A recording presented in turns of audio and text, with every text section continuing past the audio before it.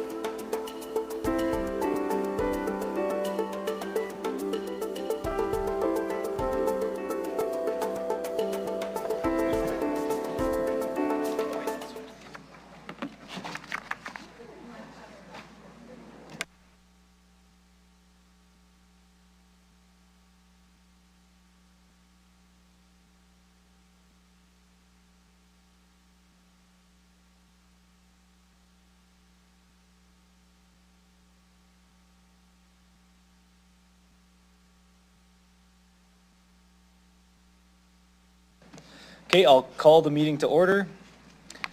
Good afternoon and welcome to the April 9th, 2025 City Council meeting. We acknowledge that we are on the traditional lands of the Treaty 4 territory, a treaty signed with 35 First Nations across southern Saskatchewan and parts of Alberta and Manitoba, and the original lands of the Cree, Saulteaux, Dakota, Nakota, Lakota, and on the homeland of the Métis Nation. The city of Regina owes its strength and vibrancy to these lands and the diverse Indigenous peoples whose ancestors' footsteps have marked this territory, as well as settlers from around the world who continue to be welcomed here and call Regina home. Some members of City Council and Administration may be attending their meeting today through video conferencing. I would like to remind those who are attending through video conferencing of the following. Please ensure that your video camera and microphone are turned off, and when speaking, remember to unmute your microphone and enable your video camera. Can I have someone move a motion to approve the agenda at the call of the chair with the following adjustments to add the registered list of delegations? Councillor Zakidniak, thank you. And a seconder, please. Councillor Fro. I'll call the question. Any opposed? And carried. So at the call of the chair, after consideration of the consent agenda, the agenda order will be adjusted to move the following items up for consideration in the following order after a third reading of bylaws number 2025-16 and 2025-20. So it'll be item CR 25-31 zoning bylaw amendment, 832 McCarthy Boulevard and related delegation, DE 2564 Wayne Baiton. Bylaw 2025-29, the Regina zoning amendment bylaw 2025, number 9, and item CR 25-40, future access to Scarth Street Mall and related delegation, D 25-72, Lisa Gibbons, and communications CP 25-35 from Dr. Vanessa Matthews and CP 25-36 from Whitney Blaisdell. We will then proceed with the agenda order as published. The adjusted order of the agenda is available in paper copies in the galleries. Have been circulated to City Council and Administration via email. The agenda order is still subject to further change at the call of the chair as we proceed through the meeting. Can I have someone move a motion to approve the meeting minutes of the March 17th and March 26th, 2025 City Council meetings with a correction to item number MN 25-6, houselessness crisis, to correct the voting box to reflect 2 votes against from Councillor Sickles and Bezo. Motion.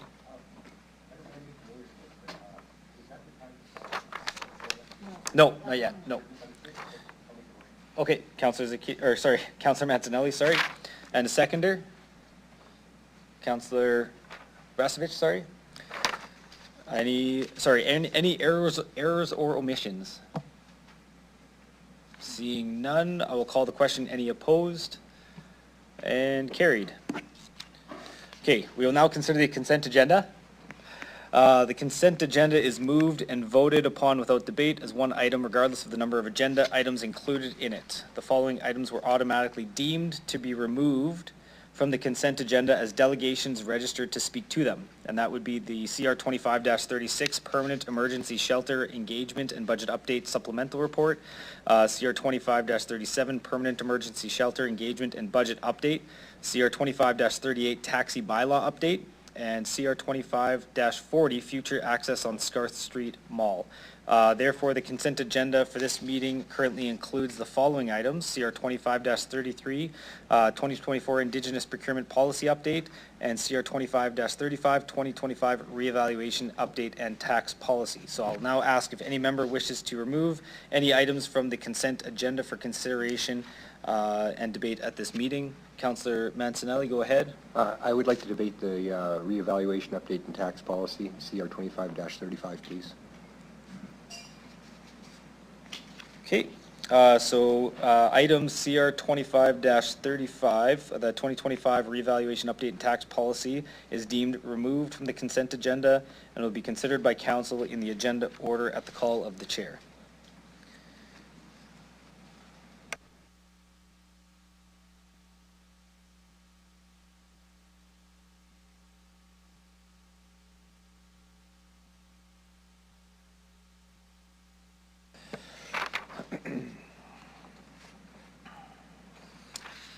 Okay, so I'll get a motion to approve the consent agenda that will only have the CR 25-33 2024 Indigenous Procurement Policy Update. That's the item on the consent agenda. Can I get a motion to approve that? Councillor Sickley, thank you, and a seconder. Councillor Zakidniak, any opposed? And carried.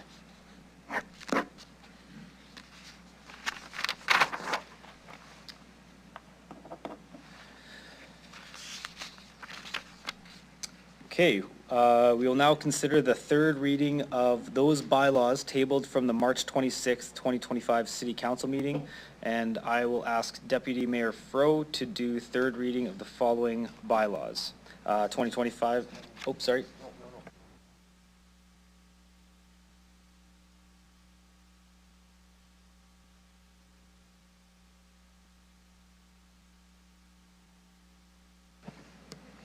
Okay. Yeah, but, okay, Councillor Turnbull, sorry, go ahead with regards to the bylaws. Yeah, I would like that the third reading of bylaws 2025-16 and 2025-20 be tabled up to 3 months from now. So that would be what's 3 months from now? Up to 3 months from now, and that administration to be directed to prepare a supplementary report that contains the following additional information, including the implications pending the results of the federal election pertaining to the future of new federal housing incentive plans and its impacts related to zoning. 2 potential liability issues that have been identified respecting noise restrictions as a basis for zoning, and it could leading to a potential new cause of action and allowing for litigation in areas where noise levels are higher due to air travel, thus enabling litigation in areas that were already developed by acknowledging the issue. And the next one would be to further discussion and consultation with the community and developers who weren't involved in the process and not part of this compromise and will be losing business opportunities, giving them a chance to be heard. So yeah. Okay, we'll just wait for... Yeah, those are the 3 things.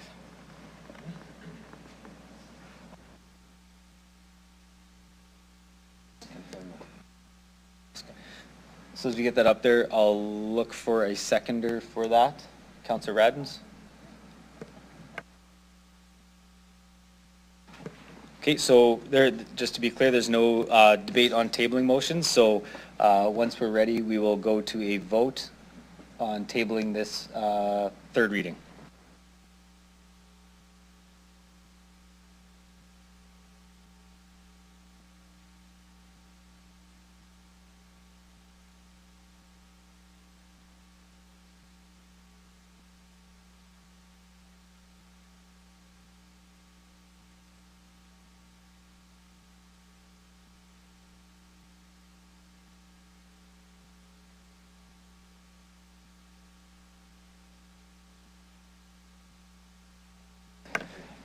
Is everybody ready to start the vote? Everybody's had a chance to read it?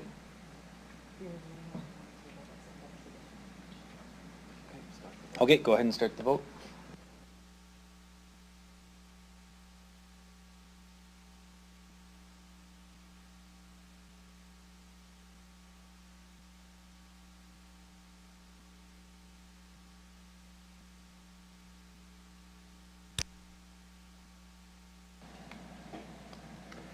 Mayor, the tabling motion has been defeated, as 4 have voted in favor and 7 against. Those voting in favor of the tabling were Councillors Turnbull, Radens, Bezo, and Flores. Voting against were Councillors Mancinelli, Fro, Burton, Rashovich, Zakidniak, Saklis, and yourself, Mayor. Okay, thank you. So we'll go back to considering the third reading of those bylaws tabled from the March 26th, 2025 City Council meeting. And I'm going to ask Deputy Mayor Fro to do third reading of the following bylaws: the 2025-16 Design Regina Official Community Plan Amendment Bylaw 2025, and 2025-20 the Regina Zoning Amendment Bylaw 2025 number 6. So I'll throw it over to you, Councillor Fro. Sorry, one moment. Thank you. I move, seconded by Councillor Burton, that bylaws number 2025-16 and number 2025-20 be read a third time. Thank you, Councillor Fro. I'll ask the clerk to start the vote on the third reading.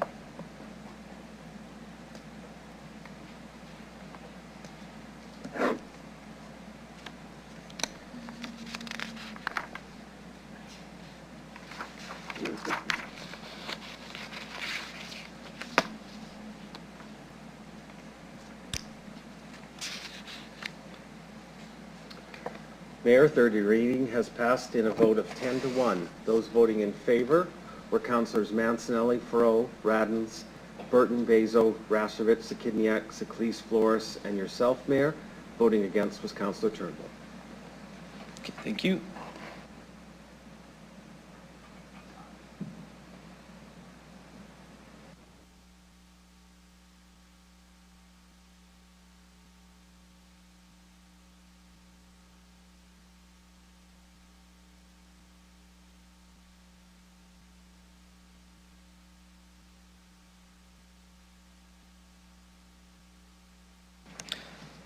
Okay, next, I'm going to like to call upon Delegation D 25-64, Wayne Baiton, from the Western College Massage Therapy, Regina.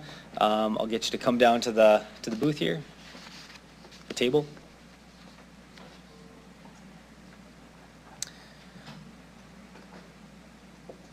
So once you're settled in, I'll get you to introduce yourself for the record, the organization you're representing, if any, and what city or town you reside in. You'll have 5 minutes to address City Council, after which you'll have the opportunity to respond to any questions that members of council may have for you.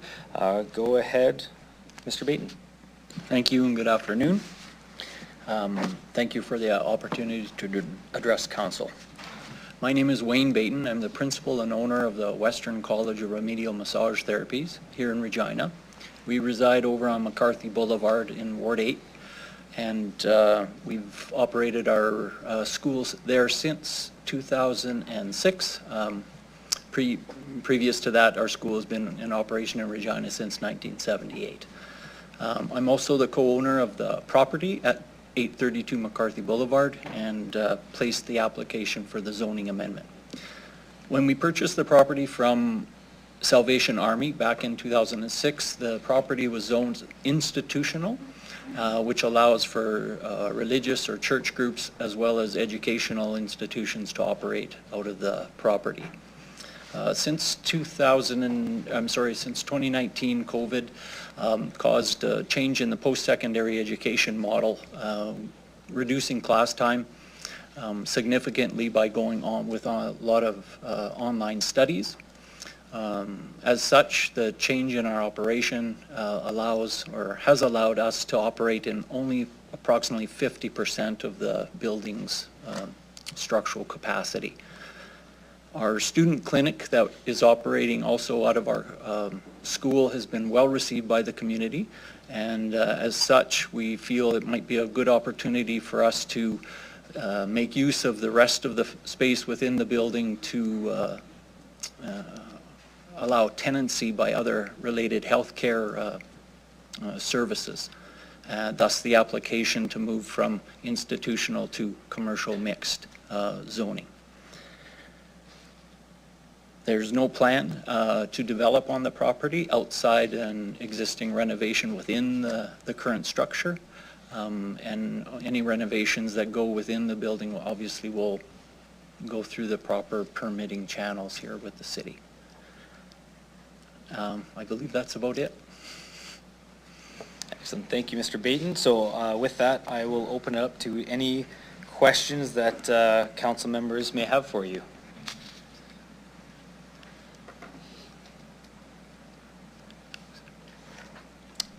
Seeing none, I'm thinking that it was pretty clear to everybody, I'm guessing. So thank you, Mr. Baiton. You can go ahead and step back to the gallery. Thanks so much. Thank you. Good afternoon. Yep.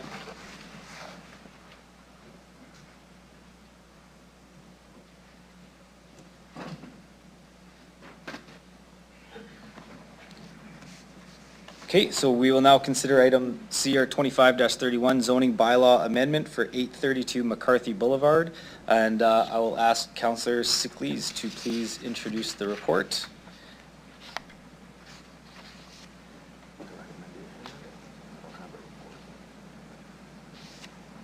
Reading the recommendation then?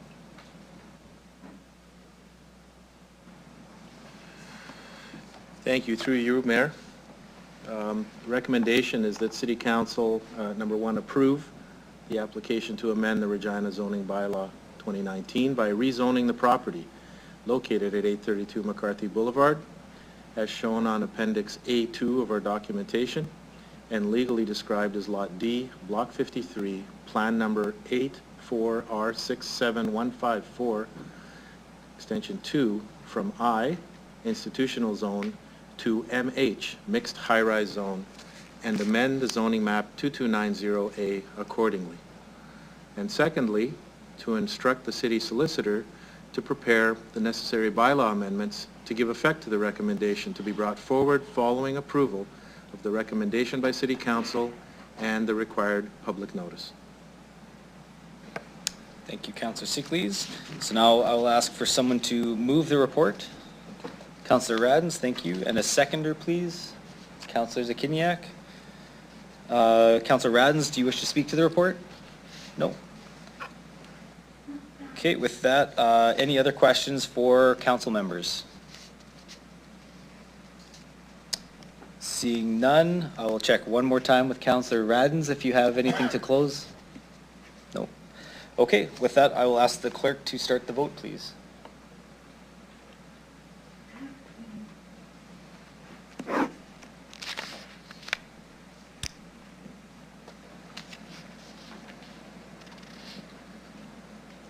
Mayor Brzezinski, the motion has passed in a vote of 10-0, with all members present voting in favor. Councillor Turnbull is temporarily away from the meeting. Thank you.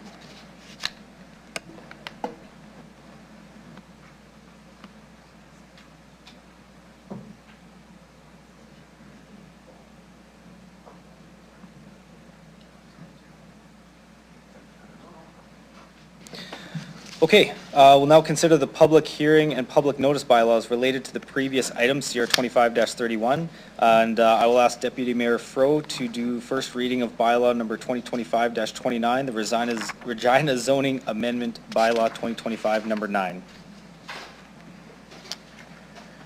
2025-29, the Regina Zoning Amendment Bylaw 2025 number 9. I move, seconded by Council Bizo, the bylaw number 2025-29 be introduced and read for a first time.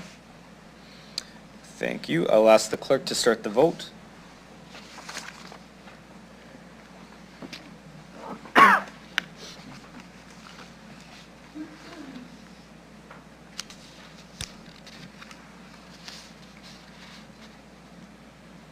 Mayor Brzezinski, the first reading is passed in a vote of 10-0.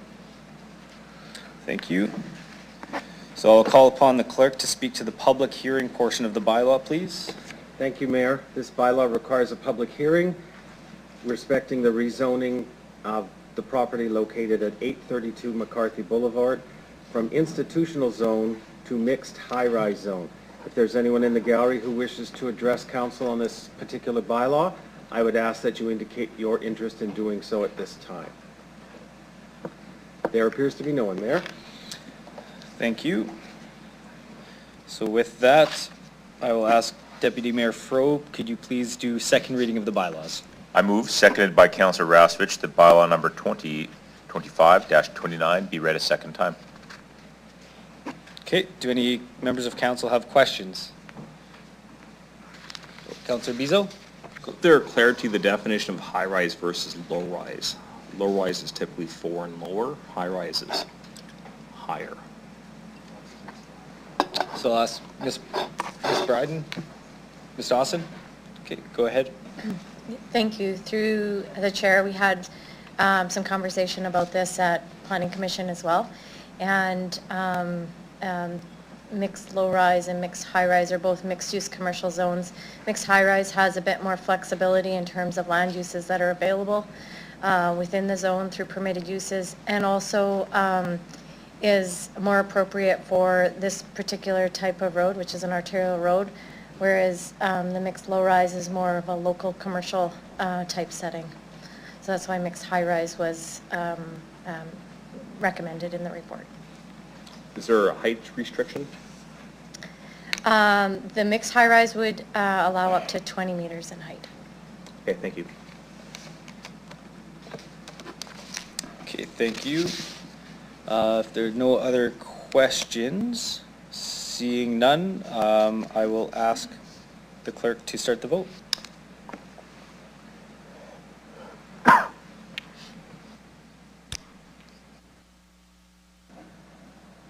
Mayor, second reading passes in a vote of 10-0. Thank you.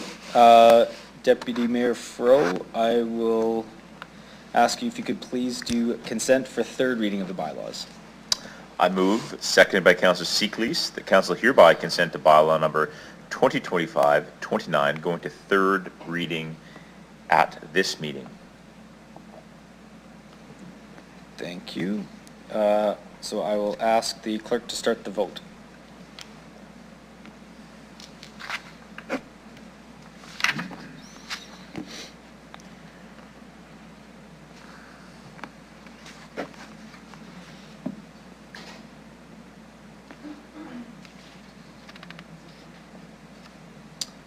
We're just waiting on Councillor Flores.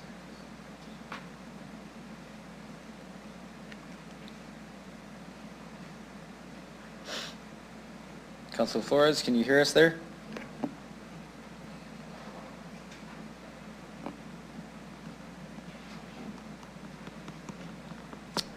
She may have stepped away. Oh, okay. Mayor Brzezinski, unanimous consent to proceed to third reading at today's meeting has been achieved, as all members have voted in favor. Thank you. Deputy Mayor Fro, can you please do final reading of the bylaws? I move, seconded by Councillor Burton, that bylaw number 2025-29 be read a third time. Okay, thank you. I'll ask the clerk to start the vote.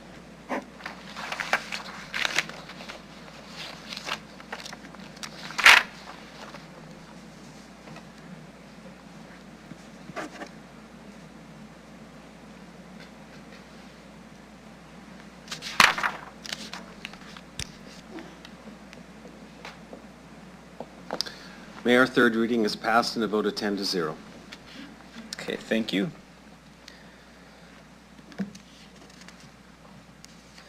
Okay, next I'd like to call upon Delegation D 25-72, Lisa Gibbons.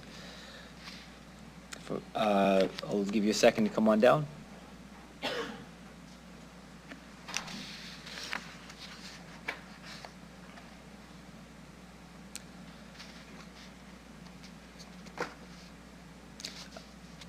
I think you know the drill, Lisa, but I'll say the spiel anyway.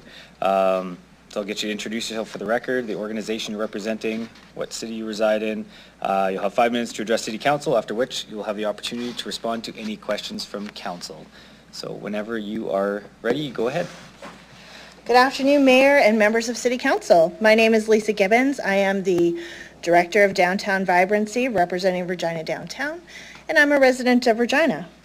Today I'd like to address the proposed Scarth Street redesign and share some key considerations from the Downtown Business Improvement District perspective. Last week, the city presented its redesign proposal to the Planning Commission. Downtown received relatively short notice of this presentation, posting the report publicly the Friday before the Tuesday Planning Commission. While the city did meet with our board on February 3rd, 2025 to present a high-level overview and to get feedback, the feedback loop was closed February 4th. That was an extremely short turnaround, which significantly limited our ability to provide a well-considered response. The proposed design involves fixed and staggered elements along Scarth Street. We have some serious concerns regarding public safety, specifically the potential for blind spots that contradict established crime prevention through environmental design, or CPTED for those of us who live in that world. Furthermore, a detailed maintenance plan, including snow removal, long-term upkeep, is essential and currently lacking in this proposal. The management of movable elements, like seating, requires a clear strategy, especially given past issues with theft. The design's impact on future patio installation and sizes is a significant concern. The city's activation plan requires clarity on programming, funding, and event compatibility, particularly for events like the Farmers Market, which we would love to see grow up Scarth Street. Downtown proposed a flexible vehicular access model similar to successful implementations in other cities to accommodate deliveries, maintenance, and event logistics. This proposal warrants further exploration. Finally, we raised the issue of resource allocation. A more cost-effective design could free up funds for other critical downtown investments. We would recommend a comprehensive review of the current design before advocating for the complete elimination of vehicular traffic along Scarth Street. Downtown suggests exploring a design that retains limited vehicular access to support diverse activities and enhance street functionality. My boss sent me notes. She's been away and I'm here representing her, so I'm just going to insert this. The flow is not there, but I'm going to read it if you will give me that grace. City Square is actually comprised of FW Hill Mall, Pat Fiacco Plaza, and Victoria Park. Since the development of Pat Fiacco Plaza 15 years ago, the nature of uses in these spaces has changed. The operational needs have changed, but these three very distinct spaces have not been contemplated as a whole, where we consider uses, activities, and events that can and should take place, and what improvements can be made to ensure that city square spaces operate efficiently and in support of each other. This will ensure investments that are made thoughtfully with the best ROI. We have shared a proposal for doing this work with the city administration, but have not been successful at this time. I appreciate the public engagement work that the city has completed and appreciate the comments that the public has provided. However, undertaking the work, really understanding the future operations of City Square should be completed before major policy changes and financial investments are committed to another project that is planned and completed in isolation without consideration for the context of the environment. Until we have clarity on these critical issues, changing the official community plan to completely eliminate vehicular traffic would be premature. We request a collaborative approach to ensure that Scarth Street redesign meets the needs of all stakeholders and contributes positively to our downtown core. Thank you, and I'm happy to answer any questions. Thank you, Ms. Gibbons. I will open it up for questions from council members. I see Councillor Mancinelli. Go ahead. Thank you. Through the chair. Hearing about this from the onset last term, looking at some examples from other cities that have pedestrian malls that have integrated access but not traffic, and seeing this pop up in the media when the question hit the public, I felt there was a severe disconnect in my opinion. I haven't seen all forms of engagement, but it seemed that people of Regina were asked if we should be able to drive traffic down Scarth Street again, instead of framing an example that they could imagine for something different, so they could position that imagination to what could be there. I'd imagine the RD bid did a better job at tracking engagement. I just wonder if you have any comment on my conceptions of what happened there, if it lines up with anything, or if I'm kind of just off on my own from hearing the story on CBC. Thank you. Appreciate that question. We definitely did engagement, and on our own project, we engaged P3A to do a bit of a study of Scarth Street and other examples across North America that might be comparative to what we would see in Regina. And we had presented our own sort of version of that. We definitely saw that folks don't want to see that turned into SAS Drive, and quite frankly, neither do we. What we do want to make sure is that we improve the very high vacancy rate that currently lives on FW Hill Mall. And if we were to talk to some of the businesses about the choices they've made in locating, one of those challenges would be how they access the frontage of their building. So there's definitely a plan and a way to move forward. As a person who has spent a lot of time in placemaking and is accredited as a leader in place management, one of the key principles is flexibility. And as soon as we start adding fixed structures into a space, I find it a really challenging proposal to support. We've seen construction on 11th just start shutting that down yesterday, and we've already had an ambulance need to access a business along 11th Avenue. They definitely cannot go down Scarth Street at that point. So now we're navigating alleys and various challenges that we see there. So we just want to build some flexibility in that space. There's ways that we can prove out what might and might not work through some tactical urbanism projects. There's lots of ways to get to that, but we've never considered the whole, the park, plaza, and Scarth Street. The plaza was $8 million, if I recall, and now we're looking at Scarth Street, which is another $8 million. Prices have gone up, granted, but I think it does our downtown a disservice if we don't look cohesively at this space that are all connected and what we're trying to build and who's going to manage, look after, and program it. Thank you for that. I noticed we got some media here today. In case this question hits the streets of Regina again, could you just describe what you're wanting for traffic access on Scarth Street, what the actual usability of the street would be with what you're describing, just so people have something fair in their imagination to understand the discussion? Yeah, I think there's a great street model. Not sure that we would end up in this space, but in Halifax, there's a street called Argyle Street, and the majority of the street is actually patios, and it's very pedestrian focused, often closed to vehicular traffic, but very easy to open it up to allow for deliveries. In our example, it would be for food and beverage specifically when they need to get those larger trucks in on occasion to deliver, but the Globe Theatre allowing access for drop-off. A lot of their patrons need a drop-off right in front, so allowing some of that. And the food and beverage industry has completely changed, and so the way that we visit and support those have changed, whether it's using Skip the Dishes or Uber.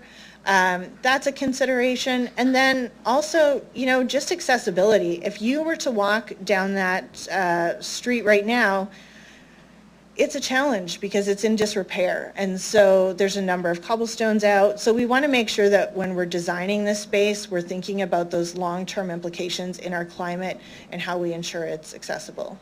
Okay, so I'm not sure if I answered your question. Yeah, perfectly. So this isn't for anything to drive through for a shortcut or to find a parking spot. This is a 5-10 kilometer-hour creeping zone for specific deliveries or for a function at the Globe Theatre for someone with limitations, and to be used thoughtfully for vehicles, not just for traffic. That's correct, and many models that we've studied are actually closed to vehicular traffic during the day. So when we see the most pedestrian traffic, it would actually be closed.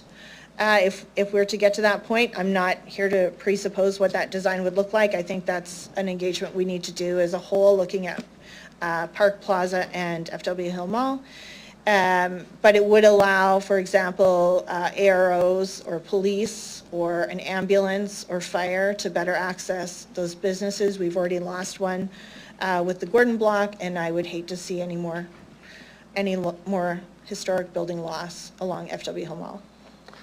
Thank you for your descriptiveness. Much appreciated.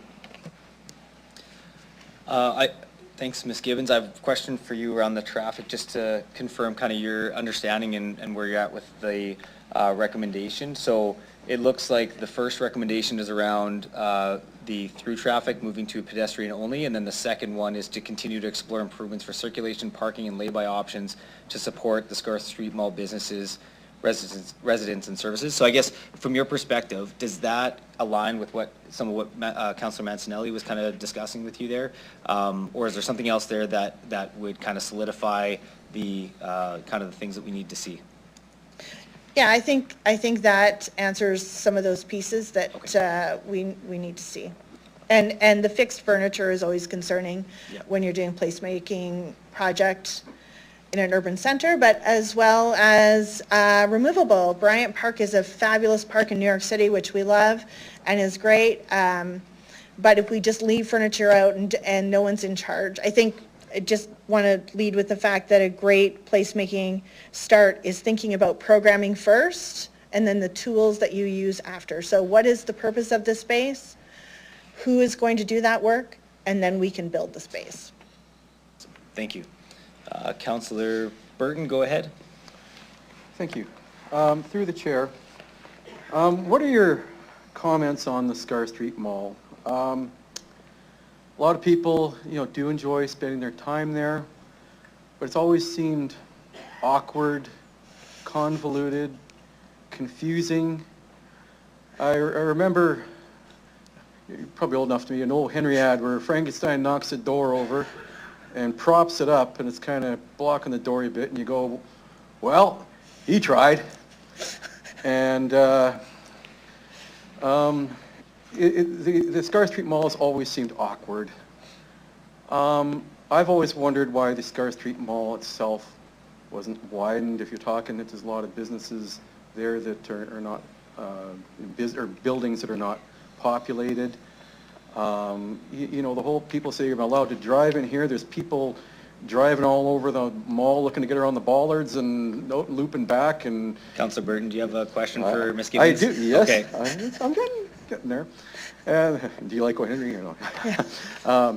Yeah. So as I go with that, is there some thoughts around how the practical the Scarth Street Mall is, and perhaps is there more opportunity in the Scarth Street Mall, the Fred W. Hill Mall?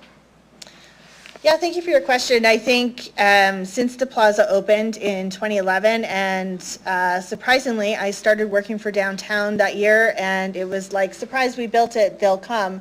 And the only ones who came were Farmers Market, and they were amazing. But we need intentional programming and thought into spaces.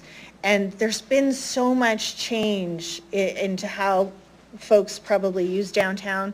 And when we talk about FW Hill Mall, the changes there where we used to have the streetcar in the middle that used to serve popcorn, and then we pulled the streetcar was removed, but the platform remained, and everyone asked me, why is this platform here? Well, because it served a different purpose. And I think that's the point where we need to sit down and have a conversation about what is the purpose it should serve for our community. And at the end of the day, what's the ROI for our community and our businesses and our folks who live and work downtown? Thank you. Through the chair, one of the questions, there's a comment about the cobblestones or needing repair. And that's, I'm not going to say it's restricted to that area. It seems to be a wider problem. And whether it's on sidewalks all over downtown or in the mall, let's face it, they break down quicker. And somebody comes along and says, oh, isn't this pretty? We got geometric designs and all kinds of stuff that goes on. And concrete is more practical. And, as it starts looking run down, it's a problem. So what are your thoughts on cobblestones in general versus concrete? And concrete can be colored, I'll just point out as well. It's always dangerous to ask my opinion. I will give it. I think there's lots of great intentions with cobblestones, and as long as we're maintaining it and we have the thought and budget and prioritization of doing that, I think in the long run, we're better with solutions that better suit our climate. So concrete, there's lots of stamped versions that we can do, coloring. There's a lot of other materials that are probably more available now than perhaps they were in the past. Again, use has changed, so it's a good time to sit down and talk about the priorities of the city in downtown and what the vision is. What does council see? What does admin see in downtown? Where do we align, and where can we come together on some of those pieces and perhaps find better solutions? Thank you. That's good.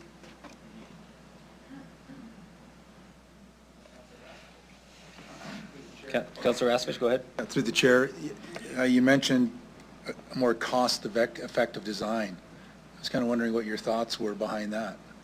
Yeah, thank you for the question. Of course, I am not involved in selecting the materials that might be involved, but I think every time that we open a road, just as we're seeing on 11th and as Dudney is underway, we're looking to upsize pipe where we can so that we can have greater density within downtown. And I wonder, and I was not privy to those conversations, so I don't know, but from a surface standpoint, I think there's some work we could do first from a tactical urbanism standpoint where we can test some different things before we invest in that. And this might be the right investment amount to put into FW Hill Mall. But I think there's some easier ways that we can get to that to prove some concepts out before we start tearing up another downtown street for another $8 million project.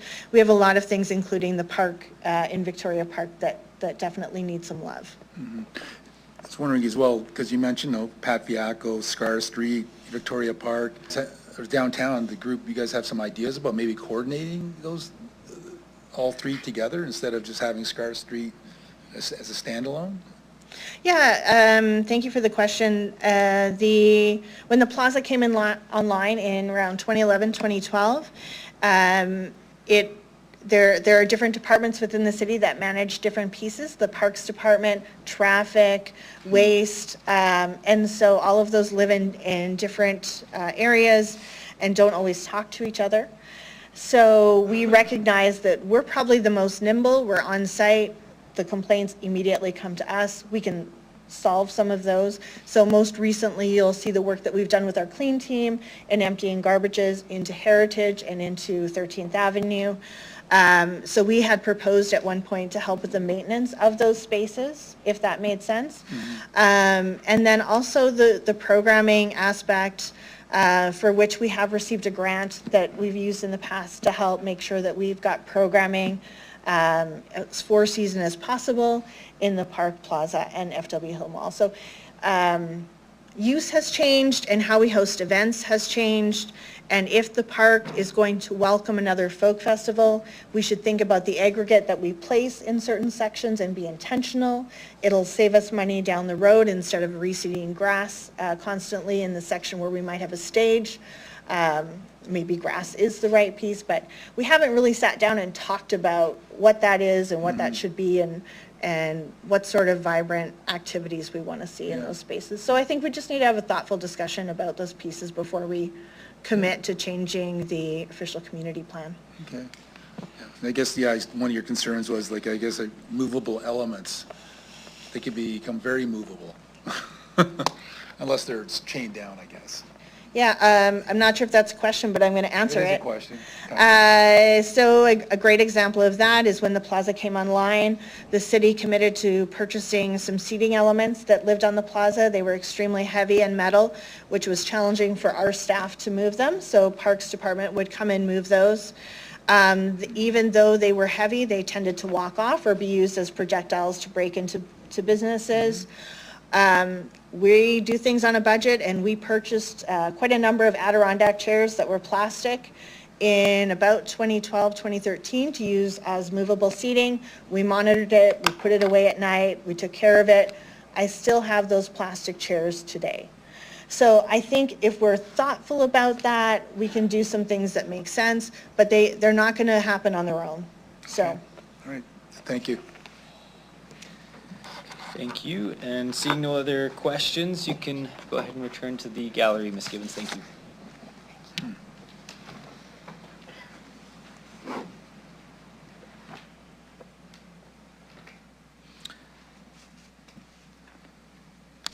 Okay, so we also have communications on item CR 25-40. So can I please have a motion to receive and file the following communications? CP 25-35, Dr. Vanessa Matthews, and CP 25-36, Whitney Blaisdell. Can I get a motion for that, please? Councillor Fro, thank you. And a seconder, Councillor Zakidniak. I will call the question. Any opposed? And carried. We will now consider item CR 25-40, future access on Scarth Street Mall, and I will please ask Councillor Sickles to introduce the report. Thank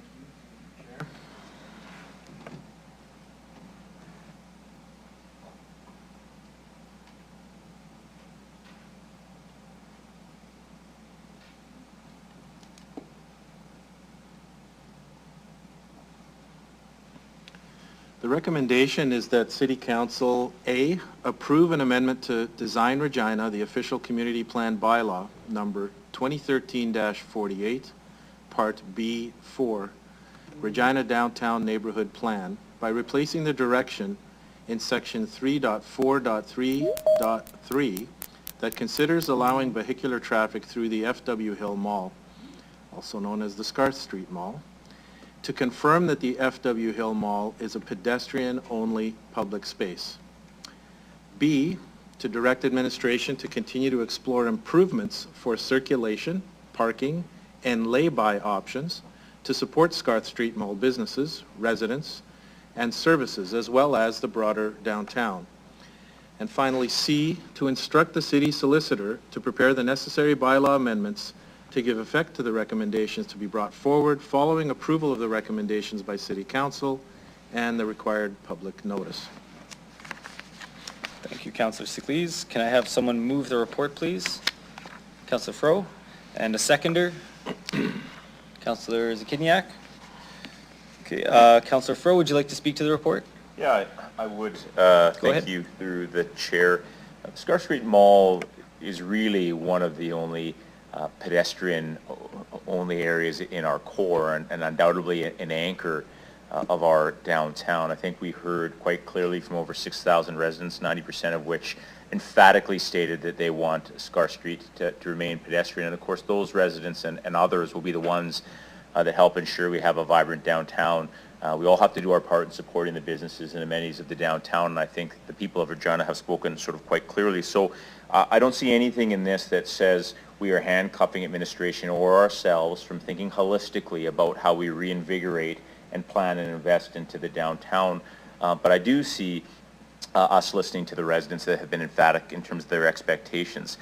So I hope it's a false dichotomy between choosing pedestrian only and investing and reinvigorating other parts of our downtown. I do have a question, and can I provide that? Can I ask administration now, or should I wait? Yeah, so I think there were some important points raised by the downtown bid. They're fabulous partners and do really important work, and sort of tactically they've raised a couple questions about sort of fixed amenities and the ability to for a delivery car to come in if we're setting up an event. And I'm wondering if we have the ability, if we so choose, after further consultation, to make adjustments to how we activate that space and invest in that space. When I read this, we're talking about pedestrian only. So maybe through you, through the chair, to administration, do we have the ability to continue to look at and ensure that we can adjust and change how we interact and invest into Scarth Street depending on what's required? Or are we handcuffing ourselves very tactically to sort of fixed furniture and no delivery vehicles as one explanation? I'm sure there's others. Who would like to take that one? Ms. Bryden, go ahead. Thank you, through the chair. Thank you for that question, Councillor Fro. So this is a conceptual design that sets the vision for the space, and including the access being pedestrian only, which is the main decision for the day. The conceptual design is high level and provides direction for the next level of design that's more detailed and more specific. The design will continue to be adjusted as the project moves forward, and we welcome and will be inviting input from the bid as part of the next phase of work, along with other community partners and stakeholders and businesses and other mall occupants as we prepare options for their review and feedback over the next few months. That's great. You know, I see great alignment with the Transportation Master Plan, the OCP, the Downtown Plan, our Energy Sustainability Framework. So I'll be supporting it, and thank you to administration and all the residents that participated in it. Perfect. Thank you, Councillor Fro. Okay, few more questions. Sorry, I'll open up to questions from council, and I'll go to Councillor Turnbull. Go ahead. Hello. Thank you for this presentation, and I think you partly answered some of my questions with saying this is a conceptual plan. But I did want to address the assumption that it would be cobblestone, because I do see that accessibility is a big thing, and that would not be a very accessible surfacing. And since this is a conceptual plan, I'm assuming that's not settled. Thank you. Through the chair, accessibility is absolutely going to be one of the things we will be taking into consideration as we move into detailed plan eventually. We're not there yet, but yes. Yeah, so there's no cobblestone identified anywhere in these reports is Through the chair, that would be correct. Okay. Otherwise, I also agree that it is, I've heard nothing but that this is a pedestrian area, and I support this, and I have good faith that you will be coordinating with the community plan and the stakeholders. Thank you. Thank you. I'll go to Councillor Mancinelli. Go ahead. Thank you. Through the chair, I made a comment about when this was presented to the community about it being almost a binary decision of full traffic on Scarth Street or should it remain pedestrian, and never really having the explanation of the multitude of uses that Ms. Gibbons kind of presented as a delegate today when I heard it explained in the media and places like CBC. You guys were in charge of the engagement. I didn't do it all. Could you just maybe enlighten me on how the question went to the public, and if it was presented with a line of sight on the diverse use described today, or if it was taken more as should we allow it to be just like Hamilton Street or not? Through the chair. Thank you for that question, Councillor. I will refer that question to Ms. Dawson to speak about the engagement process that we went through. Thank you. Yeah, through you, Chair. So, Councillor Mancinelli, you'll remember in summer of 2023 is the survey that you were speaking about. And so we did receive an overwhelming response to that survey. Since that time, and it's detailed in your report through an appendix, engagement activities have evolved from the question about traffic or no traffic. We've engaged with business owners and residents and folks that visit downtown. We spent time at the I Love Regina Day at farmers markets. We did surveys, we did site visits, and we really talked about how the space could be utilized. So the conversation evolved from that survey, that first survey, from whether there was traffic or not, to how people see themselves using the space now and into the future.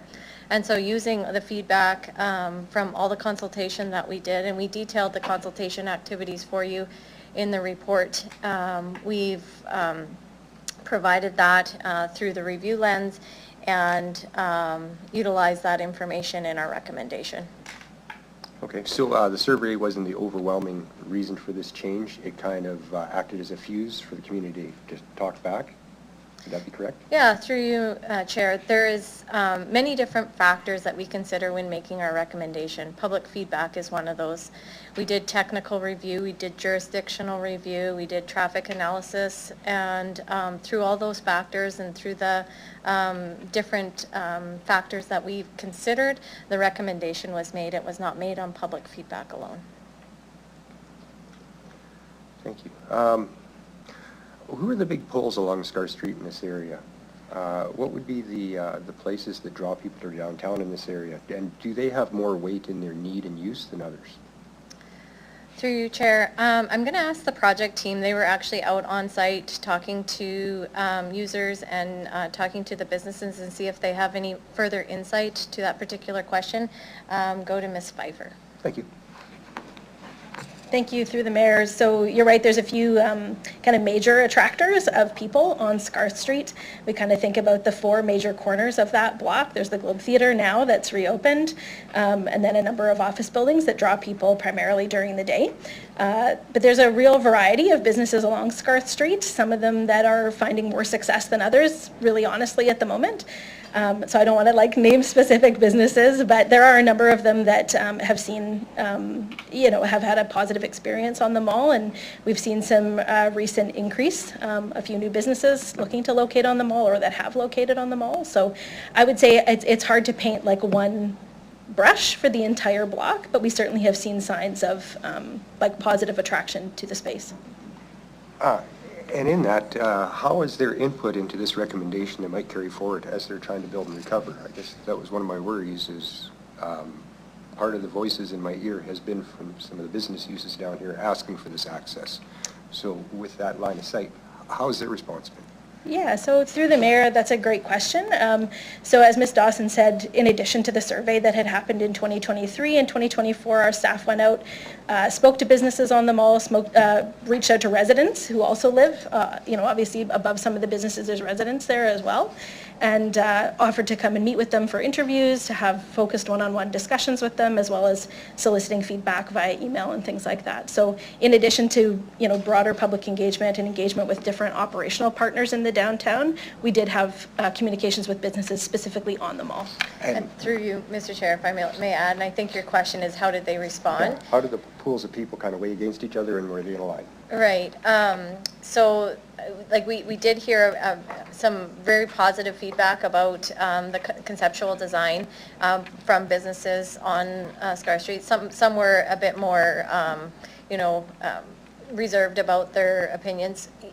Honestly, even when we met with the Regina downtown bid and the board members that we had the conversation with, some of them had different thoughts and different feelings about that as well. And I know that the representative that was speaking to you today was providing some commentary. But what we heard is that, there was certainly efforts needed downtown, and Scarth Street is one of the components. It's not the component of how we revitalize downtown, but it's a step towards investing in downtown.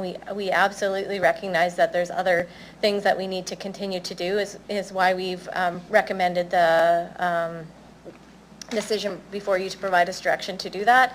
And certainly taking those things into consideration. So there was a varied response from businesses, residents, but we did receive some excitement, and I would say the majority was positive from people who are working and living down there. And I'm seeing shakes from the team, so. Thank you. Final question. Looking at this, there's 2 parts to it. There's the legal change about pedestrian space, but there's also continue to explore improvement, circulation, parking, and lay-by options. Do we have to lock in that change to the pedestrian-only space, or can we let you go out and find investment solutions and improvements for Scarth Street? Through you, Mr. Chair, the recommendation is to solidify that decision today. We would like to ensure that moving forward we have that commitment to continue our design in a pedestrian-only way. The way that you design the space is different versus vehicles. When we did our analysis on the vehicular movements on Scarth Street, it's a very short street, and parking stalls would be limited. And you can't guarantee that those parking stalls are going to be utilized to frequent Scarth Street businesses.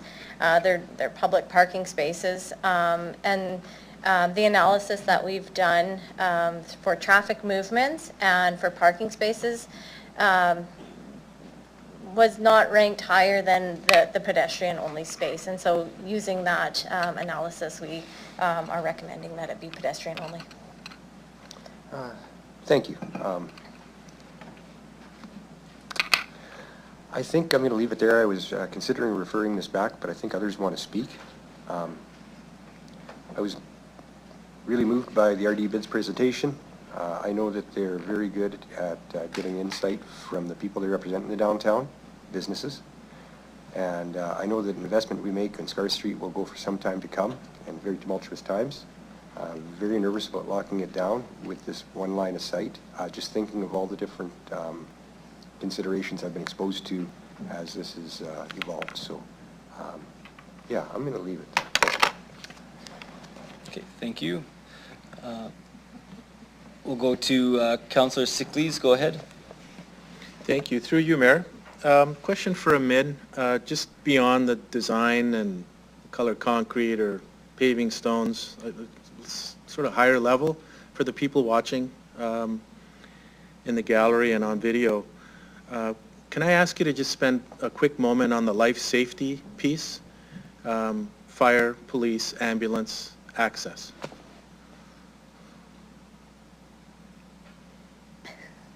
Go ahead, Ms. Dawson. Through you, Mayor. Yeah, certainly that's important to us too in any project, and we've ensured with our emergency services partners that there would be a pathway through for that in the design and ensuring that there would be access through there. Thank you. Thank you. I'll just maybe interject my one question really quick just to confirm with admin.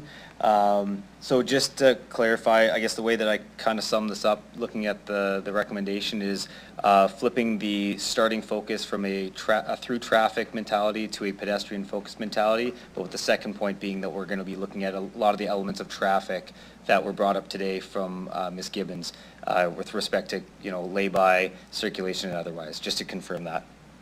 Ms. Bryden, go ahead. Thank you. Through the chair, yes, that's absolutely correct. We heard from some businesses, the Globe as an example, as Ms. Pfeiffer and Ms. Dawson, they talked about, spots for lay-by, for drop-off, etc. We're just moving into the construction for 11th Avenue, and we've incorporated some of those opportunities in that.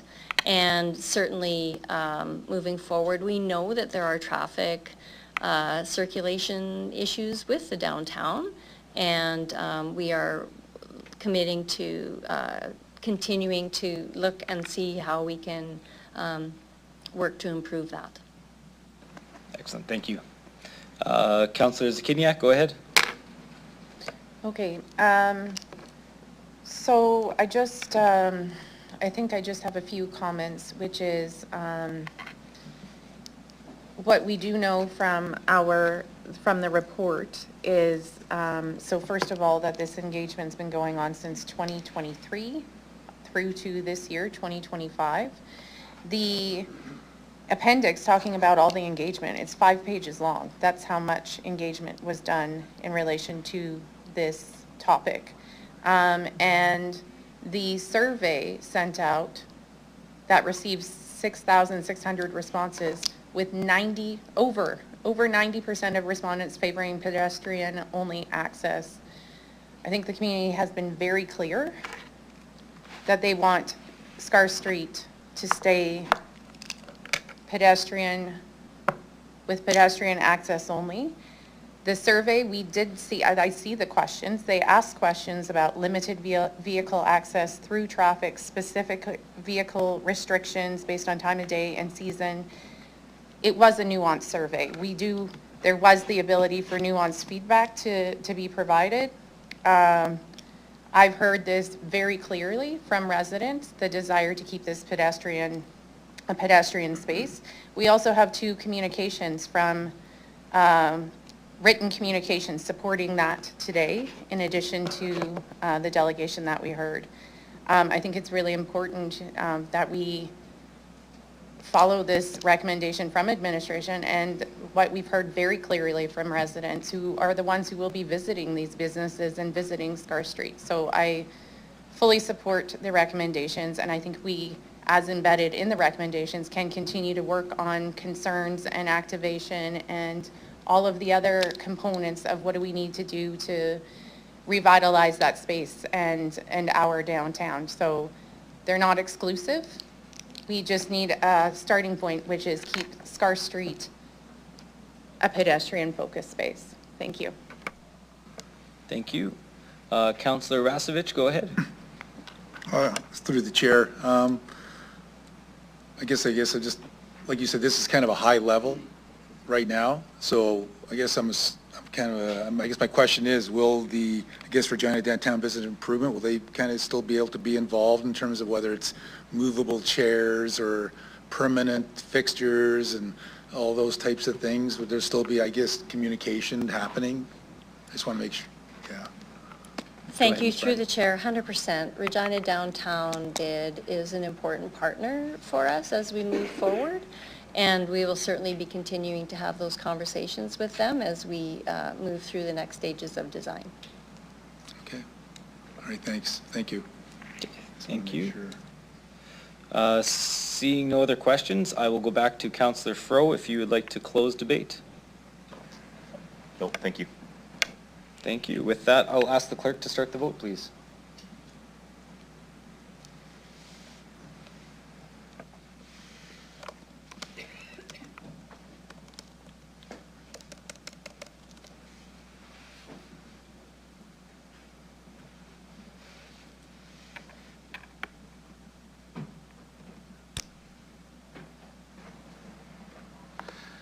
Mayor, the motion is passed in a vote of 10-1. Those voting in favor were Councillors Fro, Radens, Burton, Bazo, Rashevich, Turnbull, Zakidniak, Saklis, Flores, and yourself, Mayor. Voting against was Councillor Mancinelli. Okay, thank you.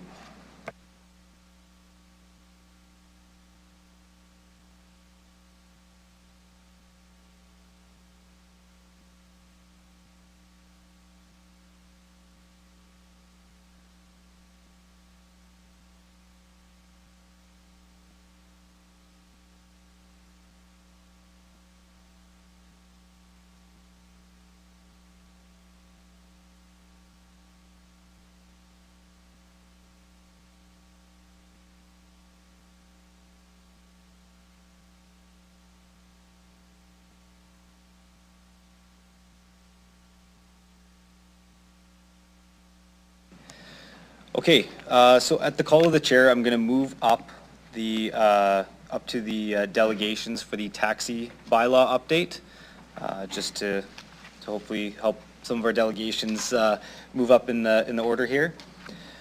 So at this time, I would like to call up Delegation D2578, Dylan Morin.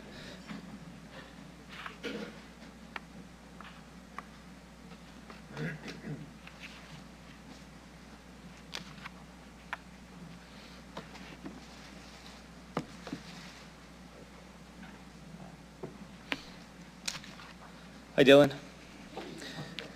Good. So I'll get you to, for the record, I'll just get you to introduce yourself, if you're representing an organization today, where you're from, and you'll have 5 minutes to address City Council, after which you'll be able to respond to any questions from council members. So whenever you're ready, go ahead. Hello, my name is Dylan Morin. I am from Regina, and I'm representing the Accessibility Advisory Committee meeting. I feel I am in favor of this report. I hope that the taxi industries, the taxi cab companies, and the city could come to a good standing on things. I'm hoping, I want to touch on something else that has been on my mind.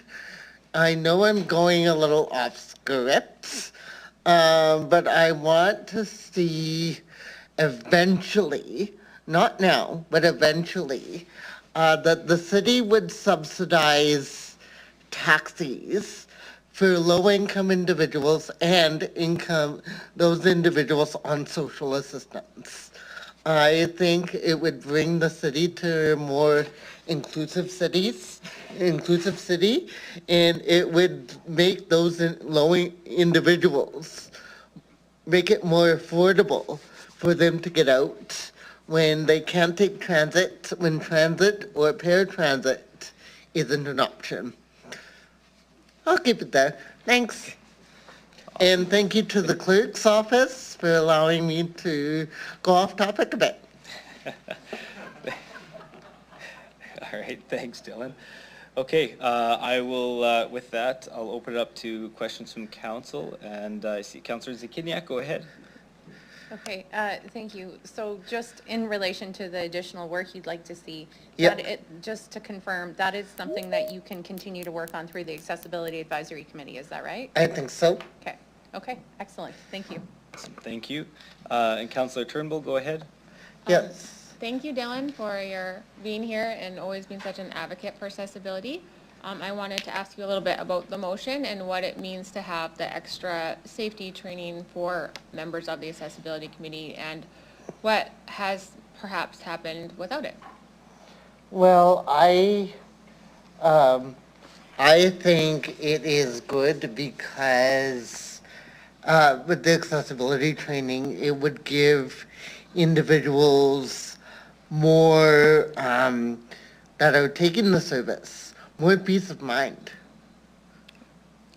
I know the taxi industry may not like it, but I think if an individual that experienced disability is hopping in their taxi, they want to be felt comfortable.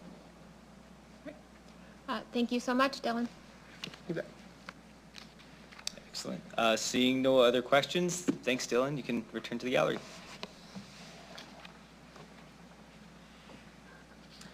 Okay, and next I would like to call upon Delegation D2579, Jamie McKenzie.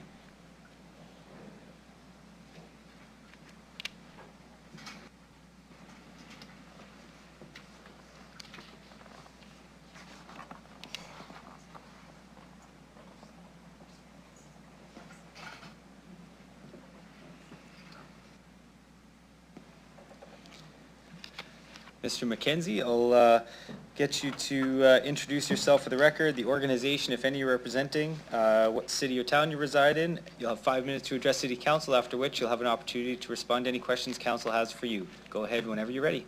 Okay, my name is Jamie McKenzie. I'm here to speak on behalf of myself, and I live in Regina. And I'm here with concerns about the accessible taxi cab not building us in, because I did talk to HGI a few months ago. They told me that people with disabilities are responsible to do our own belt up. I have a question for City Council. How are people in wheelchairs supposed to do ourselves up if we're in wheelchairs? We cannot do ourselves up because we're in chairs. We cannot do ourselves up. That doesn't make sense that HGI has that in there, that people with disabilities are responsible for our own seatbelt. The drivers aren't, we are. And it's like, how are we supposed to belt ourselves in when we're in wheelchairs? And yeah, so that's why I'm here. I've been riding taxis a lot because I do not ride paratransit because of an incident last couple years ago. So I do not ride paratransit. So we came to agreement that I would take the taxi cabs instead. And I've been not belted in proper a lot of times by the drivers. And they say they're going to change it, but they're not changing it. They're putting the public at risk. Because a long time ago when I was growing up, I had friends that were traveling into Saskatoon this was before disability was well known, and they were traveling to Saskatoon because I used to live there, and they were traveling to Saskatoon, and the band they were in tipped over. The caregivers were killed, and they survived because they were belted in good. That's why I'm speaking out now.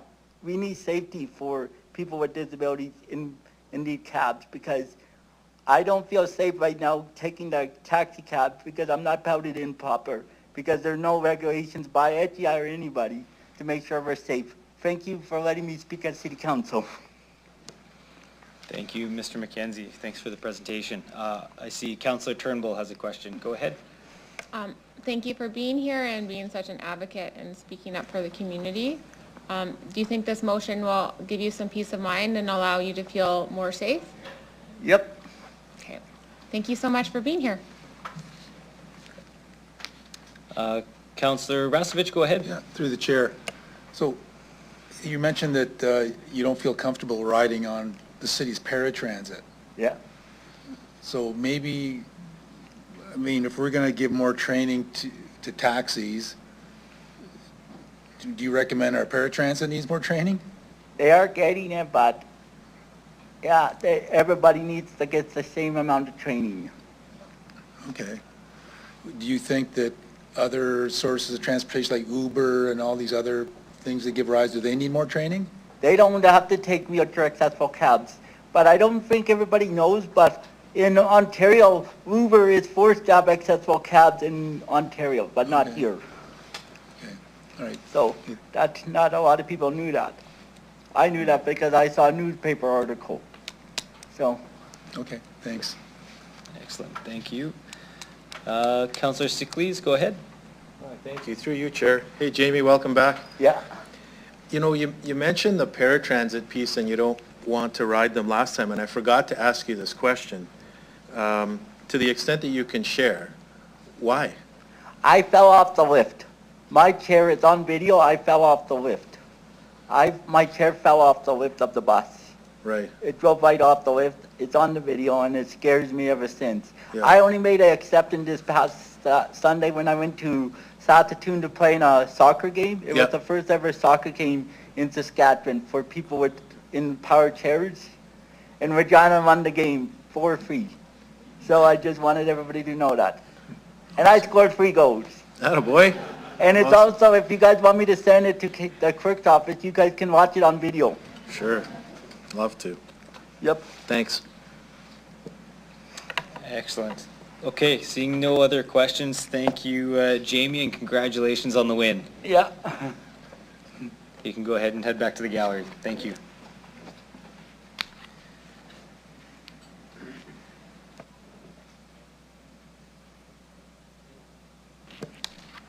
Okay, so we also have communications on motion CR 25-38.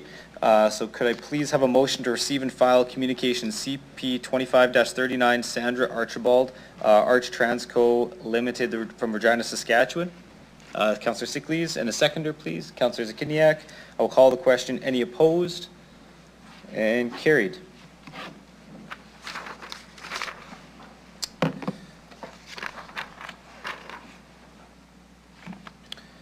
Okay, one sec.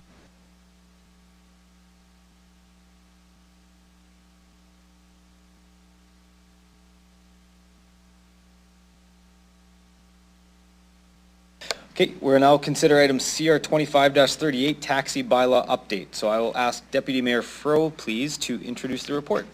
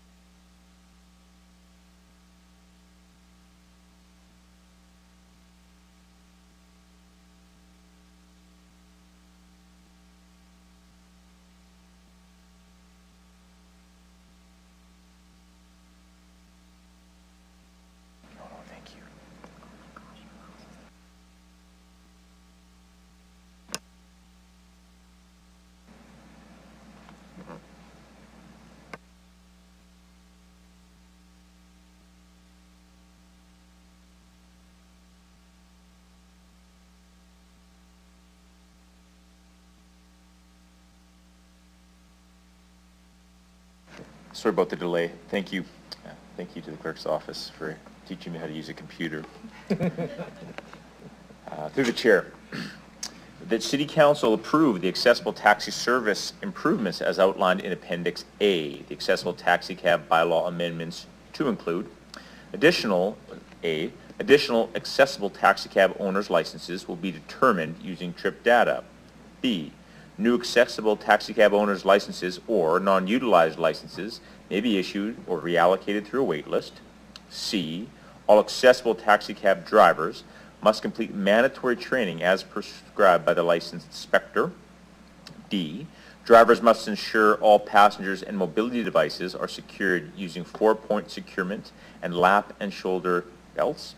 E, taxi cab brokers must have a minimum of 1 active accessible taxi cab license affiliated with their brokerage, and a minimum of 1 accessible taxi cab must be in service at all times. And F, Drivers and brokers must collect and submit trip refusal information. And number 2, direct the city solicitor to prepare the necessary bylaw amendments to bylaw number 9635, the taxi bylaw, 1994, as outlined in Appendix A, accessible taxi cab bylaw amendments to be brought forward to the meeting of City Council following approval of these recommendations by City Council. Thank you, Deputy Mayor Fro. Can I have someone move the report? Councillor Turnbull, thank you. And a seconder, please. Councillor Radens, thank you. Councillor Turnbull, would you like to speak to the report? Yes. Go ahead. We spoke about this last week, so I'm going to keep this part short and sweet, but I'm going to follow suit for the rest of my councillors for my closing, so we'll see how much discussion there is. Okay, thank you. So any questions from council members on the report? Seeing none? Oh, sorry, go ahead, Councillor Rasevich. So I guess my question is, why are other forms of transportation, like even our paratransit, not required to go 24 hours? The other question, yeah, I guess that's one question. Why are we not going 24 hours if we're forcing the private sector to go 24 hours? Okay, from administration? That doesn't make sense to me. Okay, we'll just let Mr. Doney get set up. Through the chair. So our hours is really based on the funding we have, and so if council wanted us to go 24 hours, it'd be a funding requirement that council would need to look at approving. Okay. And I guess my other question would be is, so we got taxi services have to go through, I guess now we're asking them to do some more training, but other sources that do transportation like an Uber or I guess other private entities, why are they not subject to these same rules?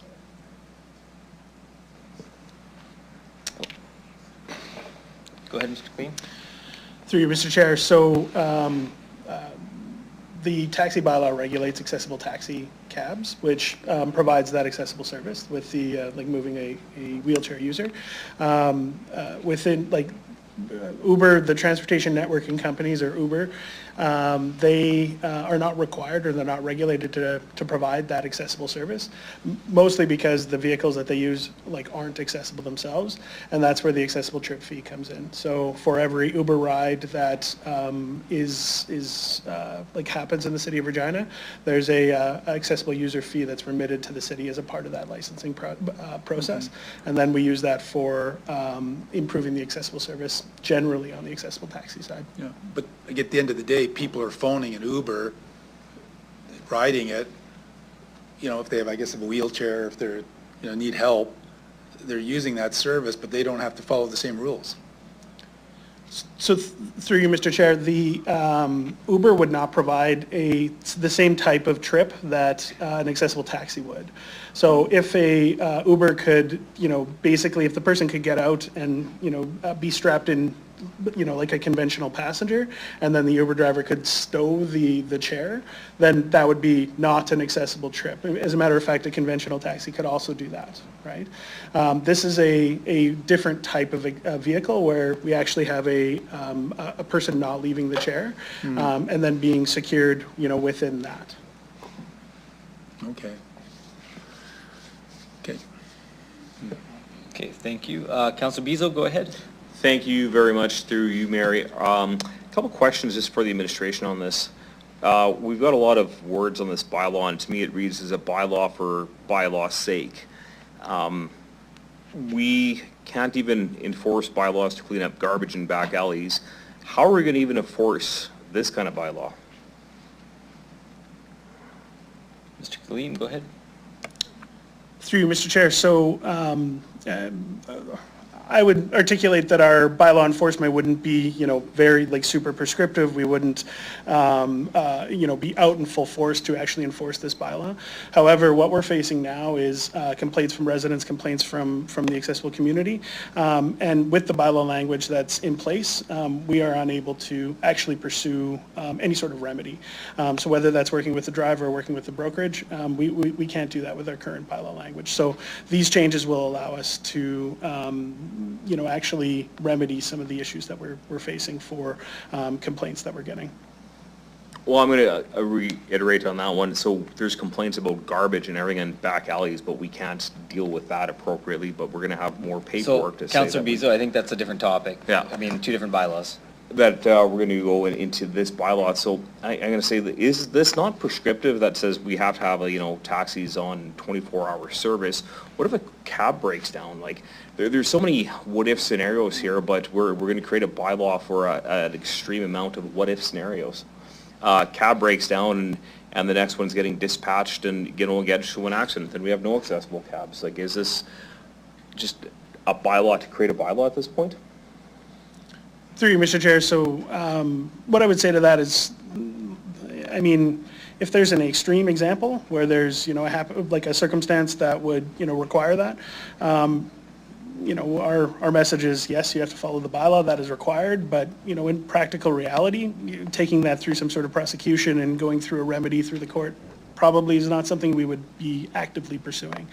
Having said that, the messaging that we can deliver from, to both the residents and the brokerages would improve that service, day to day for the accessible community, which overall is our goal.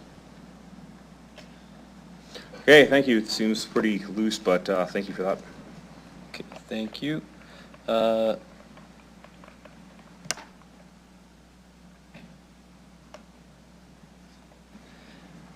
you already spoke to this one, Councillor Rasevich, sorry.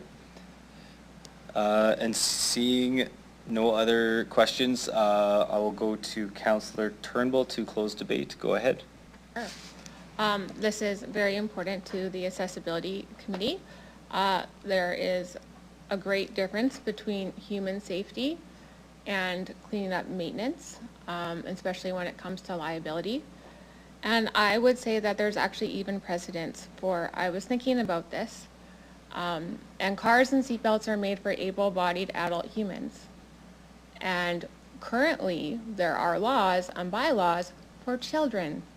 When you leave the hospital, you leave with a checkpoint with your kid in a car seat before you can leave the hospital.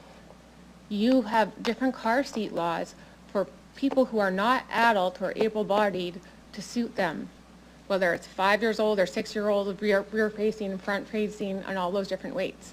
Those laws exist because they don't suit a standard seatbelt for an adult-bodied human. And this is along the same lines. This isn't a standard adult-bodied human. This is with their different mobility devices and different weights, and there are different ways to fasten those.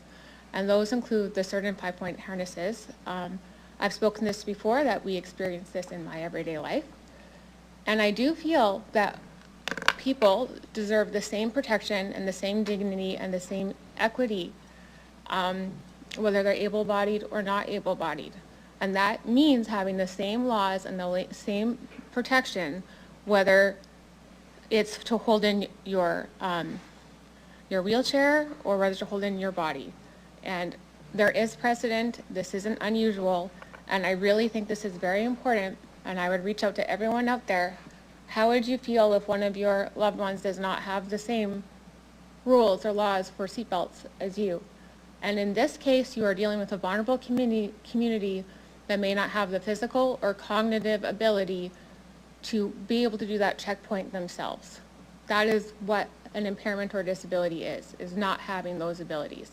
And so we do need to give them the extra training. We have the support, we have to do that, and we need to enforce it. And that is why this is so important we pass this today. And I please ask that you all do this. It is a very important part of our accessibility plan and moving forward and making a wonderful, beautiful Regina. Thank you. Thank you, Councillor Turnbull. With that, I will ask the clerk to start the vote, please.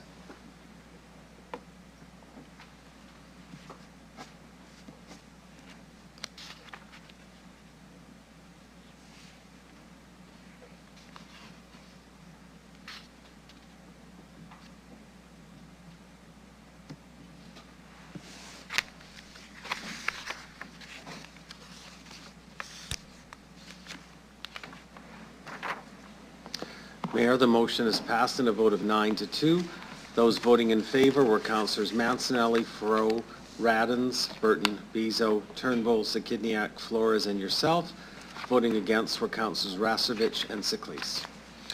Thank you. And with that, we're going to take our 15-minute break. We will be back.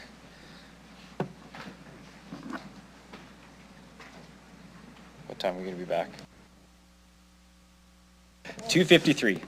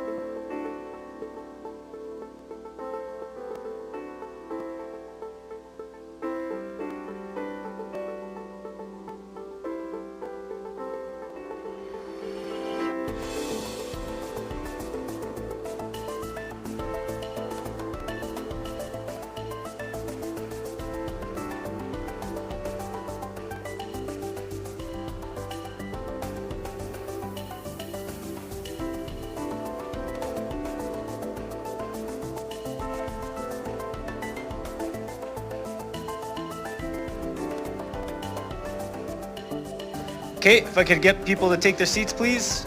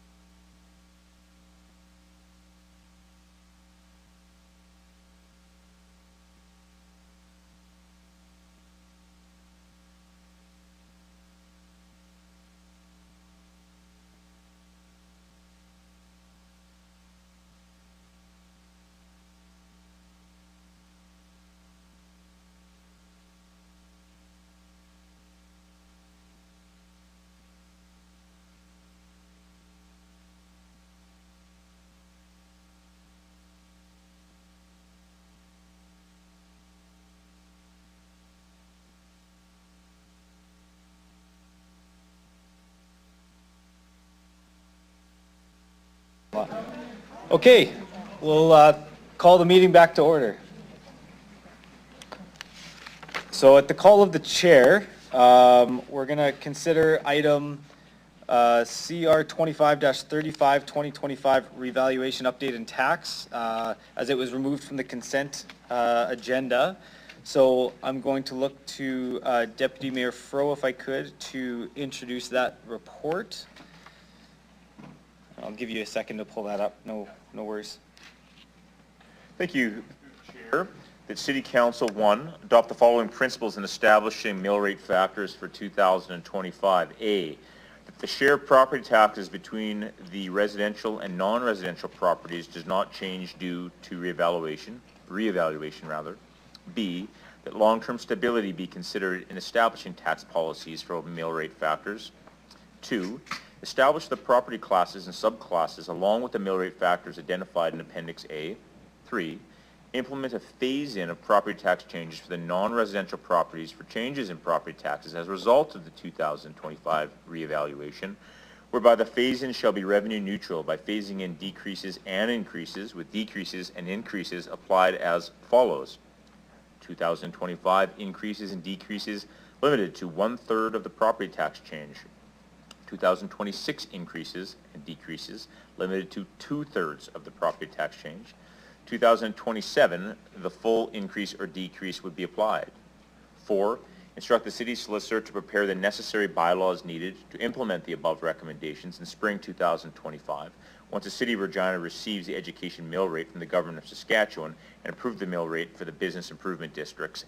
And 5, remove item CR 24-92 2025 reevaluation from the outstanding item list for City Council. Thank you, Deputy Mayor Fro. No problem. Okay, can I have someone move the report? Councilor Zakiniak, okay, and a seconder, please. Councilor Rasevich, thank you. Councilor Zakiniak, would you like to speak to the report? Go ahead. Okay, so we had an extensive discussion about this at executive,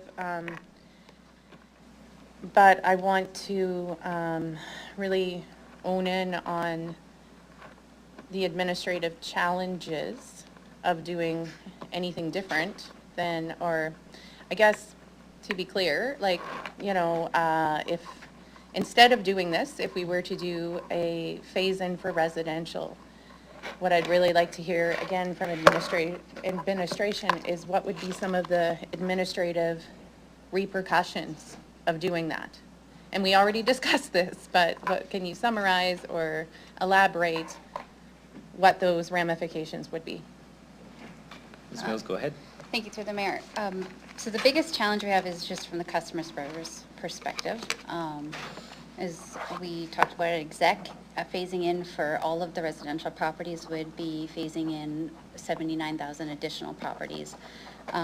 Phase-in itself is a very difficult concept for customers to understand. It's difficult for some of our internal staff to understand. And so we spend a lot of time with the 3,000 commercial customers explaining phase-in. We would expect to spend significant more time with our residential customers. To date, we haven't done any engagement with residential customers on phase-in because we weren't given direction to look at residential phase-in in July. We have done engagement with some of our commercial customers to help them understand what phase-in is. And then also operationally, there's challenges in terms of how we calculate phase-in and the reviews we need to do in our system to make sure we're using the right values, as we're only phasing in the change due to revaluation. So we're not phasing in any mill rate increases. We're not phasing any improvements made to properties. So customers where people have built a garage or renovated a kitchen or whatever, that's outside of the phase-in policy. And so we need to do adjustments on those properties to make sure we're not phasing in those changes. Okay. Thank you. And then so you don't have the staff to do this. Like you don't have staff ready because you weren't anticipating doing this. So you also talked about like if you did go down this route, instead of 3,000 customers to increase that to 79,000 additional folks, that would have ramifications on your work plans as they currently sit.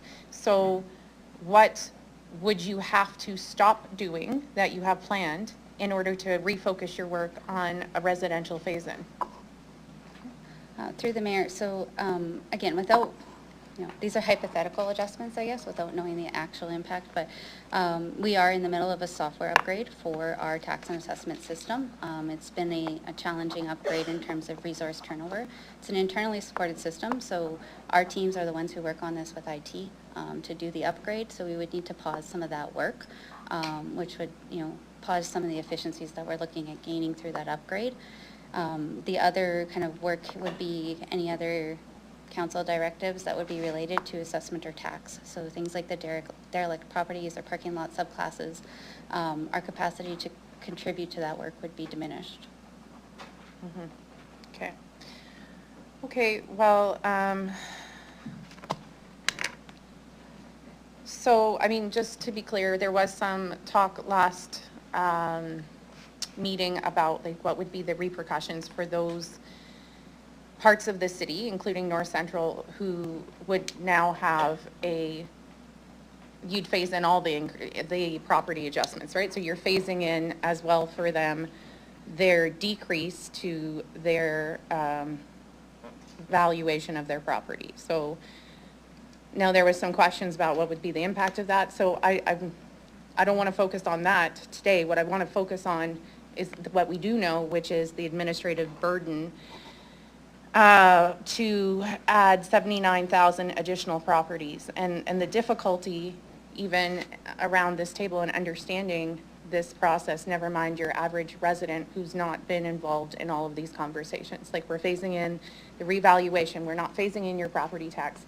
Just learned today we're not phasing in improvements to properties, didn't know that previously. It is very confusing. This will eat up a lot of resources and time, and I have concerns about the impacts to the existing work that administration has planned, the software upgrade, and work that we've asked them to do, which is the property subclasses, which actually will create new revenue opportunities for us and help revitalize our community. So I don't support this. I feel for those who have found the property revaluation to be difficult and a process, something that they're struggling with, I think if we want changes to that process, we need to be talking to the provincial government, who are the ones who put those parameters in place, and not make our lives more difficult. We need to advocate for changes to the property revaluation process if we don't like the current one we have. Thank you. Thank you, Councillor Zakiniak. And I just want to clarify that, because you made the comment of not supporting it. What's on the table is the original recommendation. So I just want to make sure, I'll maybe just confirm that you're understanding that. I'm presupposing what I think is going to happen, so that's fair, because it was pulled off the consent agenda. I do support the recommendation from administration. Thank you for that. Like, Yep. that's fair. Yeah. I just want to make sure it was all clear where you were standing. Okay, thank you. Councillor Mancinelli, go ahead. Thank you. I guess through the chair, I'll make some comments first.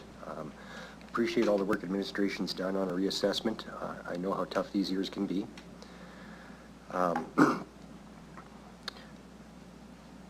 I've put through a couple budgets, and I've always tried to protect the better interest of Regina in the long run.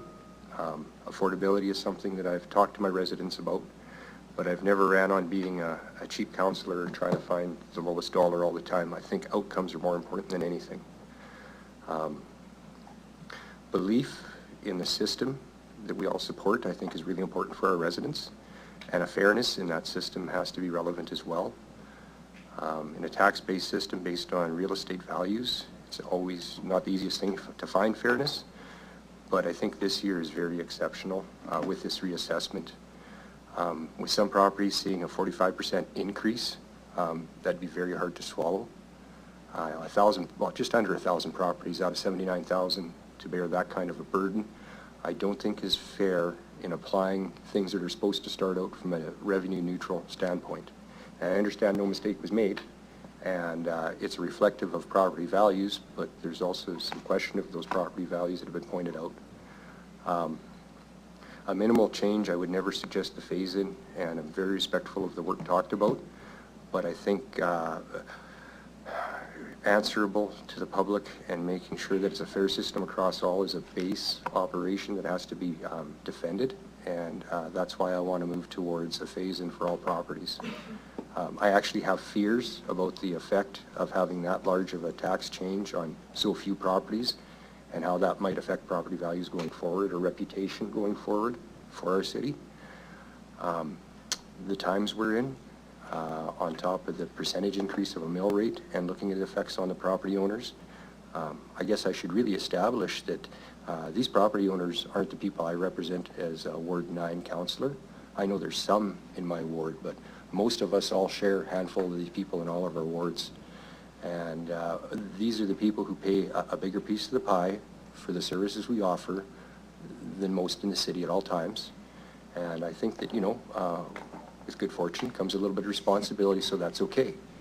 But I've always said that I have to believe in a fair system, and at the look of how this outlays comparatively, I can't see the fairness in it, so I'd like to move that we go with, just to say this correctly instead, option 2, establish a phase-in for all property owners over a 2-year period, as denoted in page 3 of 10 of the report. And a question to administration. I note that that includes things like resource and agriculture. You talked about how much work it is to go across all properties. I'm mainly worried about the commercial and the residential. Commercial because that's always been the culmination of the phase-in. Residential because of the situation I described. Do you have any input on the rest of the categories that are caught up with what I just mentioned on council floor?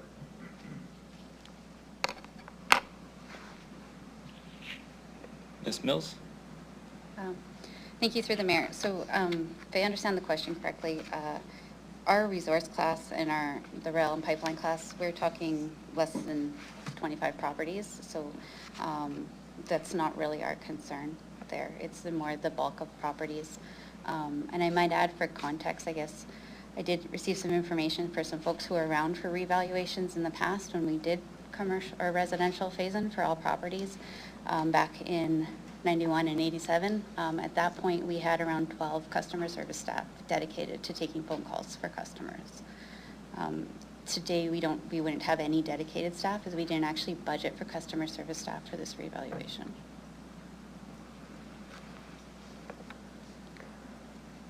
Through the chair, thank you very much for the information.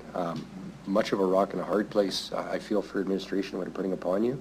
I just also have been firsthand to the residents and the effects of this, so I feel compelled to push this forward and probably make the adjustments necessary that you need. Once again, a rock and a hard place, but I'll let it sit there. Okay, so I'll maybe get the clerk to, because you were asking for option 2, so I'll maybe get the clerk to comment on what the procedure is on that.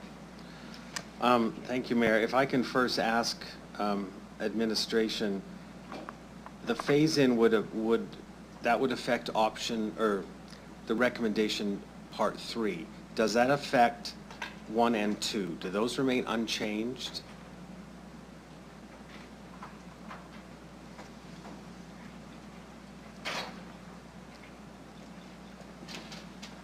Through the mayor, they would remain unchanged. Okay.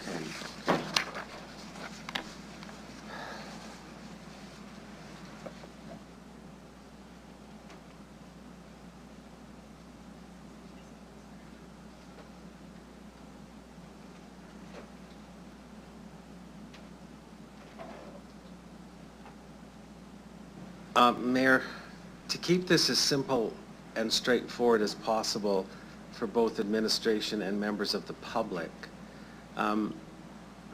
I would recommend the approach here would be that you continue the debate on the recommendation on the floor. Councillor Mancinelli has stated that he's not in agreement with it and he would like to see option 2. If everyone understands that that is the end game, after you've debated number 1, then vote on it. And if you want to see option 2, then you would move to defeat the motion on the floor, which is to go with the non-phase-in. That's the cleanest way to do this. Okay, Councillor Mancinelli, does that make sense to you? Understood, agreed, and thank you for letting me go. Okay.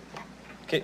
So yeah, we will continue to have any questions come forward for option 1 right now, and then we will end with a vote on option 1 to start with and see how that lands, and we'll go from there. So next I see Councillor Baiton. Go ahead. Thank you. Through the chair, I've had many constituents reach out to me, many with significant concerns. I've gone to great lengths to explain to them that the process that is laid out by SAMA, by the provincial government legislation, that the city is compliant, that they will not win by challenging the actual process that people, that the city is actually applying the taxes. The issue is the property valuations have fluctuated considerably for some of my constituents. That is at the heart of the problem here. But also at the heart of the problem is the fact that the city systems do not appear capable of applying tax tools, such as minimum tax, base tax, phase-in. And my first question is to the administration. Other than forever, how long have tax tools such as this been on the books, and why are our systems still not capable? Go ahead, Mr. Anderson. Thank you, and through the chair, thanks for the question, Councillor Baiton. So Saskatchewan is the only jurisdiction in Canada that allows for a base tax or a minimum. I'm going to catch myself. And so our system that we use is both an assessment and a tax system, which we purchased from the City of Edmonton some 25 years ago. Therefore, our systems don't allow for a base tax. We would have to figure out a new system. We're still in that game. Our system is old. We maintain it ourselves. We essentially bought the code from them. There's several municipalities in Canada who are running the same system, and we're all talking about what we're going to do to the next phase. That being said, we're unique in Saskatchewan in that we allow some of these tax tools that most other jurisdictions do not. As well, so our provincial laws still apply a discount to all different types of properties. Most other provinces have gone away from that as well. So we apply 80%. So if your assessed value is $1 million, you actually get taxed on 80% of that. So, and there's different categories for whether it's agricultural land, commercial or residential. So there's some uniqueness to us that becomes more difficult when we're talking about systems and being able to purchase something out of a box that just works somewhere else. So through the chair, when will we get to that capability? Through the chair, so there's no defined timeline for that. As mentioned by my colleague Ms. Mills, we are currently working with IT to develop a more user-friendly interface to that system, and that project's been ongoing for a number of years in order to make it more usable for our staff so we can get information in and out of it quicker. But as of right now, we don't have a long-term solution to what we want to do with that software. So through the chair, that's concerning to the residents of Ward 4, where we have the rules that are built, and they may be different from other locales, but we are stymied by the fact that we can't do it without a great effort and cost. And that really is at the heart of the problem here as we deal with some of these motions that come forward to deal with it. And not quite to the administration, so a lot of the questions have been coming in, asking now with the initial rates, and if you simply say phase in over 2 years and it's half, I'm going to just question that it's going to be that many people calling in when really the questions are here with the initial rate, and if you find out it's going to be half because it's phased in, I am going to challenge the fact that it would be that many people calling in. So yes, through the chair, thanks for the question. We probably wouldn't get many people calling in who've gone up, to your point. We would get a lot of people calling in who were supposed to go down and are now going up. So as we spoke to last week around our tip system, we would have to notify anyone who's going up over 10%. So, you know, with the mill rate increase of 7.33, and then if we layered in a phase in of their decrease, we would then have to notify them that their tips monthly payments going up over 10%. We would likely get a lot of phone calls there, just like we did back in January when we sent out the assessments. So back in January, when people's assessed value went up high enough that their tips payment changed by more than 10%, and we sent out the letters to those residents, we did get a lot of phone calls from that perspective. Just for some context, Saskatoon recently did a change to their phase-in process for residential. They decided in July, like in the summertime, and they did months of community outreach to explain how this was going to impact your taxes and how it was going to impact your payments. We, at this point in the game, so when we came to council in July and explained what we were seeing with the first round of assessment, and there was a fierce debate, I wasn't here, many of us weren't here, but we decided to move forward without a phase-in for residential, so we did not do that work to prepare the residents for the complexities of what that means. Okay, so through the chair, as Councillor Mancinelli said, this is about fairness.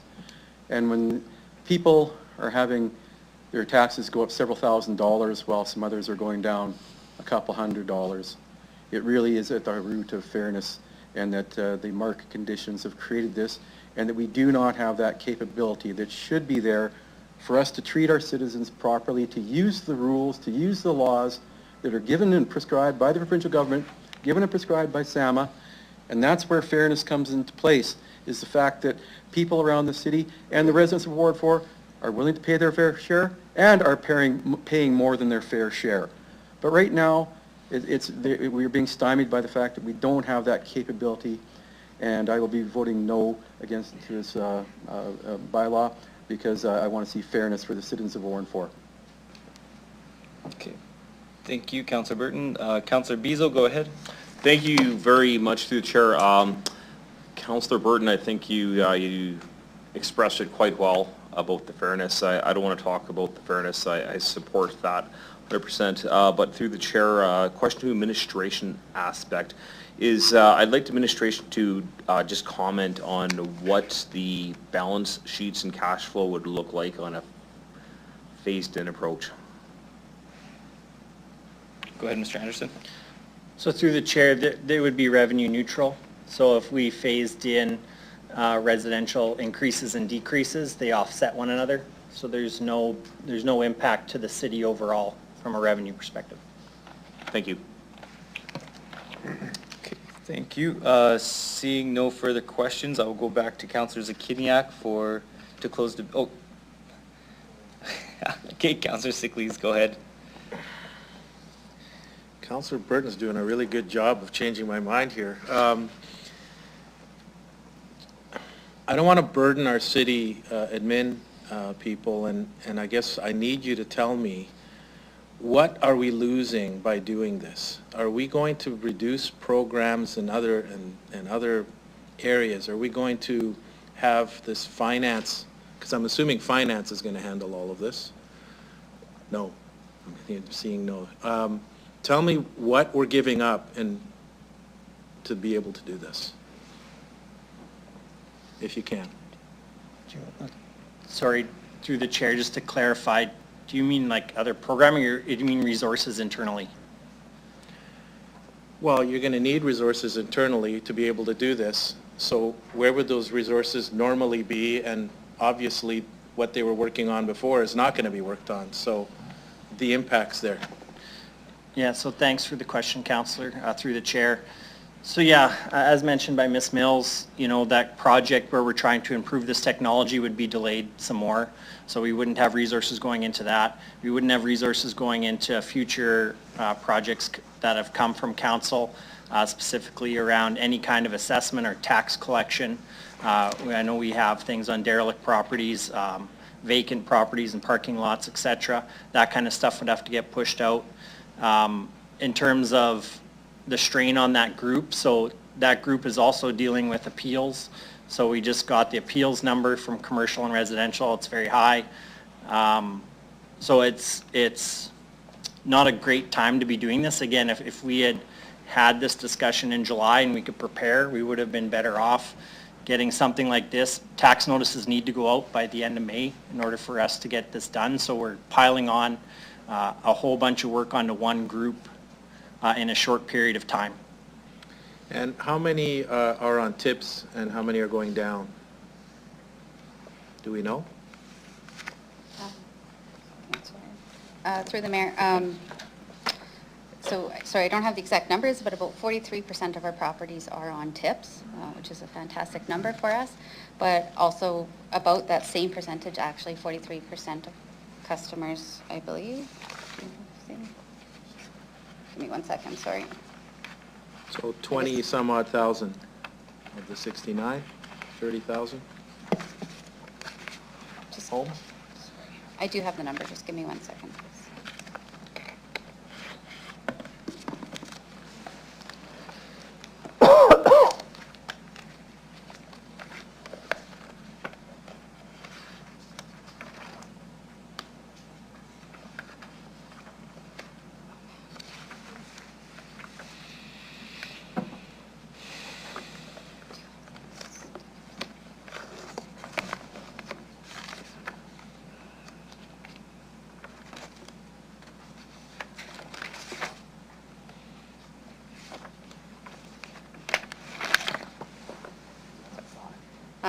Sorry. Through the mayor, so we have 36,000 properties that would be seeing a decrease. But I don't have the relation to those tips accounts. Our tips accounts are getting increases and increases. Yeah, understood. Yeah, that makes sense. I don't know if the remedy is worse than the disease here. I just don't know. Sorry. I'm done. I don't have any other questions. Sorry. Okay, thank you. Okay, so I'll go to Councillor Zakiniak to close debate. Go ahead. Okay. So I do have a question to the mover, because it came up that we did talk about this last term in July. Sorry, you were the mover. Again, I'm predicting the future. Okay, I will just wonder if I can ask that question. Well, can I ask Councillor Mancinelli a question? Because he indicated that if this fails, he would move the other option. I saw you shake your head clear. Okay. So, Councillor Mancinelli, I don't recall this coming up in July as something that, like last July, that's something that you were advocating for. So, can you just, if you were, please remind me? And if not, what changed between now and July that you're now, because I think we had some of this information in July. So if I remember correctly, it was not a very cohesive meeting, and I don't think there was a real outcome from it. I look to administration to clarify on that. I know, Mr. Anderson, go ahead. Yes, thank you through the mayor. So yeah, I've heard it was a very fierce conversation and a good lively debate, but ultimately it was decided to go nothing forward pertinent with to the this. matter at hand, and there was no outcomes that had much to do with anything, if I remember correctly. Not to be rude, but just to... Okay, but was there Not any from you guys, from amendments us. made last July? I don't recall any amendment, whether or not there was conversation, I don't recall any amendments. I don't believe we in were this. practicing good governance that day. Okay, so no amendment back then. Okay, so, because, you know, as noted by administration, that would have been the time for us to do that and have the time needed to make the proper preparations, do the communication that Saskatoon did when they did their months of engagement, when they made a change to their, their revaluation process. And in terms of the amount of calls, we heard from administration that this did happen in 1991 and 1987, and there's 12 staff were dedicated to taking these calls. How many staff would you have available now for that? Ms. Mills, go ahead. Through the chair, so we currently have like a customer service team, that's 4 staff. They do all of our front. 4 staff? 4 staff. Within my department specifically, that's not including Service Regina, obviously. And then, you know, we do have a team of property assessors that also would be able to step on the phones, take some calls for us. And I might add further to Mr. Anderson's comment previous, if we do have to put those property assessors on the phones, that means they're not out doing property inspections, capturing that growth for our city, for our property tax base. Yeah, okay, yeah. So there'd be like a domino effect here because we didn't do this in a properly planned way. We know that there's 36,000 homes that are going to, or have a decrease in their property valuation, and if that changes, yeah, I'd be calling into the city as well and saying, I thought that I was going to be paying you this amount, now you're saying that you're not decreasing my taxes, or sorry, my tips payments to the extent that you said you were going to decrease them. What is going on? So I think that's fair that you are going to get a lot of calls if we were to do something different. And I just, the revenue opportunities, like you talked about the assessments, the growth that we are, can you just repeat that impact where you said like it would take, if we have our tax, the impacts in terms of like growth and assessments and getting those folks to answer phone calls, like you just made a comment. Can you just repeat that? Yeah, through the mayor. So our property assessors do a lot of different projects throughout the year. One of the ones is going out and inspecting permits for new construction, capturing the growth, assessment growth within the city. That is revenue growth for the city. And if we had to pull them off and put them on phones, that would be delayed. Not saying we wouldn't get to it eventually, it would just be delayed. Yeah. Okay, I think it is really important that we are taking any opportunities to, if we have an opportunity for revenue growth for the city, that's super important, including the opportunities that I would like finance to be taking to continue to assess ways that we can rely on other revenue tools aside from the tax base for, so whether that's property subclasses, surcharges, fees, whatever. There's lots of work that could be done to continue to explore other revenue opportunities that we will get held up if we move forward with a residential phase-in. So I don't think it's an effective use of resources. So to be clear, I'm supporting administration's recommendations and voting, and so I'm supporting the recommendations in this report.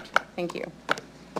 Okay, thank you, Councillor Zakidniak. So to reiterate one more time, so the vote that'll be coming right now on the table is to vote for the original recommendation with the current framework for assessments.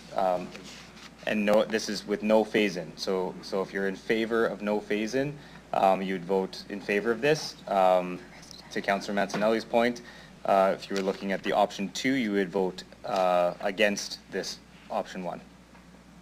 Is everybody clear on that? One more time? Okay. So option 1 is on the table right now, if you have it in front of you. So we're voting for current status quo for where administration is going in terms of the assessment, for rolling out the assessment. If you vote not in favor, that would open up option 2, which would be the phase-in. So right now you're voting for no phase-in. So if you were for residential, thank you. Residential, no phase-in.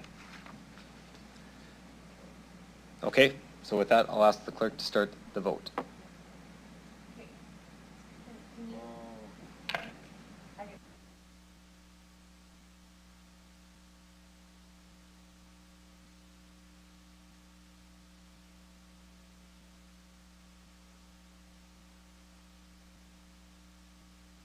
I will get the clerk to do it as well, so we have a second voice to try their hand at this.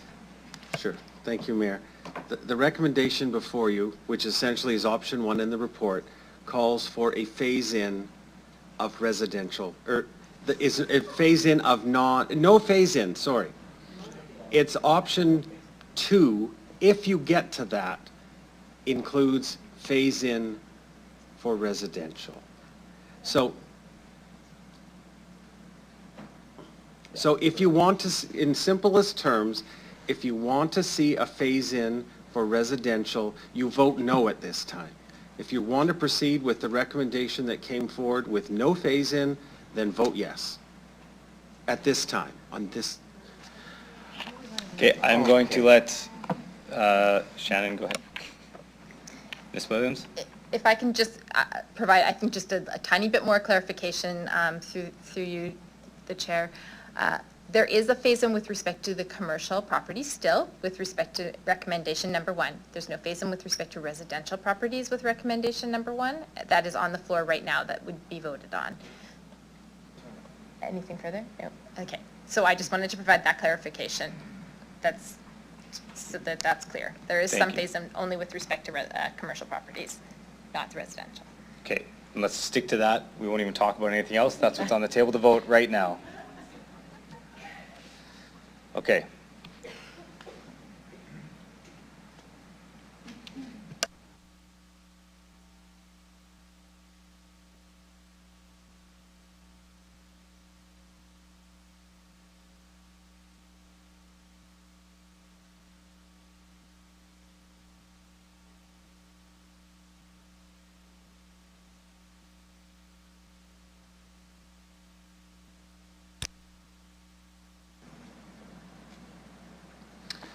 Mayor, the motion has passed in a vote of 6-5.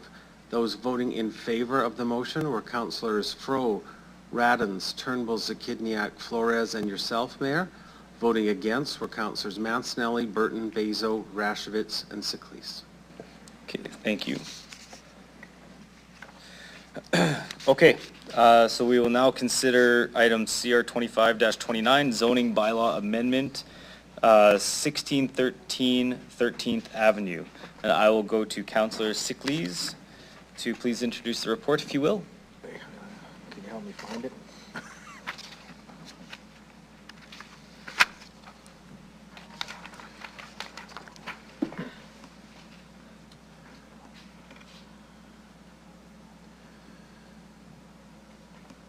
Okay. The recommendation, through you, Mayor, is that City Council, number 1, approve the application to amend the Regina zoning bylaw 2019 by rezoning the property located at 1613 13th Avenue, as shown on Appendix A2, and legally described as Lot 33 and 34, Block 413, Plan 101147846, from RL, Residential Low-Rise Zone, to MH, Mixed High-Rise Zone, and amend zoning maps 2887A and 2888A accordingly. Number 2, to amend Part B of Design Regina, the official community plan, bylaw number 2013-48, by adding the following exception to Policy 1 of Section 2.5. And number 3, to instruct the city solicitor to prepare the necessary bylaw amendments to give effect to the recommendations to be brought forward following approval of the recommendations by City Council and the required public notice. Thank you, Councillor Siklees. Can I have someone move the report, please? Councillor Fro, thank you. And a seconder, please. Councillor Rasevich.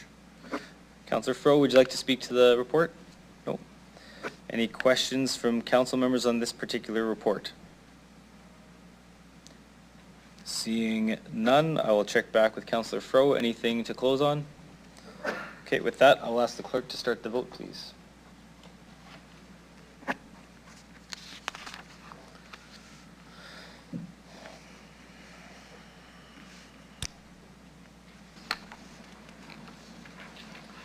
Mayor, the motion is passed 11-0.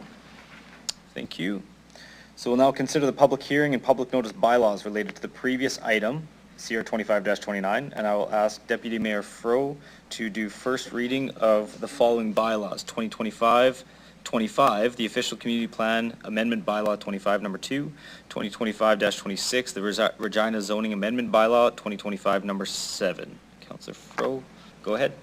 Thank you. Through the chair, 2025-29, the Regina zoning amendment bylaw 2020. Oh. No, sorry, one moment, please. Yeah, 25 and 26 it should be.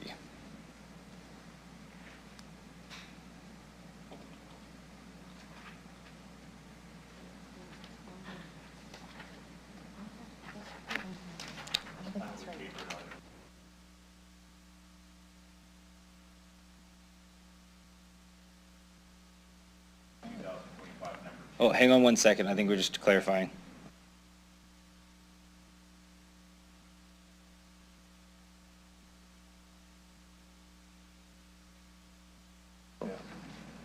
Okay, you're good to go. Thank you, Councillor Fro. Let's hope so. Through the chair. 2025, the official community plan amendment bylaw 2025, number 2. 2025-26, the Regina zoning amendment bylaw 2025, number 7. I move, seconded by Councillor Rasevich, the bylaws 2025-25 and number 2025-26 be introduced and read for a first time. Thank you. I'll ask the clerk to start the vote.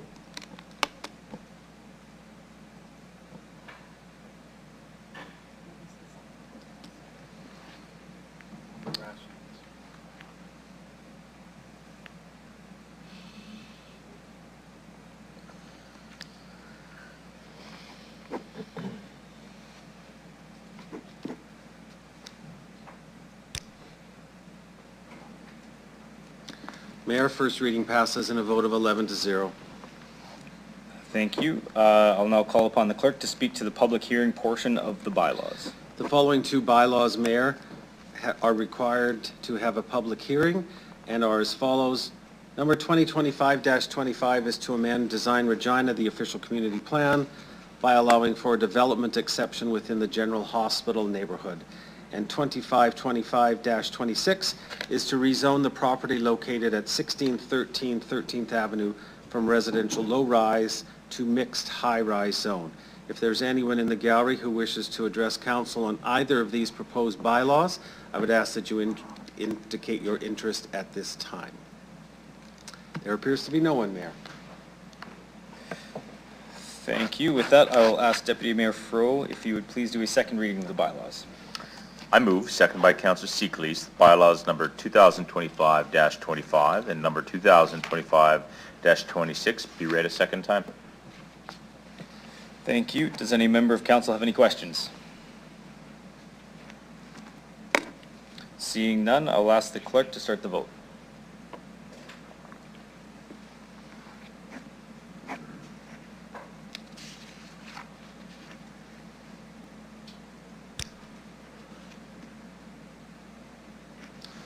Mayor, second reading passes in a vote of 11-0. Thank you. Deputy Mayor Fro, can you please do consent for third reading of the bylaws? Moved, seconded by Councillor Burton. The council hereby consent to bylaws number 2025-25 and number 2025-26 going to a third reading at this meeting. Thank you. I will ask the clerk to start the vote.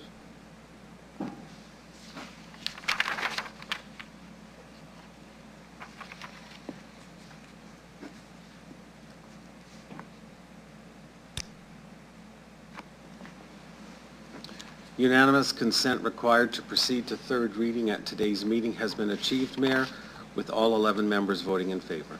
Thank you. Deputy Mayor Fro, can you please do the final reading of the bylaws? I move, seconded by Councillor Turnbull, that bylaws number 2025-25 and number 2025-26 be read a third time.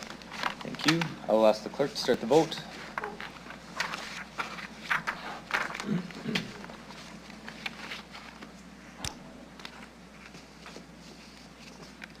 Mayor, third reading passes 11-0. Thank you. Okay. We will now consider item CR 25-30, zoning bylaw amendment, 1300 North Courtney Street. And I will again please ask Councillor Siklees to please introduce the report.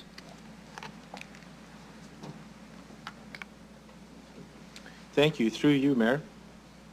The recommendation is that City Council approve the application to amend the Regina zoning bylaw 2019 by rezoning the property located at 1300 North Courtney Street as shown in Appendix A3 and legally described as part of Parcel A, Plan Number 102-387-371, from UH, Urban Holding Zone, to RL, Residential Low-Rise Zone, and amend zoning map 2294A accordingly. And number 2, to instruct the city solicitor to prepare the necessary bylaw amendments to give effect to the recommendations to be brought forward following approval of the recommendations by City Council and the required public notice. Thank you, Councillor Siklees. Can I have someone move the report, please? Councillor Mancinelli, thank you. Seconder? Councillor Rasevich? Councillor Mancinelli, do you wish to speak on the report?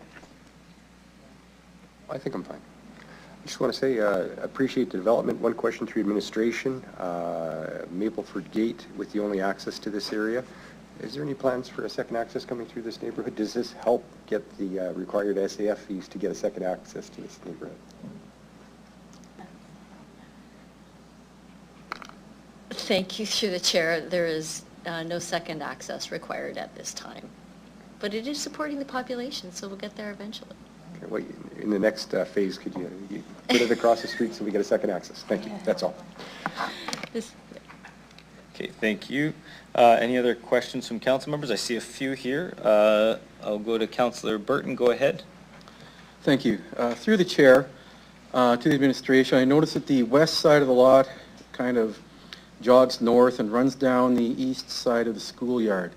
I was wondering what would be planned for that exact strip of land in there, and my where I'm going with this is the fact that we've got recommendations coming up later on here in this meeting here that describes that schools should 14.37b.1.1 be located on a collector roadway and bordered by at least 3 streets. And here we are with a schoolyard, and if you please go and look at your pictures. I urge the rest of council to have a look there on page of PDF 138 of 512. You'll see how the school is bordered on the north side by residential properties right there. In the southeast, and I'm going to be talking about this later in the meeting, that there's huge troubles, huge. I'm going to be talking about that here. And so I was wondering what's going to be done with that space, and is it possible to turn that into roadway rather than whatever, listen, I don't know what's going in there, rather than what we have here, because it's going to cause problems. Being there, done that. So that's my question to administration, please. Through the chair, I'll refer that question to Ms. Dawson, please. Through the chair, that is private property. That is already rezoned. The subject property for this application is the one to the south. It's currently zoned UH. That is not designated as a roadway. And this is an existing school site. And we can speak to some of the complications that we've been noticing and why we're recommending some changes to our OCP policy in the next report. So through the chair, but if just the south one doesn't include the north one, but there is a possibility for remediation to fix it before the problem explodes like it has in the southeast. And right now, I'm really concerned. You're saying, and Councillor Seacliffe here says it's 132, the south part.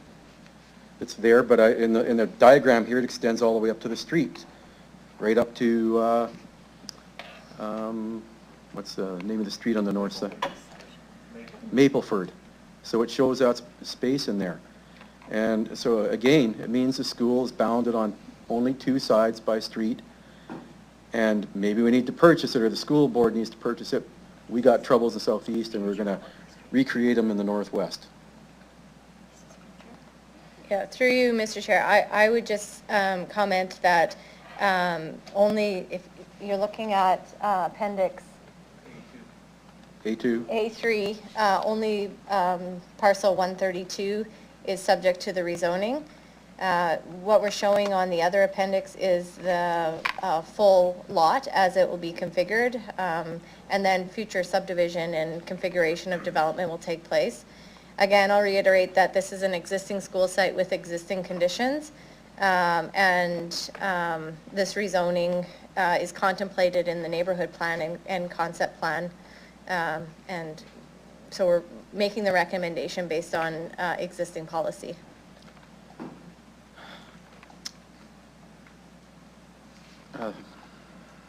Through the chair, I would like to make the motion to table this for more investigation, because I have significant concerns about the resulting squalor that will result in that.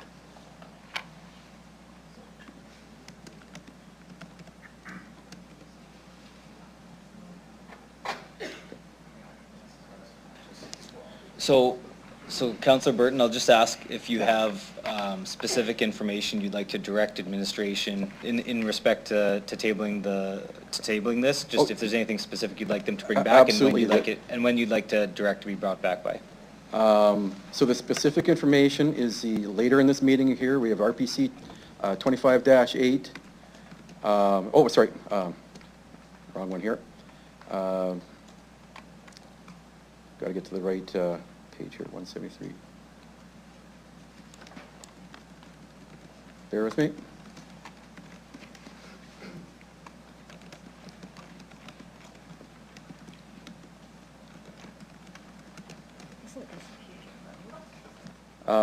Yes, RPC 25-8 from the Regina Planning Commission.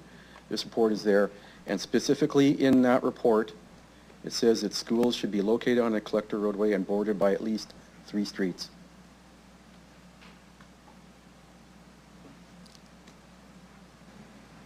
So I guess you're asking because right now the existing site has 2 roads? Yes. And I guess the comment, and I'll maybe just get administration to clarify, but my understanding is that this, like, that would be going forward. This is an existing site with Yes. private ownership of that land. Correct. So I guess the question would be, it's kind of, we're looking at 2 different circumstances. Existing site where we wouldn't necessarily have the, authority or directive to have that 3rd road on an existing site. I guess I'll ask Ms. Dawson if she could comment. I will clarify that there is a potential to have a road on the south side of the property. We could explore that. There are concerns that there wouldn't be enough space within this parcel to even construct a road. As you'll see in your appendix, there's several different parcels that are existing there. And so I guess we would just need clarity if you're looking to explore purchase of that for road, or what we would be looking to do. So through the chair, I would be open to other options here, that if what's designated MR2, Municipal Reserve 2, that if there was some space that was designated there somehow into that municipal reserve, that would then provide a 3rd street to border the school grounds, that would be acceptable.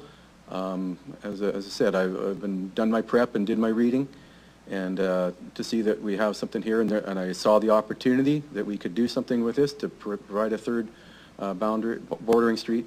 That's why I went after it, and I said there are big problems, and I'm going to be speaking to it. ahead, Ms. Bryden.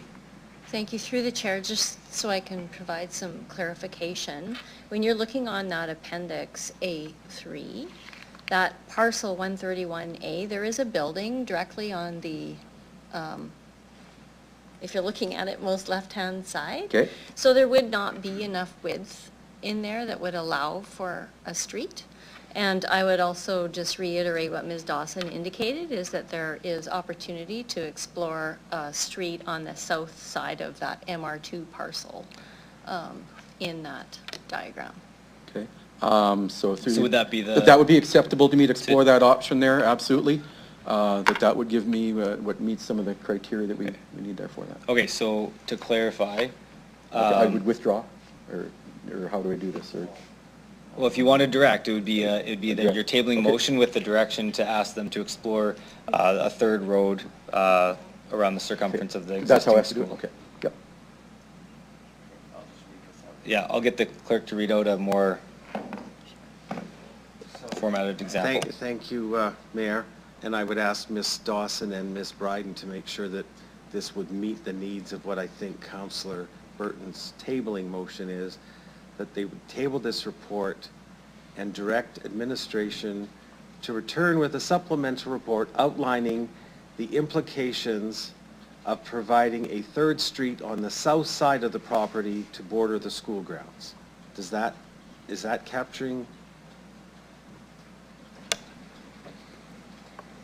Through the chair, I think that it would be helpful to consider the zoning of the parcel so the development can proceed. And we would consider exploring that expansion of opportunities for that roadway on the south end of the school without holding up the development opportunity.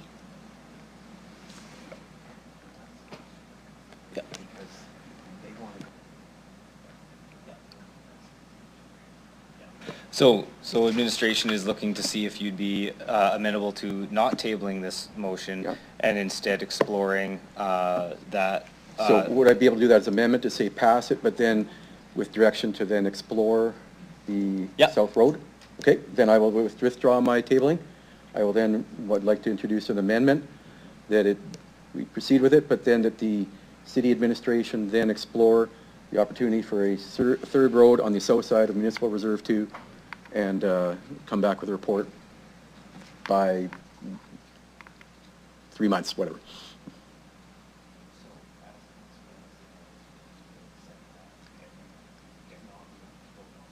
Yep.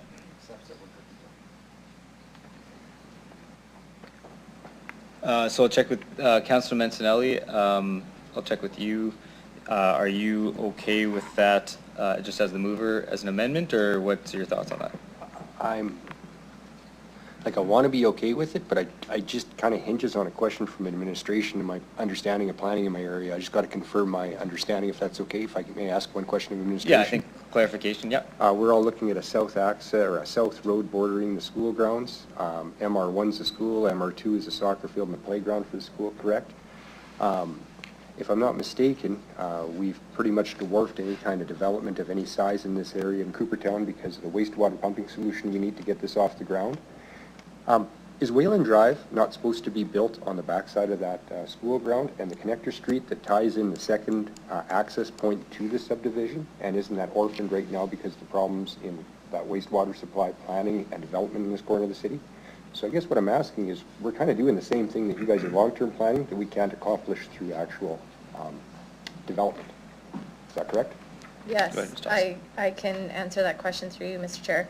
So the long-term plans of this neighborhood would have additional accesses into the neighborhood, which I think is related to the question that you asked earlier. Yeah, Wayland Drive right on the backside Yeah. there, up to Silverhead, right, or Silverleaf?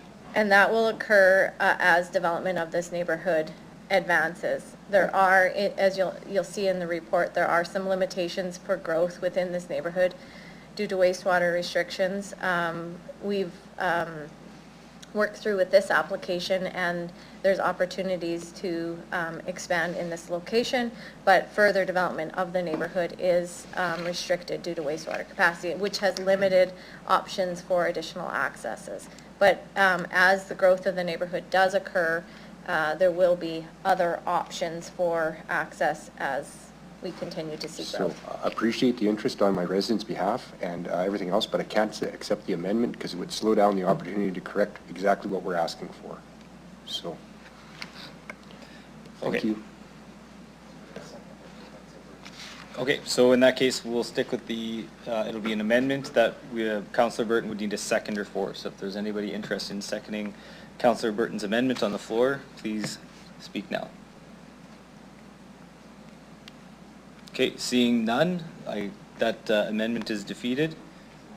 Sorry, lost, gone? What's the right term? Withdrawn? Okay.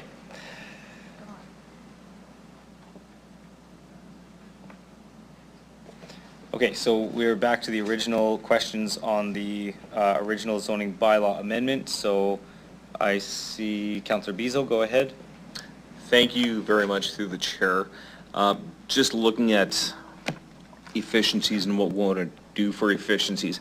We've wasted a lot of time discussing, once again, areas that have one roadway in, one roadway out. So the question really is going to be open-ended to administration. When are we going to stop this and actually, when we start putting development permits in place, that this thing does not happen? There is this area here up by Rosewood School, it's one road in, one road out.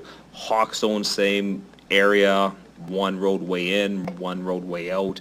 Different developments throughout the city, we're seeing the same thing. Then it comes back and forth through several years of trying to get this corrected. So the question is, when are we going to get this done from where we sit in City Hall, so this does not proceed in the future? So when developments are done, we have two means of getting in there and two means of getting out. Go ahead, Ms. Dawson. Through you, Mr. Chair, there is a comprehensive neighborhood plan and concept plans for the area.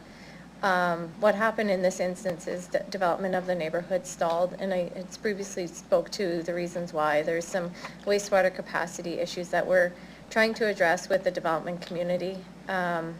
Developers, we can't, we're not in control of the pace of development, and through phasing of development, we try to mitigate through either turnarounds or those types of things until development continues. But sometimes we're in an interim period until the remainder of the neighborhood grows. Thank you very much through the chair. That still does not answer the question of when do we start implementing, if you're going to build communities, 2 roads in, 2 roads out, no matter what is happening with the development plans, what the neighborhoods are going to do. We want 2 roads in, 2 roads out, so we can actually not sit around and have these discussions on a regular basis. Yeah, some of these, through you, Mr. Chair, some of these are, you know, legacy issues, and for this neighborhood in particular, there was a school that was developed, and those were conversations that were had around this horseshoe a number of years ago, and some of those developments were outside of the parameters of the planning process. So going forward, can we expect this? Like, this is legacy, we get it. Like, everyone that's sitting around here understands this neighborhood's under development, but for future considerations, what do we have to do? Do we have to put a bylaw enforcement in place to say, if we're gonna build a neighborhood, we need to have 2 roads in, 2 roads out, or how do we do this? Through you, Mr. Chair, I think that certainly, you know, we would agree with you, and we have design standards in place. We can certainly take that away and ensure that, you know, our future decisions, you know, include those types of things. We have accepted other interim measures, but if that's the direction that, you know, you would like us to go, then we can certainly take that away and consider that.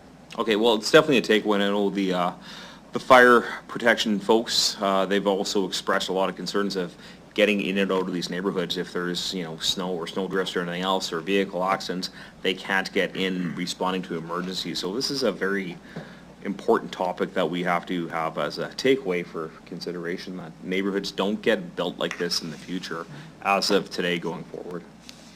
Through you, Mr. Chair, I will just clarify that our fire and emergency services are included in any of the decisions that we make. Thank you. Okay, thank you, Councillor Bezo. Seeing no other questions, I'll go to Councillor Mancinelli to close debate.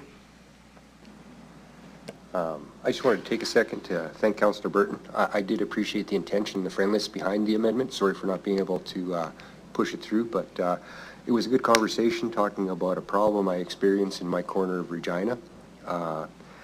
You're exactly right with the access in the schoolyard. I've had many painful conversations about this and hope to find a solution for it looking forward. I'm very excited to hear we're working on the wastewater solution for this corner that would help mitigate the problems we discussed. And I just wanted to really say, I think you had your eye on the right prize for looking for putting out problems in the future with your amendment. I just didn't fit for how the neighborhood plan was already in place here. So thank you very much for your thoughtfulness for my residents. That's all I have to say. Thank you. With that, I'll ask the clerk to start the vote, please.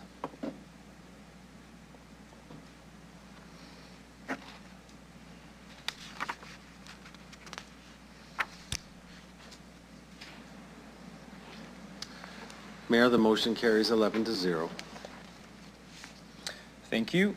So we'll now consider the public hearing and public notice bylaw related to the previous item, CR 25-30. And I will ask Deputy Mayor Fro to do the first reading of the bylaw 2025-27, the Regina Zoning Amendment Bylaw 2025, number 8, please. Through you, Chair, 2025-27, the Regina Zoning Amendment Bylaw 2025, number 8. I move, seconded by Councillor Flores, that bylaw number 2025-27 be introduced and read a first time. Thank you. I'll ask the clerk to start the vote.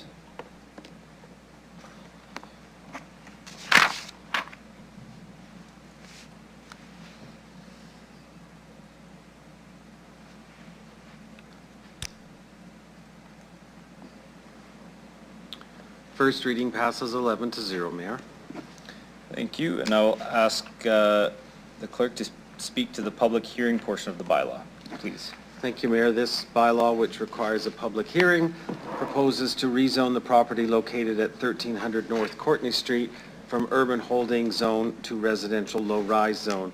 If there's anyone in the gallery who wishes to address council on this proposed bylaw, I would ask that you indicate your interest at this time. There appears no one, your Mayor. Thank you.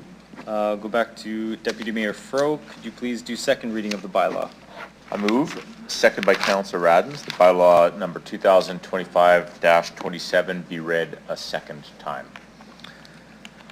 Thank you. Does any member have any questions? Seeing none, I will ask the clerk to start the vote, please.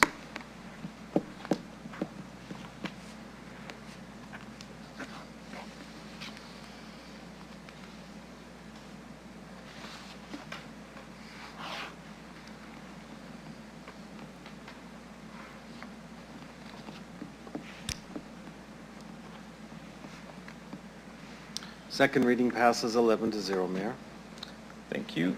Deputy Mayor Fro, could you please do consent for third reading of the bylaw? I move, seconded by Councillor Zakiniak, the council hereby consent to bylaw number 2025-27 going to third reading at this meeting. Thank you. I will ask the clerk to start the vote.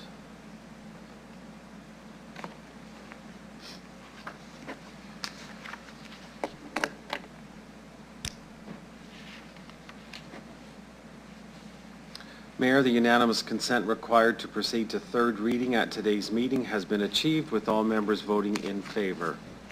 Thank you. And Deputy Mayor Fro, could you please do final reading of the bylaw? I move, seconded by Councillor Mazzanelli, that bylaw number 2025-27 be read a third time. Thank you. I'll ask the clerk to start the vote.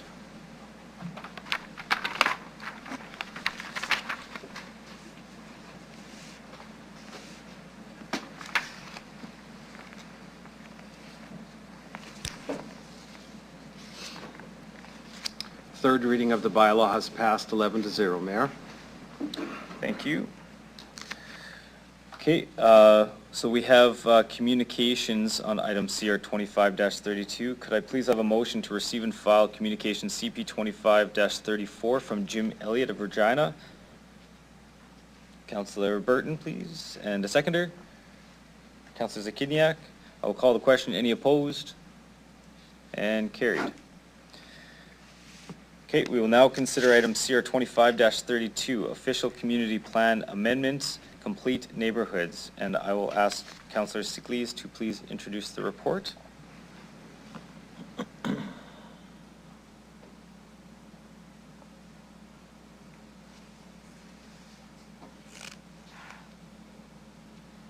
Thank you. Through you, Mayor. The recommendation is that City Council approve the amendments to Design Regina, the official community plan, bylaw number 2013-48, as listed in Appendix A of the report. And number 2, to instruct the city solicitor to prepare the necessary bylaws to give effect to the recommendations to be brought forward to the City Council meeting following approval of these recommendations and the required public notice. Thank you. Can I have someone move the report, please? Councillor Fro, thank you. And a seconder? Councillor Rasevich. And Councillor Fro, would you like to speak to the report? No. Okay, any questions from council members on the report? Councillor Burton, go ahead. Okay, in this part of the, through the chair, this is where some of the specific items dealing with schools is in here. And there are a variety of things that I do support, such as I mentioned, schools being bordered by 3 streets, maximize street frontage in front of a school to ensure adequate space for pickup and drop-off, avoiding locating entrances near the entrances and exits of high-density development. But there's still some more to be done. And my question to administration here is, it suggests under 14.37b.1.9 that we consider incorporating rear lanes for lots fronting the school to minimize driveway crossings.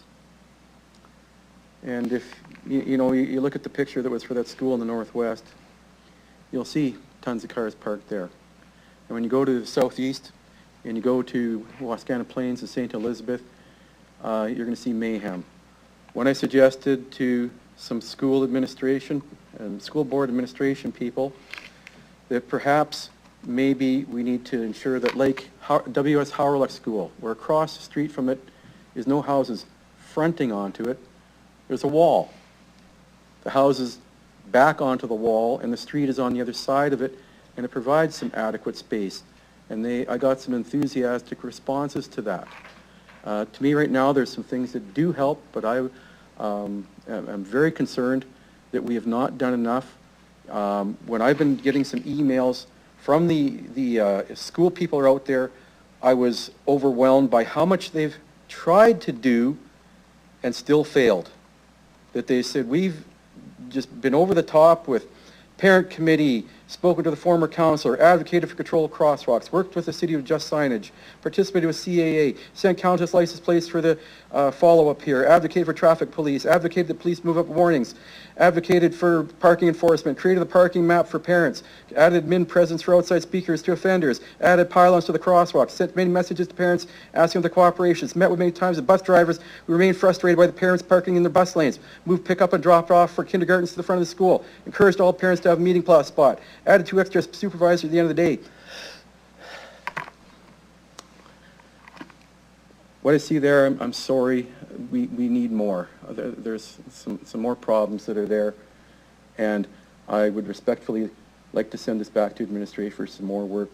When I talked to the school people, they were in support of what I'm saying here, that we should use the example of W.S. Howrellock, where fronting the school is a brick wall where there's no houses, and you say, and right now it says there, encouraged to have alleys and driveways back there.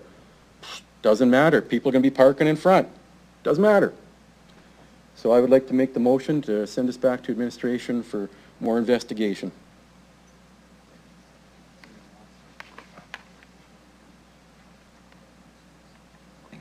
So just to be clear for administration, are you looking for, I guess just to lay out what investigation, just to be clear so they know the direction that you're looking to provide, and what you'd like to bring back? Well, I do also have some concerns at the outskirts. I get slagged for being anti-densification, and I would say that I am not. Densification in the proper places along major arteries, closer downtown.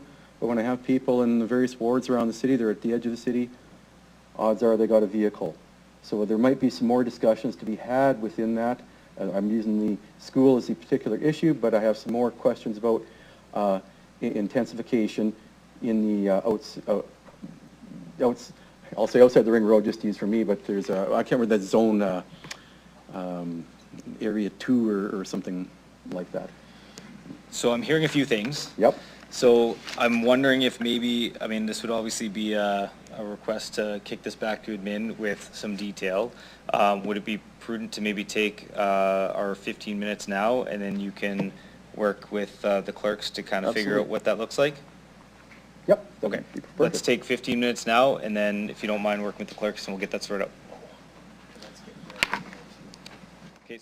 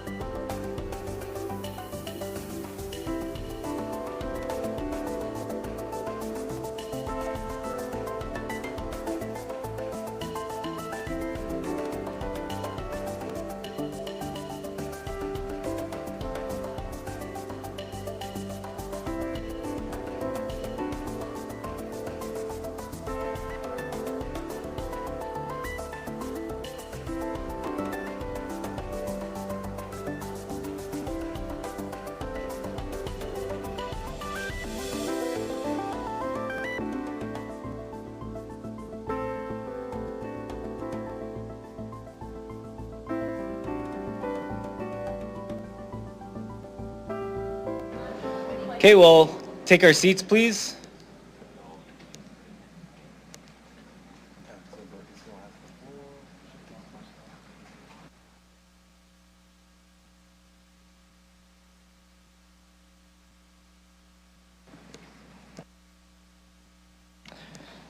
Okay, we'll call the meeting back.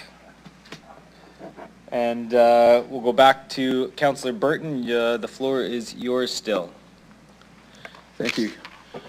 So, through the chair, as I mentioned and described here, I have significant concerns about school areas and the resulting problems that I've witnessed myself, and I received a significant amount of emails and comments and phone calls about. It truly is a problem, to the point that I've had reports of accidents. I've had reports of people being hit by cars, to that point. Anger, aggressive events occurring, and it creates what as I described before, I want a livable city. This doesn't help with that. Further to my comments, I've previously expressed many concerns about intensification, high density at the edge of the city, where people are more likely to have vehicles and be traveling various directions. And I will state again for the record that I support densification in various locations, but I wanted to do that. But we've had some discussions with the administration, and so I'm going to withdraw my motion for tabling, and I then have, do I say one understanding, or do I have to make a motion to say just some report, that there's reports in progress? My understanding is, my understanding of the reports that are in progress that we'll be receiving later this year, that we'll be talking about school zones, we'll be talking about density, and talking about various things that make the OCP a document. It's a living, breathing document. We never stop. It's always going to be changing. There's going to be new ways of doing development, and I look forward to that discussion with the administration, and then the outcomes of that then we can then make Regina the most livable city it can be. Thank you. Awesome. Thank you, Councillor Baiton. And seeing no other questions, I will go back to Councillor Fro as you move the report to close debate if you like. Nothing to add. You're okay? Okay, thank you. So with that, I will ask the clerk to start the vote, please.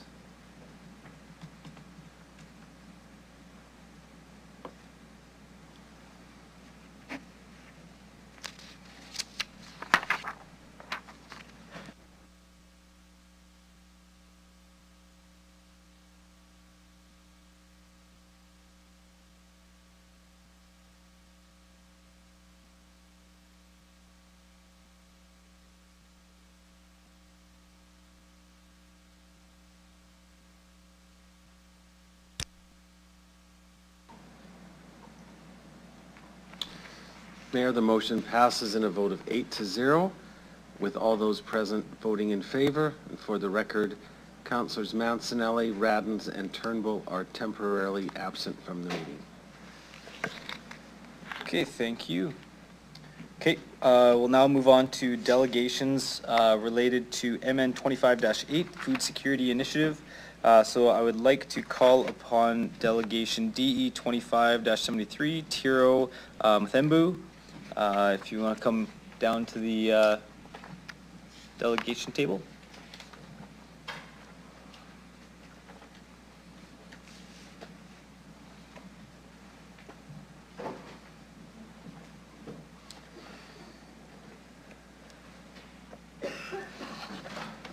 Okay, once you're settled there, I'll get you to introduce yourself for the record, the organization representing, if any, what city or town you reside in, and you will have 5 minutes to address City Council, after which you'll have the opportunity to respond to any questions that members of council may have for you, and go ahead whenever you're ready. Thank you. Good afternoon, Mayor and Council. My name is Tiro Mthembu, and I reside here in Regina. I'm here representing Good Trouble Network as a founder of the Heritage Food Assistance and Security Transformation Team. I'm speaking today because food insecurity isn't just a statistic in Regina, it's a harsh reality, impacting far too many of our neighbors, especially across the Court. Good Trouble has partnered with the Heritage Community Association, the Matriarchs Collective, the Regina Street Team, and the University of Regina's Faculty of Business on this proposal. Our program isn't just an idea on paper, it is on the ground, active and at work. We primarily use rescued food to make nourishable meals for around 800 people a week. Our days start off at the Thompson School, where we feed 65 students. Then we move over to HCA, where we build meals for the Regina Street team to hand out to our most vulnerable across the city, over 400 meals a week. On the weekends, we partner with and collaborate with the Matriarch Collective, who builds meals out of the food bank, feeding over 200 people. And then on Sundays, we have a meal in the core of the city called Sunday Fun Day, where we're feeding over 100 people. So currently, we're feeding over 1,000 people a week through our mutual aid efforts. Some of you might be thinking, doesn't Regina already have a food bank? We applaud the food bank. We think they're a valuable resource in our city. However, the FAST program fills a critical gap that the food bank model doesn't address. Preparing and distributing ready-to-eat meals with dignity for those that don't maybe have a kitchen or the capabilities of building their own meals. We look to complement and not compete with existing models across the city. The thousands of meals distributed has been accomplished by relying on shared kitchens like this one at the school, as well as the Heritage Community Association offices. We are incredibly grateful for that support, but to sustain this vital work, we require a stable and dedicated space. That's why this motion before you today is so critical in our ability to continue preparing and distributing meals. We aren't requesting funds for a new building, but rather we're asking to use an underutilized city asset in a cost-effective way. The old number 1 fire hall space would provide a stable base for our community-led program that is already delivering on a day-to-day. Passing this motion is a smart, cost-effective, and impactful decision for City Council. It's an investment in food security, waste reduction, community safety and well-being, and shows the power of collaborative grassroots actions. Kale? Go ahead. Oh, thank you. Hi, my name is Kale McClellan. I'm from Regina, and I am here also as a member of Good Trouble. Thank you for the opportunity to speak today. I come before you not only as a member of Good Trouble, but as someone who sees every day the faces behind the numbers. The seniors choosing between groceries or medication, the parents skipping meals so their kids can eat, and the young people who are going to school on an empty stomach. This motion is vital because it's more than just cooking and feeding folks. Our work is rooted in compassion, community, and the fundamental belief that no one in our city should go hungry. The Heritage Fast program is more than just like a project, it is a lifeline. It is symbolic of what Regina can be when we come together to care for one another and lift up those in need. We are a grassroots, community-driven group that understands the urgency, the complexity, and the humanity behind food insecurity in Regina. Our work is built on relationships, trust, and the belief that everyone deserves access to fresh, healthy food, no matter their income or circumstances. We have already seen the benefit of this work within our neighborhood. We have been able to intervene and de-escalate situations, saving the police from having to respond and allowing them to focus on matters of public safety. When we came across someone digging through a brown bin for food, we were able to provide them with a meal, which they happily accepted and went on their way. We have saved hundreds of pounds of food from entering the dump, and as we move forward, we hope to engage with other community-based organizations to support them and hopefully alleviate the pressures these organizations face. Our community is facing an unprecedented crisis, and we all have a part to play in responding. So this motion asks you to do what government does best when it leads with heart. Remove red tape, open doors, connect with people, and listen. Supporting this motion means that you're investing in long-term sustainable change. It means you're supporting reconciliation in action. Let us give this program every opportunity to succeed, because when it thrives, so do the families it feeds, the communities it uplifts, and the future it promises.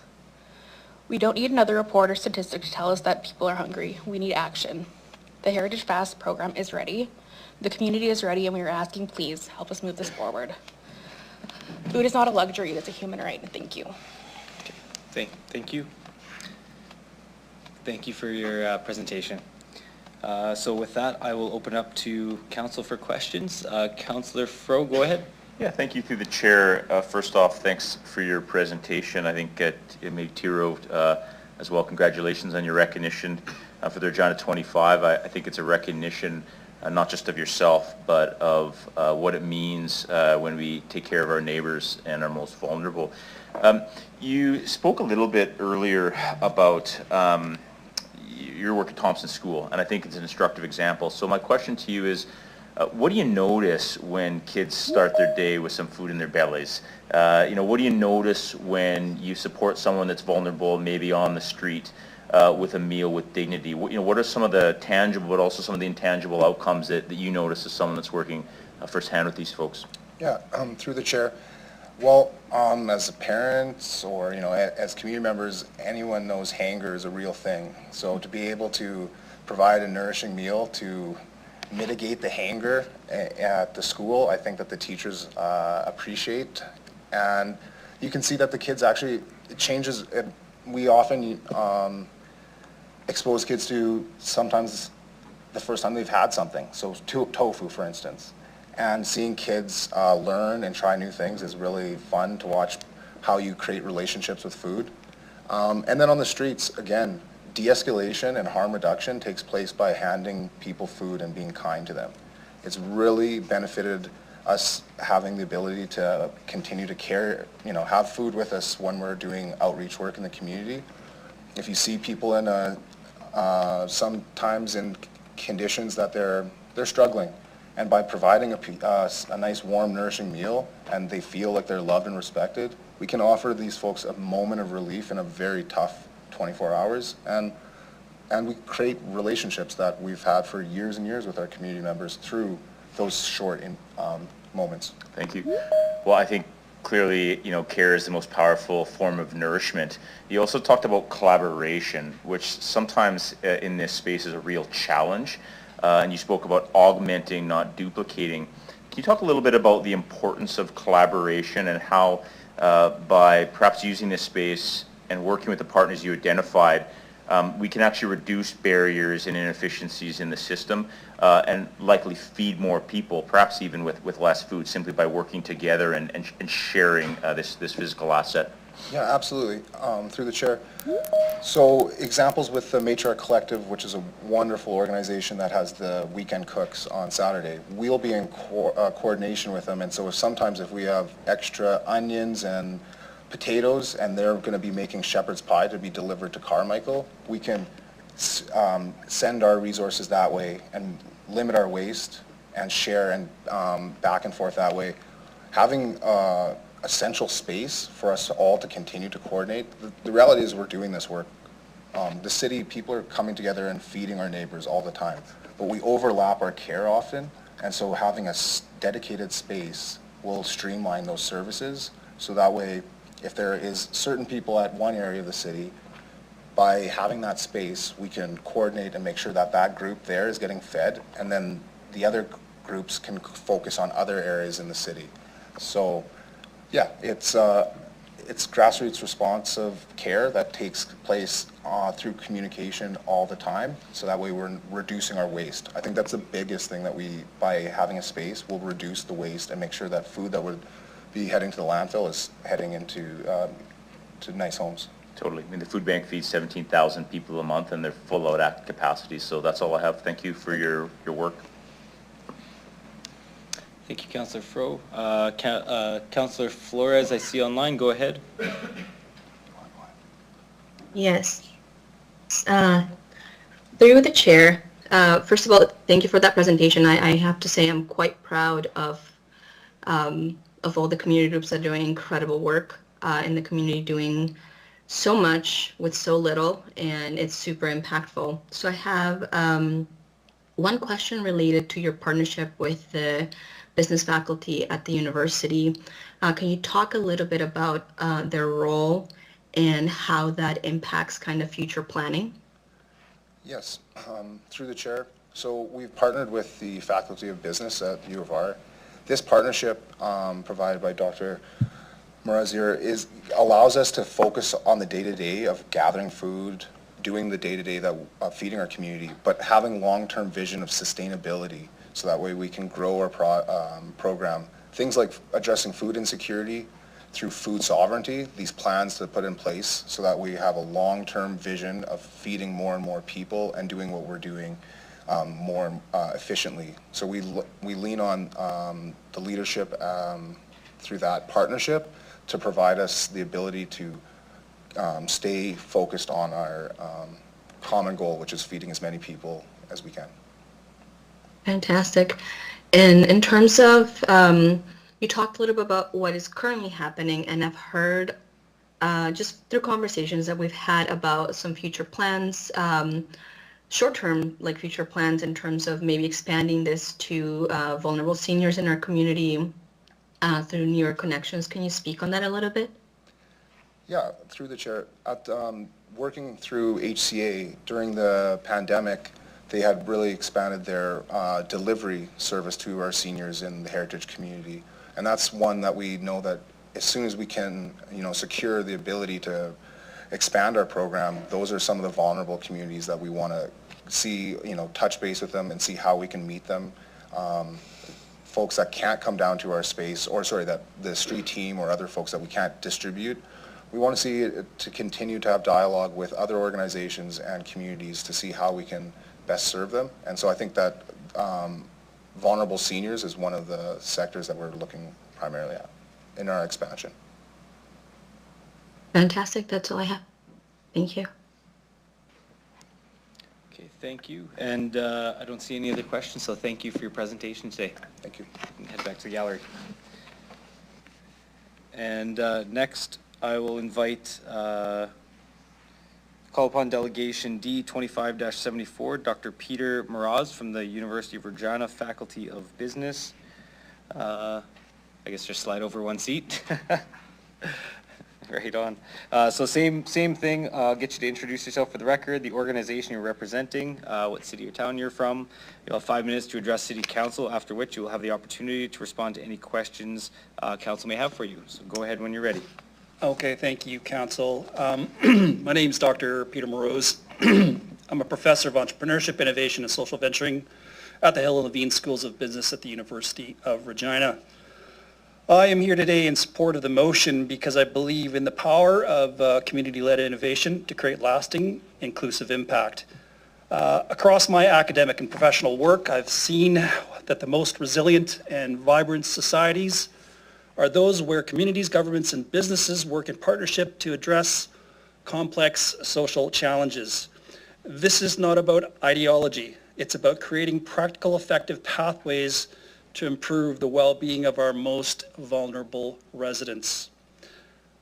There's a quote I often return to: all the problems that aren't solved by the marketplace are the ones that are left to communities. But we should go even further, because even community can't carry this burden alone. It takes intentional collaboration across sectors.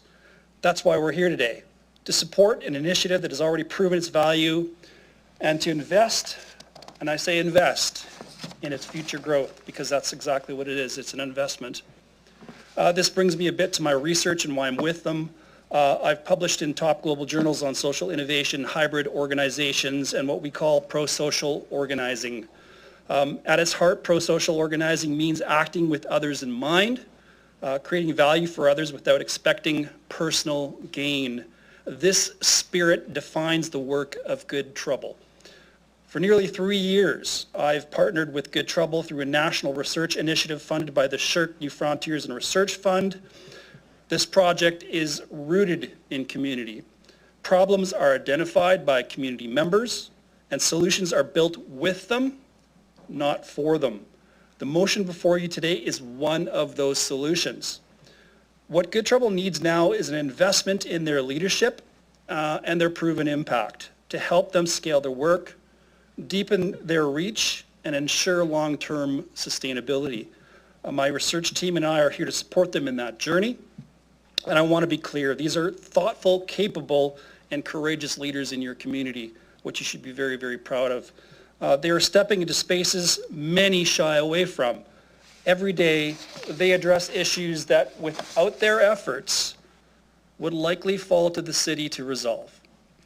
Their work is real, their relationships are deep, and their impact is measurable. but it is not sustainable without support.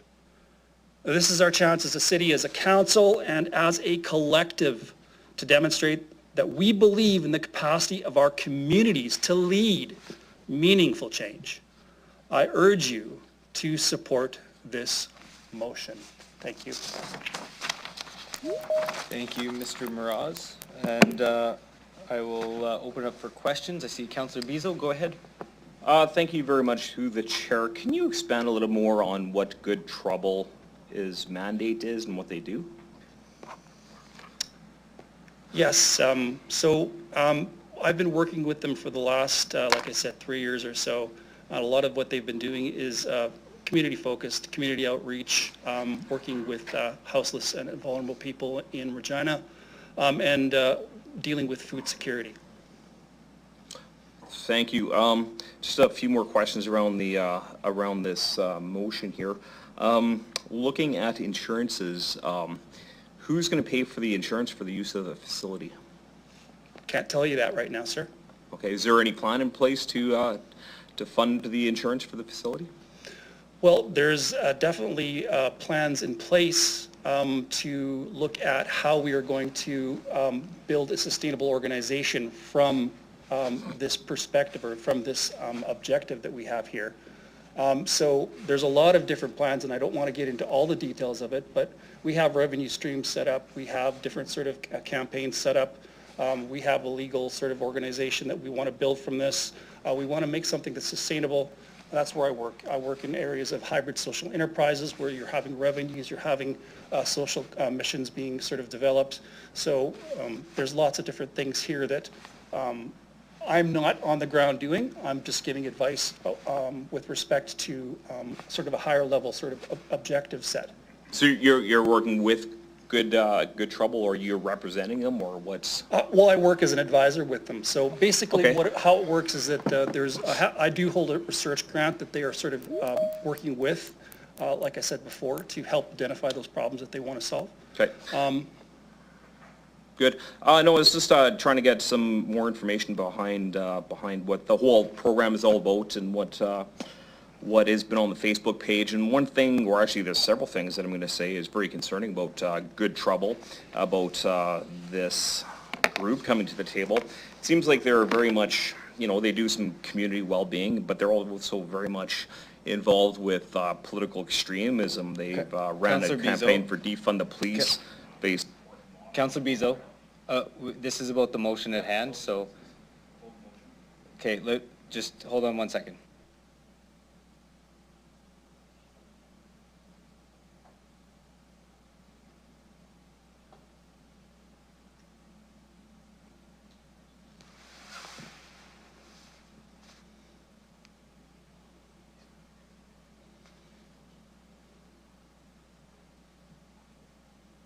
So I just want to make sure it's 1 in tune with this motion, and 2 that we're asking questions. So I just want to make sure those are 2 things.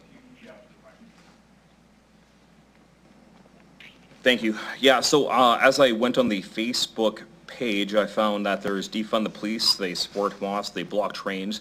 So what is the intent here? And you're not coming to the table with insurance, so what is the intent? What is your ask? And previously you called council a bunch of clowns, so what is the ask of this? Why are you asking me? Well, you said you were supporting Good Trouble. Councillor Beazle, we're not going to get into debate. If you have a question related to the motion, let's stick to that. Yeah, that is the question, like it's around the... Okay. Okay, hold on 1 second.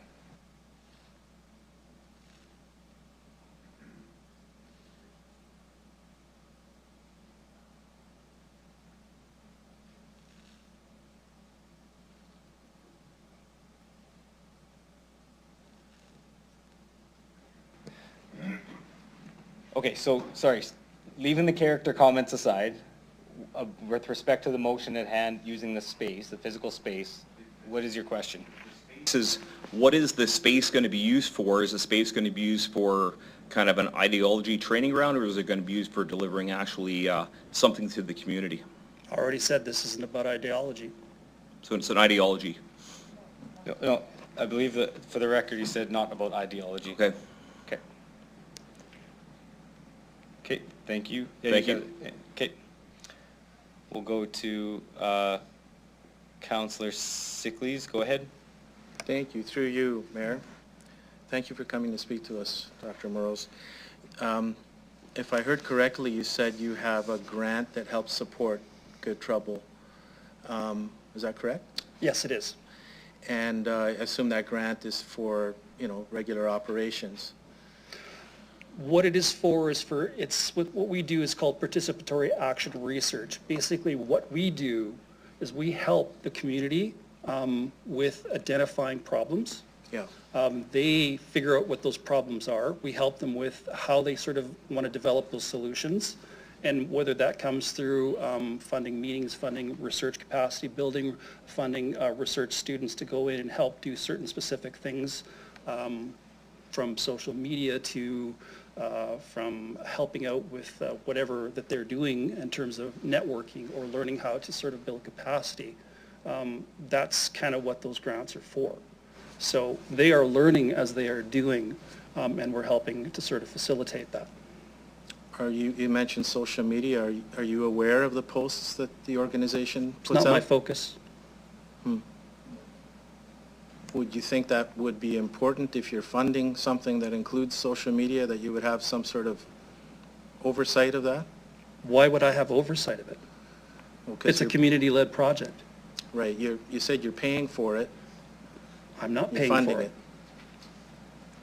it. Well, maybe we should have asked this of the group before you, I guess, because I'm seeing things on social media that don't look like they're courageous, compassionate, or lifting up. Okay, so same thing, Councillor Sickles. So the motion at hand is for physical space for a group that's talking about food security. Okay. I think we need to separate political, things that we're talking about. The motion at hand is a physical space for a community group for food Right. security. The I just wanna make separation sure of we're focused on political that. is not on me to do. It's on somebody else. You want it for a buck. What happens after 6 months? What are your plans after 6 months? Pardon me? The fire hall. Right. Well, like I said, we have put together a plan to sort of organize. Yeah. To sort of see if we can sort of build this into a sustainable organization of some type. At the fire hall, you Those think? plans are ongoing. The plans are to sort of use that space for the limited time that they have it for. And there's other sort of spaces that they want to sort of perhaps explore as they move through the process of building the organization. Is the size too small or too big, or? You'd have to ask them. Okay. The ask is to take something that's not being used, I think, and I believe use so, it, yeah. which kind of makes sense. I think you can tell a couple of us have a little issue, and That's perfectly fine. that's not fair, to call people names and ask them for help after. So we want to help you. Okay. What's the best way we can do that? Well, perhaps that was the best way to sort of deal with that question is to ask the group themselves. Because like I said, I'm more of an advisor. I work at a higher level than they are. I give sort of more abstract advice to them where they're sort of concrete working on the ground. So your questions probably were better sent to the actual group themselves. Thank you very much. You got it. Okay, Councillor Flores, go ahead.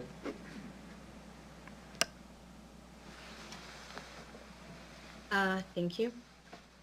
Through the chair, thank you so much for that presentation.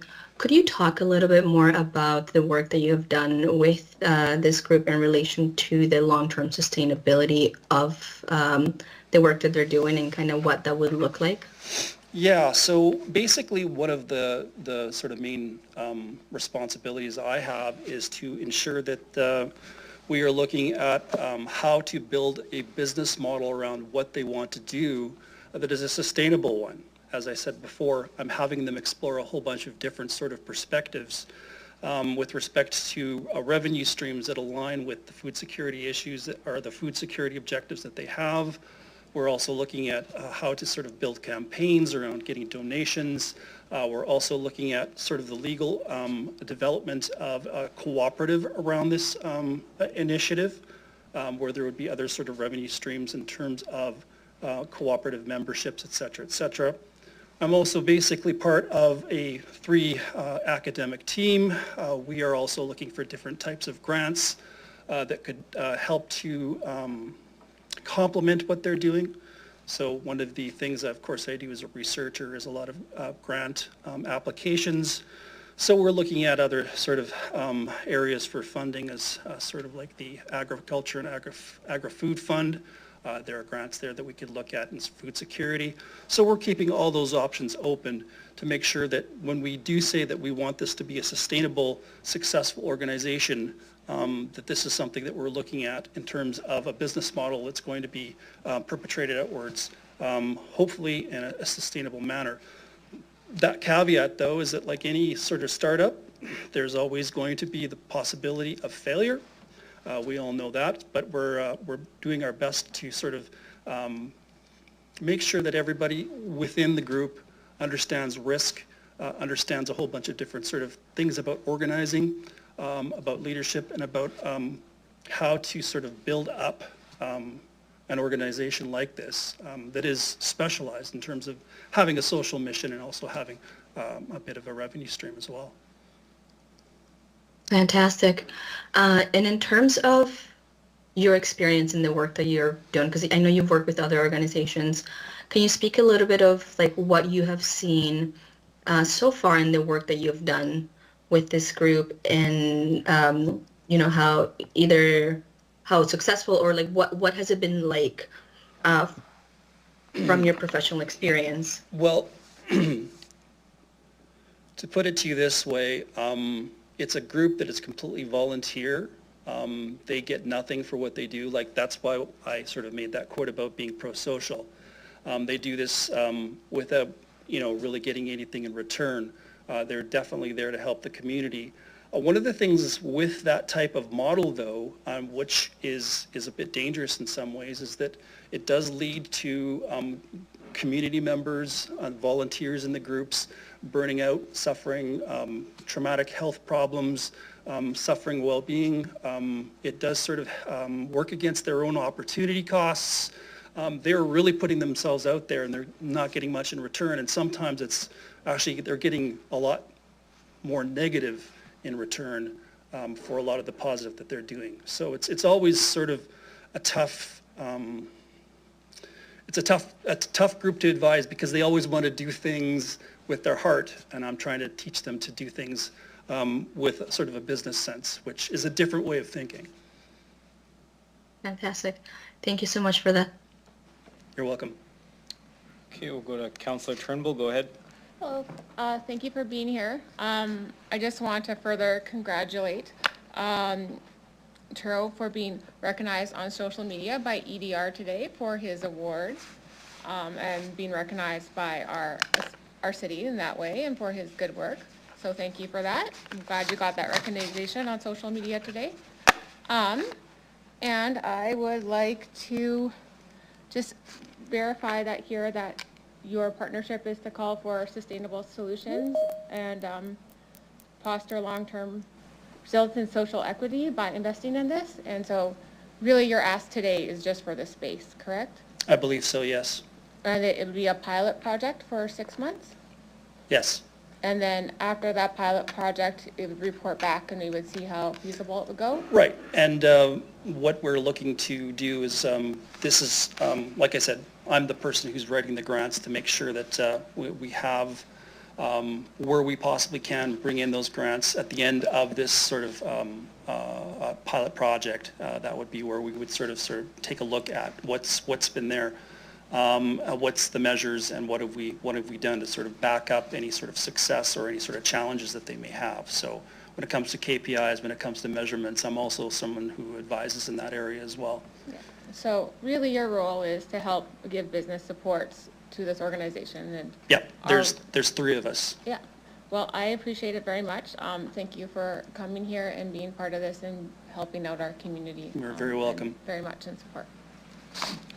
Thank you. Councillor Fro, go ahead. Thank you, Chair. Food security in Canada is not statutory, meaning it's not regulated by law or in the Constitution. No level of government is responsible for it. So my question to you in your research capacity, Have you seen a jurisdiction in Canada whereby government has intervened and funded food insecurity to the extent that it's not a problem and folks are not falling through the cracks, whereby the movements that you're supporting are not required? Have you been able to identify a jurisdiction anywhere in the country where government is adequately addressing this issue? Once again, I would direct you back to the Good Trouble Cooperative people who are the experts in food security. I'm more of a tech entrepreneurship guy that I work with in the field generally. So when it comes to specific things in terms of research, I'm not a food research professor. I'm not a food security research professor. I am someone who deals with startups and organizing. So that is my area of expertise. Probably an unfair, maybe leading question, because a secondary question, was, which I believe you've addressed, is, where there's gaps, do you feel that these social solidarity, sort of citizen-led movements can be effective in mobilizing community around addressing the fact that so many folks are hungry? Governments haven't dealt with the problem very well, have they? Local governments haven't dealt with the problem very well, have they? We haven't really given the communities the chance to be able to sort of mobilize and give them the support to be able to do this in a way that allows them success, because there does need to be investment, there does need to be some resources, but we also have to understand that this is a partnership between different levels of government. These are called wicked problems for a reason. Because of those different sort of stakeholders involved that all need to be on the same page, which are very difficult to get on the same page. Yeah, well, I'd echo the thanks to you, and through you, the business school. I'm proud that our business school is participating through you in this initiative. Food insecurity is as much an economic as it is a health and education issue, so thank you. Proud to be here. Okay, thank you, Councillor Fro. Seeing no other questions, thank you, Dr. Mraz. You can head back to the gallery.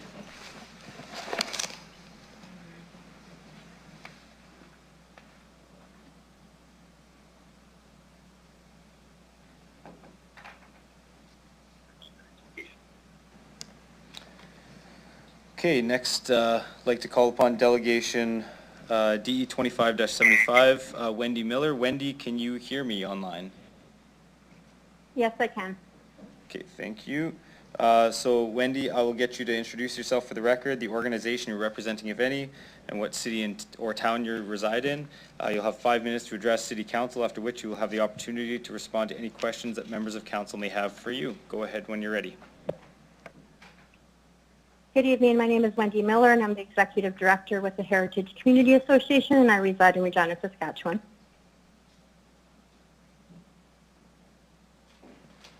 Okay, and you can go ahead.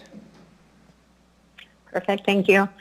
The Heritage Community Association continues to recognize food insecurity as one of the main issues that the Heritage residents in particular continue to face on a daily basis. HCA acknowledges on values the ongoing efforts of the grassroots organizations within the Heritage neighborhood. Many of these grassroots have been in dialogue with various outlets, including some of the members of City Council, and have been directed to partner with a nonprofit. HCA has been an active partner working alongside grassroots initiatives, including but not limited to Fresh Start Laundry Program, Sunday Funday, and hopefully soon to include Heritage Fast. HCA understands their role in this project and takes this responsibility very seriously. If Heritage Fast is approved to move forward, HCA would agree to be a part of the lease agreement. HCA would require an MOU with the Good Trouble, and HCA would expect consideration of adequate funds to support this project within a budget that's been started. HCA is currently a holder of 3 leases with the City of Regina. 3. We hold a lease with our office. We hold a lease with the community garden space located just outside of Old Fire Hall number 1, and we also hold a lease at Art Park. We are very familiar with the City of Regina and their lease requirements. HCA, in holding the lease, would then also provide the insurance to go with that lease. HCA as a part of this project would include the funds going through HCA potentially, and therefore administering the WCB, the payroll, and tracking the funds adequately to suffice what we're asking to do. This project could potentially be our 4th lease, and we are okay with that. This project would not change any of HCA's current food security commitments or programs, and would be in addition to. We know that this work is already being done, and now is the time to acknowledge and stabilize the efforts of these grassroots organizations. Without secured funds and space, we realize that this work would need to stop and that this does have an effect in our community. HCA is very aware of the social media posts and so on with Good Trouble. We are very aware. We are focused on feeding our community, and we are focused on investing on social capita. And we understand and encourage you to extend that greater latitude for resource allocations to local levels and community process. This will serve to improve trust and grow local capacity, dialogue, partnership, and ownership of our local needs.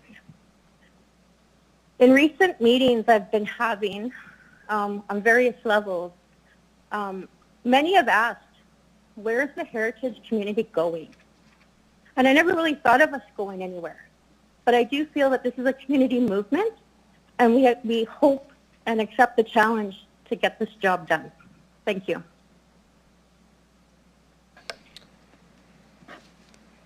Thank you, Wendy. I'm just looking to see if there's any questions for Wendy here from council.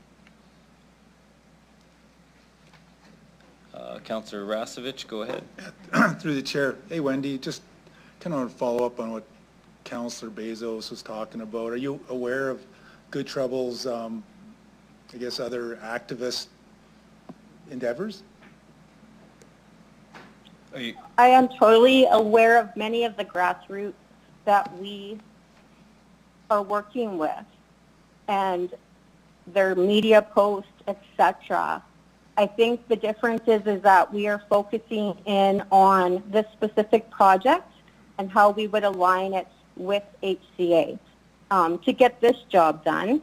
And so in looking at that and narrowing it down, I feel confident that HCA is able to hold this lease and also to manage this project with Good Trouble with a memorandum of understanding and to move forward in proper manner to get the job done. Okay, it just puts us sometimes in a particular situation too with our residents in the city when they see certain things about certain, I'm just saying certain groups, and I just wonder if you would concur with that. I'm not saying that we support everything that's posted, or I'm not saying that HCA supports everything that we hear, whether that be in regards to what we see on Just Bins about, anything and everything versus, the grassroots organizations. As for HCA ourselves, we actually released a Defund the Police Me not so many years ago as well. So, I think we value and we know sometimes it's healthy to disagree. And I think that that's a different part of a relationship and owning that and having those hard conversations of what's working and what's not working and what our expectations are with this potential lease. And, hey, and not to take away about the good things either. I'm not saying that either. So I just want to reinforce, hey, I know the good things, but we also have to answer as councillors to people in the city if they send us other, asking us questions. Anyways, thank you. Yeah, you're welcome. Thank you, Councillor Rasevich. Councillor Flores, go ahead. Thank you. Wendy, my understanding is that are currently using facilities at the Mitakoyo Oasis Center, which is great, but oftentimes limits our ability to book that for other community groups. So how would that impact Good Trouble having their own dedicated space in terms of freeing up that space, but also we've talked about the support that they provide in terms of dealing with a lot of the folks who are in the area. Can you speak a little bit about that support? For sure. So currently, Good Trouble is sharing HCA's kitchen space that we had put in an application for and have secured for some quite time. We just, move programs around. Ideally, it's not going to, it's a short-term response. We don't have the storage or the ability to host everything. And, this is where the least option was a thought, is because they do need a space that we're not constantly moving in. So that does give opportunity for more community kitchens, just in general, our cooking, our potlucks to other community members. We do rely on grassroots organizations a lot in the community to fill the gaps. And that includes Sunday Fun Day. That might include, grassroots being open before the warming space or open after the warming space closes.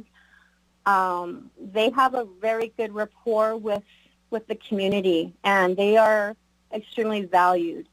The expertise that they bring to the table, you don't find in a classic notebook. And so we truly appreciate. We also appreciate the relationship that it's okay to agree and then disagree in a manner that works and in a positive manner. So we value grassroots. And I do believe that behind the scenes they are being valued, and it's just not being acknowledged in different forms. And so not every grassroots just comes to HCA. I think they're truly being directed to come to HCA. Fantastic. Thank you, Wendy. That's all for me. Thank you. Okay, thank you. Seeing no further questions, thank you, Wendy, for your presentation. You can log off. All right, thanks.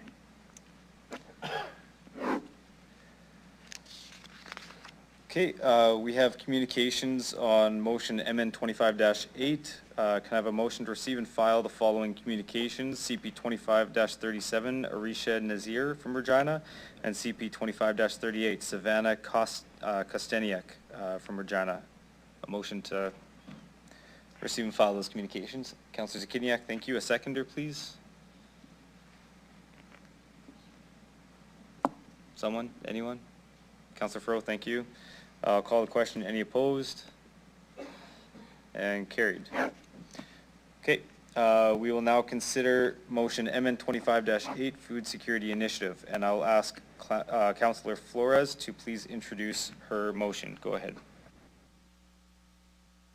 All right, sorry, just give me 1 second.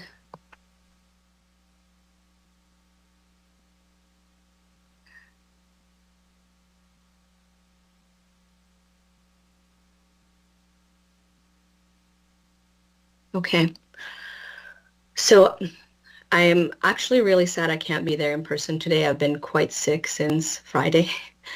So if I burst out into a cough, just please bear with me. But what I'm really excited about today is to bring this forward because it's a small token of support for such big work that's already going on in the community. And it's addressing a significant challenge that a lot of our community members are facing, which is food insecurity. And oftentimes, we see that our neighbors struggle with access to consistent, nutritious food, and that situation is often made tougher by the rising costs and other pressures. But I think, as we have seen time and time again, a lot of the people in our community step up, and that's what I've seen, and we have seen with these type of grassroots organizations, and bringing up innovative solutions. And this motion supports that type of initiative, which is that Heritage Food Assistance and Security Transformation Team, or FAST programs, as I've put it in this motion. It's really a collaborative effort, and it's bringing together a number of community organizations. So this idea of bringing a lot of resources, pulling them together to have a bigger impact, I think is so commendable and important, and I'm really proud to be able to support that. And I think it's important that we do that as a city, because that way we signal that we are supportive of this type of efforts and initiatives. And this, I think, also important to acknowledge that they're not just planning to do something right now, they're already doing that. They're making a huge difference in their efforts in terms of food rescue efforts and making ready made meals that are going out. And, you know, they mentioned they do about 800 meals a week, which I think is incredible, through their school breakfast program, working with our street team, which again, it's they don't have the capacity to do the food end of the stuff. So it's, again, supporting other city initiatives, and then the potential for so many more things.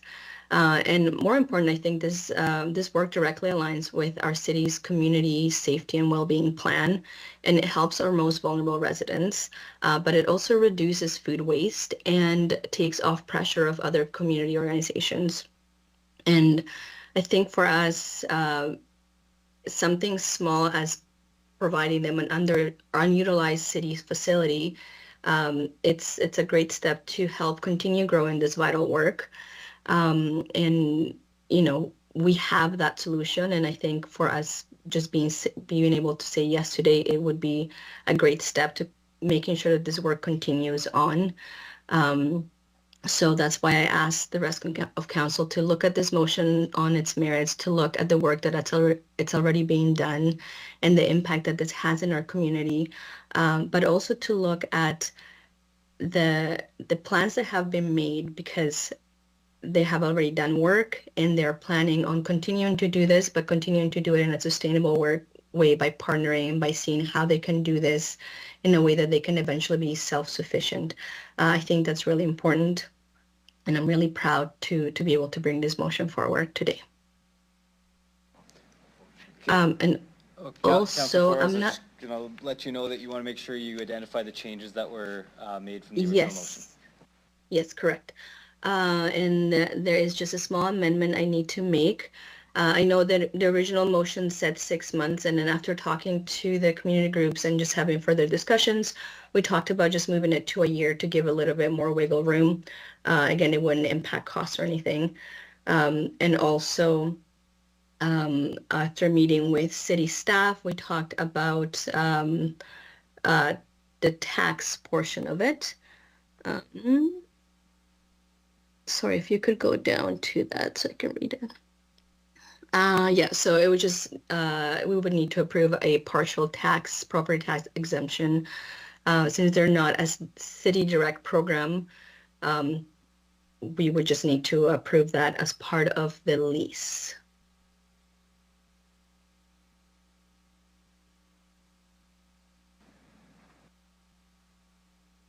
Yeah. Okay, can I get a seconder? Councillor Fro, thank you. Okay, I will open it up to questions from council members. I see Councillor Bezo, go ahead. Thank you very much, through the chair. A couple questions. I still have some concerns surrounding the Good Trouble Network and their ideologies and intent in some aspects. The questions that I have is to the city manager, city solicitor, in this case, is specifically around the lease and the leasing agreement itself. In the past, can you describe any kind of issues that Good Trouble has caused on City Hall property in the past? And what kind of leasing agreements can be put in place to prevent these problems in the future?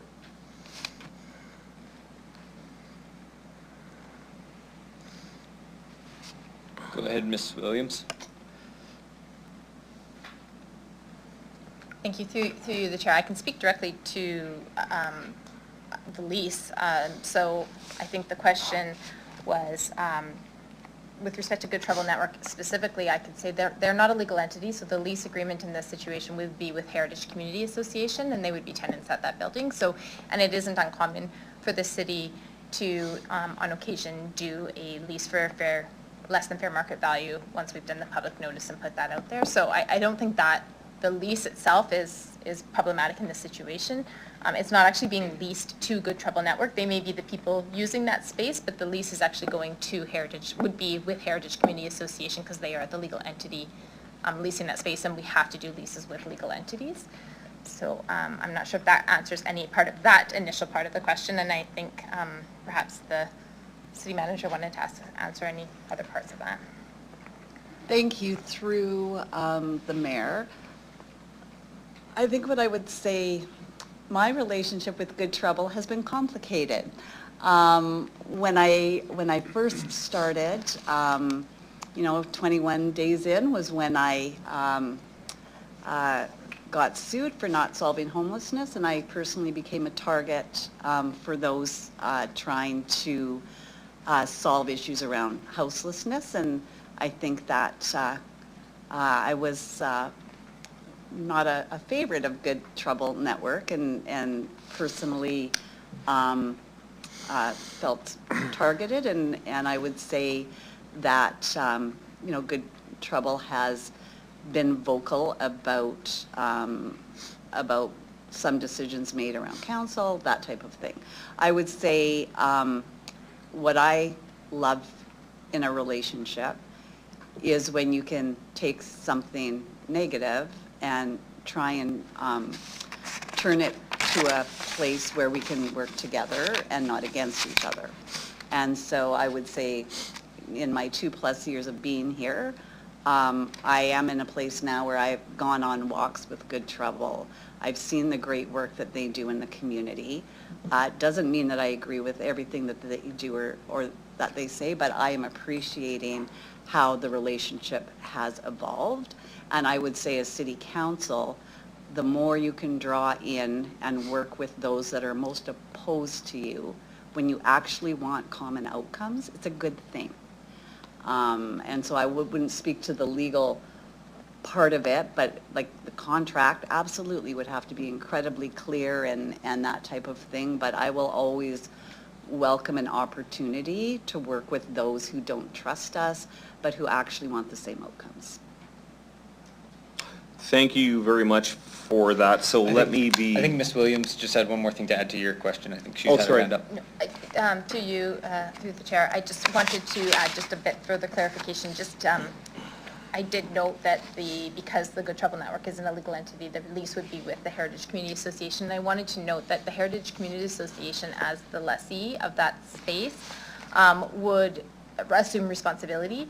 They would be required to assume responsibility for all the invitees and partners that they would allow into that space. So I just wanted to make that clear as well. And we've heard from Ms. Miller, who is supportive of this initiative.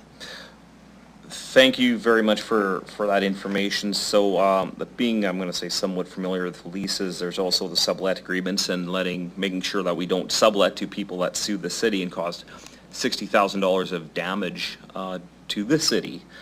So my concern is, one, is this group have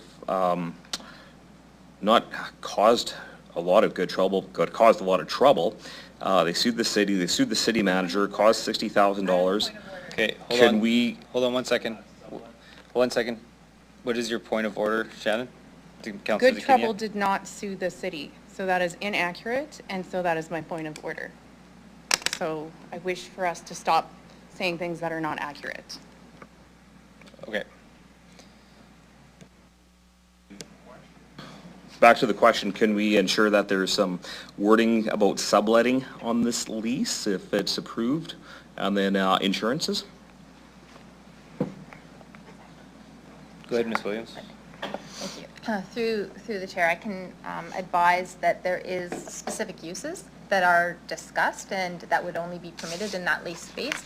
And those would be intended to be put within the lease, and they've had those discussions with Good Trouble and with the Heritage Community Association. So with respect to what would actually be permitted in that space, those are going to be, that is part of the discussion, and that would be right in the lease agreement. So I think that would alleviate some of the concerns with respect to subletting to numerous different individuals, because the permitted use and what would be allowed in that space is going to be part of the actual lease agreement with the Heritage Community Association. And full payment of insurance for the facility? I'll turn that over to Ms. Pham. Go ahead, Ms. Pham. Through the chair, in the lease agreement, there is requirements to have insurance in place. I don't know if Mr. Krawczyk wants to add anything to what the requirements are, but right now we are working through our risk management team to identify what the insurance requirements are for a space that we're leasing. Thank you. Thank you. Councillor Fro, go ahead. Yeah, thank you through the chair. I think the area of food insecurity is certainly an area where I have some degree of knowledge, and so I'd like to speak to that for a minute, if I may. The fact is, no level of government is responsible for addressing food insecurity. It is what we call non-statutory. It means no one's responsible, and it is left to community in many cases to fill in the gaps. There is direct and proven causation between food insecurity and negative health outcomes. Diabetes, heart disease, mental health, premature death, education, lower reading and math skills, economic outcomes, lower labor force participation. Like, that's not opinion, it's fact, full stop. 1 in 4 kids go hungry in Regina. 1 in 8 households, roughly 28,000 people in Regina, every single day when they go to open their fridge, either don't have any food, not enough food, or not healthy food, and that is true. So I've not seen these social media posts. I have not seen them. But what we're talking about today is feeding kids, grandparents, newcomers, working families. So until we're willing to fund, and I suspect we're not, until we're willing to fund efforts to ensure no child goes hungry in Regina, we need to avoid, I hope, litigating the political ideology of folks that are willing to feed our community. But just for some numbers, just to kind of close here, the average person requires about 3 to 5 pounds of food a day to survive, to be healthy. The average cost of food in Canada and in Saskatchewan is $3.50 a pound. So let's say $10 a day. It's roughly $110,000 a day or $40 million a year to close the gap of people in our community that are food insecure. So it is totally my preference, and I feel quite strongly about it, that we avoid extremes, that we have decorum in our community, and we treat each other with respect. But it is my expectation that we stop sending kids to school hungry. So I applaud the city manager on her comments. We have to hold ourselves accountable to treat each other with respect. I'll certainly hold myself accountable. But perfect's the enemy of good, and today 25% of all the kids in Regina go to school hungry. And so I'll be supporting this, I think any time there's a collaborative effort to avoid silos and fight hunger, it's a good news story. Thanks. Okay, I'll go to Councillor Zakidniak, go ahead. Thank you. So can you, okay, is that the end of the motion there with point 4? Okay. So I just, we haven't asked administration yet for their feedback on the motion, which I understand was that it was made in collaboration with administration, but this is something that I think is important for us to hear about any motion. What are your thoughts on this motion, administration?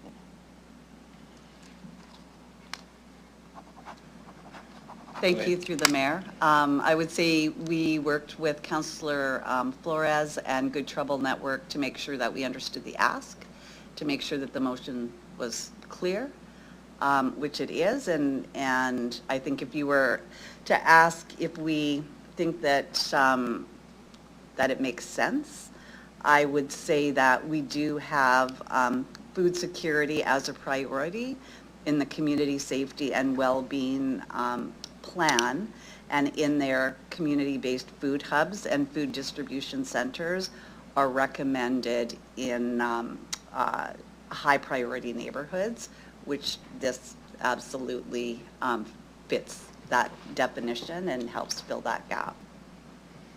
Okay, thank you. Focusing on the motion, let's remember that we're simply being asked to support and organize a network of folks who are already doing this work by giving them space and leasing something to them at a $1 per month rate. Partial tax exemption, like this, these are very basic asks in my mind to support work that folks see a gap in the community and they are taking the initiative on their own. And frankly, first of all, I'm supportive, very supportive of this, and hope that we can continue to support this group's efforts. And I'm frankly embarrassed that folks came out with a solution to help us meet our goals as a council, our strategic priorities, and what happens? People start attacking them, but not even to their face. Once, like, not even so that they have the opportunity to respond once they return to the gallery. So we talked about them, but not to them. I think it's embarrassing, and I just wanted to note that. But I fully support this motion and the solid work that's being done. Thank you. Councillor Turnbull, go ahead. Oh, hi. Get to follow up, the hangry people. So, I did have some questions about operational costs. So in this lease agreement, I note that it's $1 a month, but the operational costs for this, is that covered by the city and groundskeeping and all of that, or is that through the lease? Ms. Bam will answer that one, please. Go ahead. Through the chair, so the estimated cost, if we're doing it from an annual perspective, is $33,000 for operational costs. That's covering the utility bills and the maintenance that's required. That would be above what the lease value is that the city would be required to cover. Okay. So to the chair, you would be supporting that $33,000 like as a subsidy, sort of, along with the space? Through the chair, correct. Like right now, it'd be an unbudgeted expense, so we'd have to sort that out within the budget in order to determine how it gets covered. And whereabouts from the budget would that be taken from?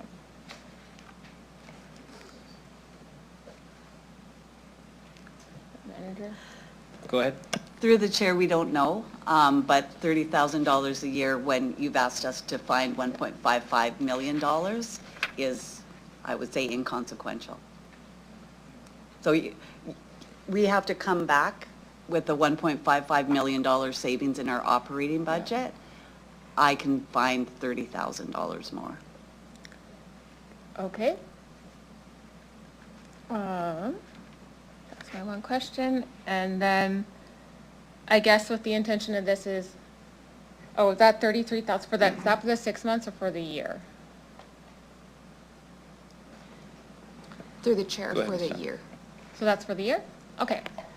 And, okay.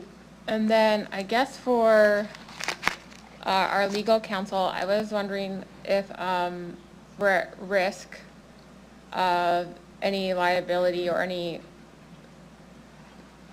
defamation, like from this conversation today. Is council at risk talking about our delegates with their political views? Ms. Williams, go ahead. Through the mayor, I don't think I can give you legal advice on the floor of council with respect to any conversations that took place today. I think that would be more appropriate to be doing in a private session, but I think I can't say much more than that at this point right now. Okay, and then to any of the administration, I guess, has there been any conflicts with any of these past vocal opinions anywhere or words? Has there been any conflict past words with anyone we've talked to today? Through the chair, sorry, what's your question? Has there been any conflicts with any of our delegations which just were past words? Has there been anything past people saying things? Has there been any actual things done past people saying things about each other in this Good Trouble Network conversation? Has there been anything past social media or words or? So I think, I feel like we're getting down into, again, Yeah. we're trying to stick to, the motion Okay, at hand that's fine. is a space for food security. I think we need Yeah. to stick to that. No, that's fine. I was just wondering, okay. Sorry. So I guess I'll just say that, to me, this seems like we're really, in the past month or so, we've declared a houseless crisis. We have examined what needs to be done. We have this opportunity in front of us that wants to leverage really a program for us to operate. And it's actually a pretty, like, it's just operational cost and low cost that we may have had to take on anyways. So I do support taking the year pilot program. It is with that little bit of subsidized rent, recognizing that we are paying for it somehow, and looking to our providers to see how that works in the next year. I think this is a really good ad. It's really good for our community. It supports what we're trying to do.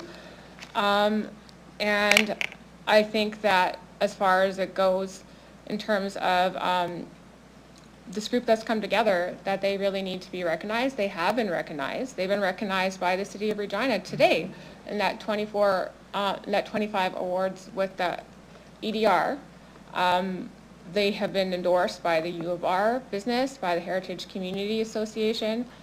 And I realize that this is municipal politics and that people all get antsy, but this is a good thing for our community. And we need to get past our differences and realize that and not make this a political campaign. And I very much support this, and I hope everyone else can see what good is here. And yeah, let's get everyone less hangry. Okay, with that, I will go back to Councillor Flores to see if you'd like to close debate. Oh, excuse me. Yes, please. Okay, so I'm grateful for all the support, and I think a lot of us see the importance of supporting community groups that are already doing incredible work for vulnerable people in our community, because we know that we can't take on anything, and when we see that there are others who are doing that work and that we have the resources and assets to help them, to me is a no-brainer to amplify and elevate that work. Again, the ask today is to support the leasing of this unutilized city property that we're already paying some of the utilities for. Like, it's already there. We're paying it to keep it there, but there's nobody using it. And it's a space that is familiar to the neighborhood. It's a space that could do so much for the community. And these folks have demonstrated to us what is being done, and now we have the ability to make more with that. And I think, to me, this is a good news story.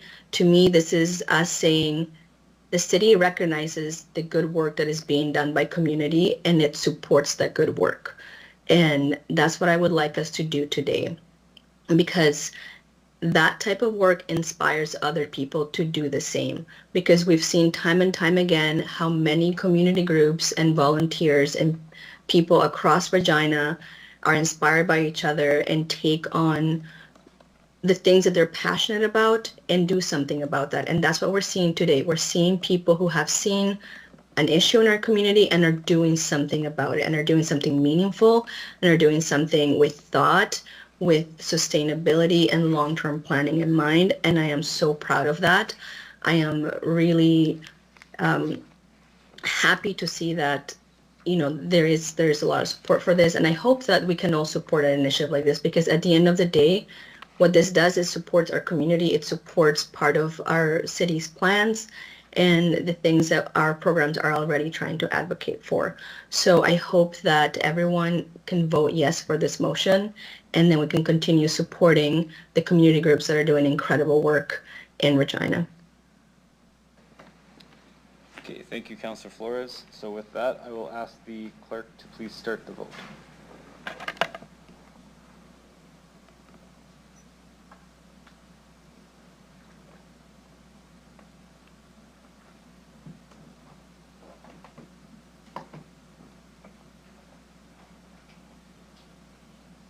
Councillor Mancinelli here. I'm going to have to vote manually. My voting software is not working. I'm in favor.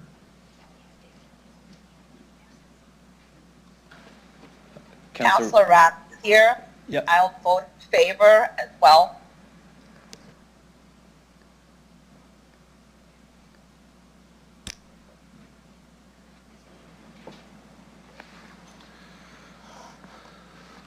Mayor Brzezinski, the motion passes in a vote of 10-0, with all members present voting in favor. And for the record, Councillor Bizo is absent from this particular vote at this time. Okay, thank you. So now we will go to, at the call of the chair, I'm going to move up. We'll now consider item CR 24-115, Kanasi Tigawin, the Indigenous Framework. So this item was tabled from December 11th, 2024 City Council meeting. And I will ask a member of administration, I'll see who's, Ms. Anderson. Okay, I'll ask Ms. Anderson to introduce the report, please. Thank you, through the mayor. In October 2023, City Council directed administration to develop an Indigenous framework that would embed Indigenous worldviews into every aspect of city work. While it was intended to go to council in fall 2024, it was tabled due to the number of reports prior to the election. However, even though it was tabled, I instructed administration to proceed with implementation among staff.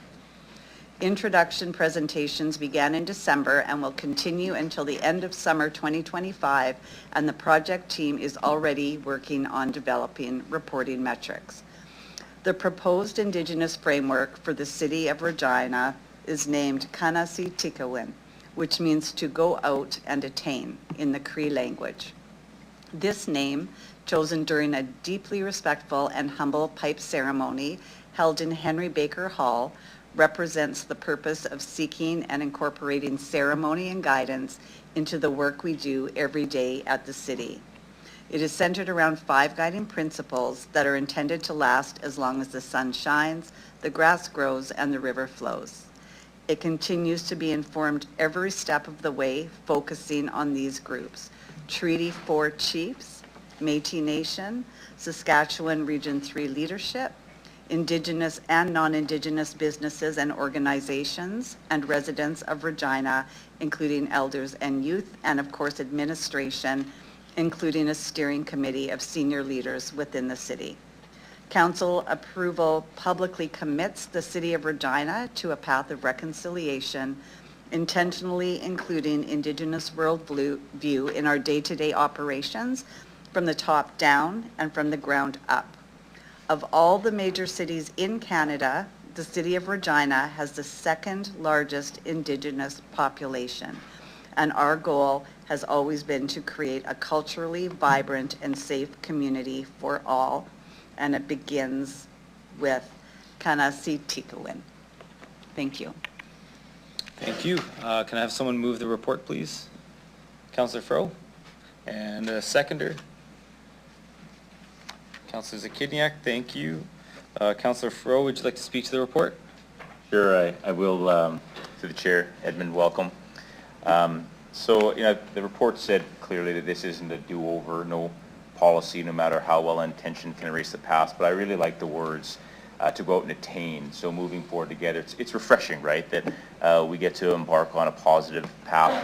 Someone I greatly admire in Regina, his name is Jeffrey Capo. He's a teacher and knowledge keeper of the Regina public school system, and he challenged me personally to not just sort of support Indigenous language and spaces, but to practice myself.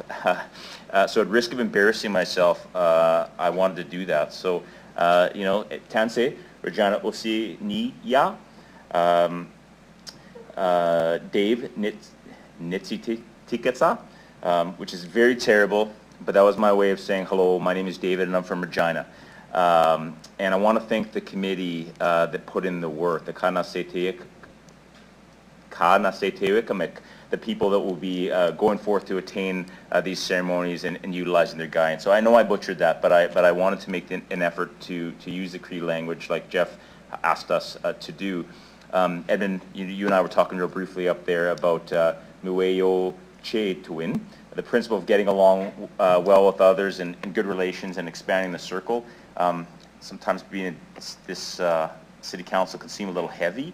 Reading through this report, it was just really refreshing. It was really sort of, I have a lot of optimism looking at the plan ahead. I want to acknowledge Chelsea Lowe as well for the incredible work that she did with her colleagues.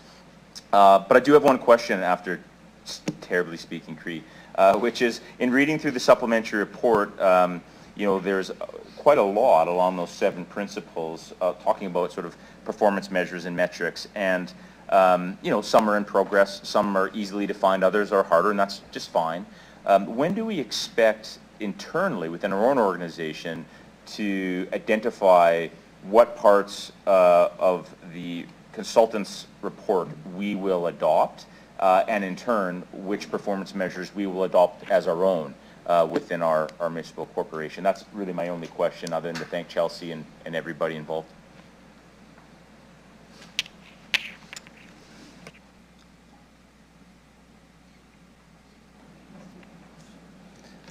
Go ahead.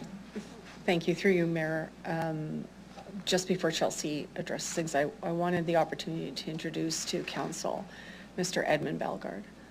He is with Kehew Consulting, and he provided all of the work that has guided us to this space. He engaged with community, and I wanted to give him an opportunity to talk about the presence of mind and the work that his firm provided the city with what we took to our internal folks to adopt and take forward. If you may, please. Go ahead, Mr. Bellegarde. Thank you, Mayor.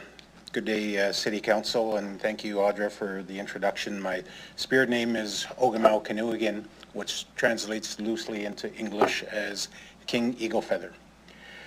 I've had a long relationship with the City of Regina, born and raised for a bit of my early years in the City of Regina, but more formally as a leader, as the tribal chief of the File Hills Qu'Appelle Tribal Council from 2006 to 2021, and as the Treaty 4 spokesperson representing the voices of 37 First Nations throughout Treaty 4 territory and more than 72,000 citizens for 3 years, working alongside the leadership, but also the important relationship work that the City of Regina has engaged on with the protocol agreement with File Hills Qu'Appelle Tribal Council dating back to 2007. Mayor Fiacco engaged in that agreement.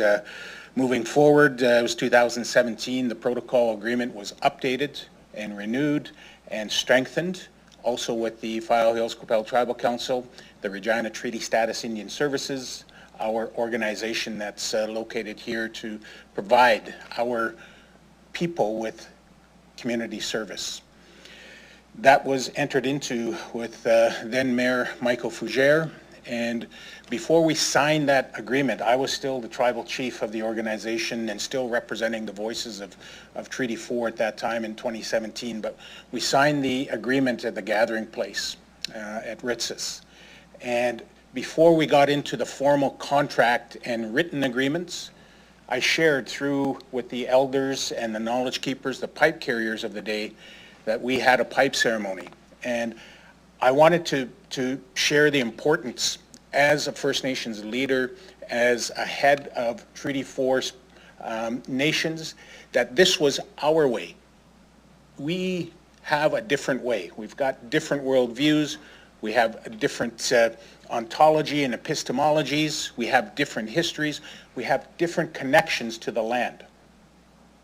We have a different way of being, a different way of knowing. It's not all bylaws. It's not all frameworks that are Western or Eurocentric in their foundation. They're very, very different. So I wanted to share that with Mayor Fougere, and then City Manager of the day, Chris Holden, joined us. And we talked about the importance and the sacred obligation and undertaking, the oath, if you will, that we were swearing before our Creator and before everybody. And what that obligation and responsibility meant in that pipe ceremony, that's the commitment that we were making, no matter how hard it is. And observing the council deliberation this afternoon brings me back to those political days and those leadership days, and sometimes tough decisions and tough dialogue. But I would say that it takes harder work to work together, to come together. So I did appreciate the city manager's comments about challenges in that relationship, that you don't turn away, that you come and you sit at the table, you come and sit with each other, because that was the biggest difference that we had. And those differences are not overcome by unilateral decision-making. Those differences are overcome by sitting together, making the circle bigger. And that's what we are bringing forward, those treaty principles through this engagement, through this report. Those principles, Tapoewen is another Cree term that means speaking the truth, speaking with precision and accuracy. And that's one of our natural law frameworks. That's what a forum like this council chambers is for. That's what the Treaty 4 Governance Center, the TP and on Treaty 4 Grounds Reserve in Fort Qu'Appelle is for. Let's speak the truth.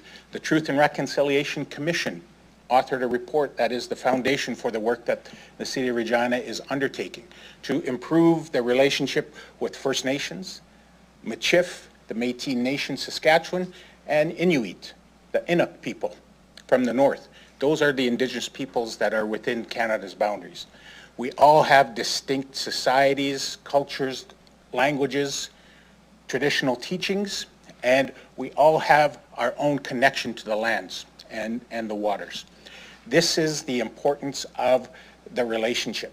This report will guide the city, the administration, in how they define that, how they scope that out, how they have the relations moving forward. Several First Nations have urban reserves within City of Regina boundaries. What are the municipal services agreements?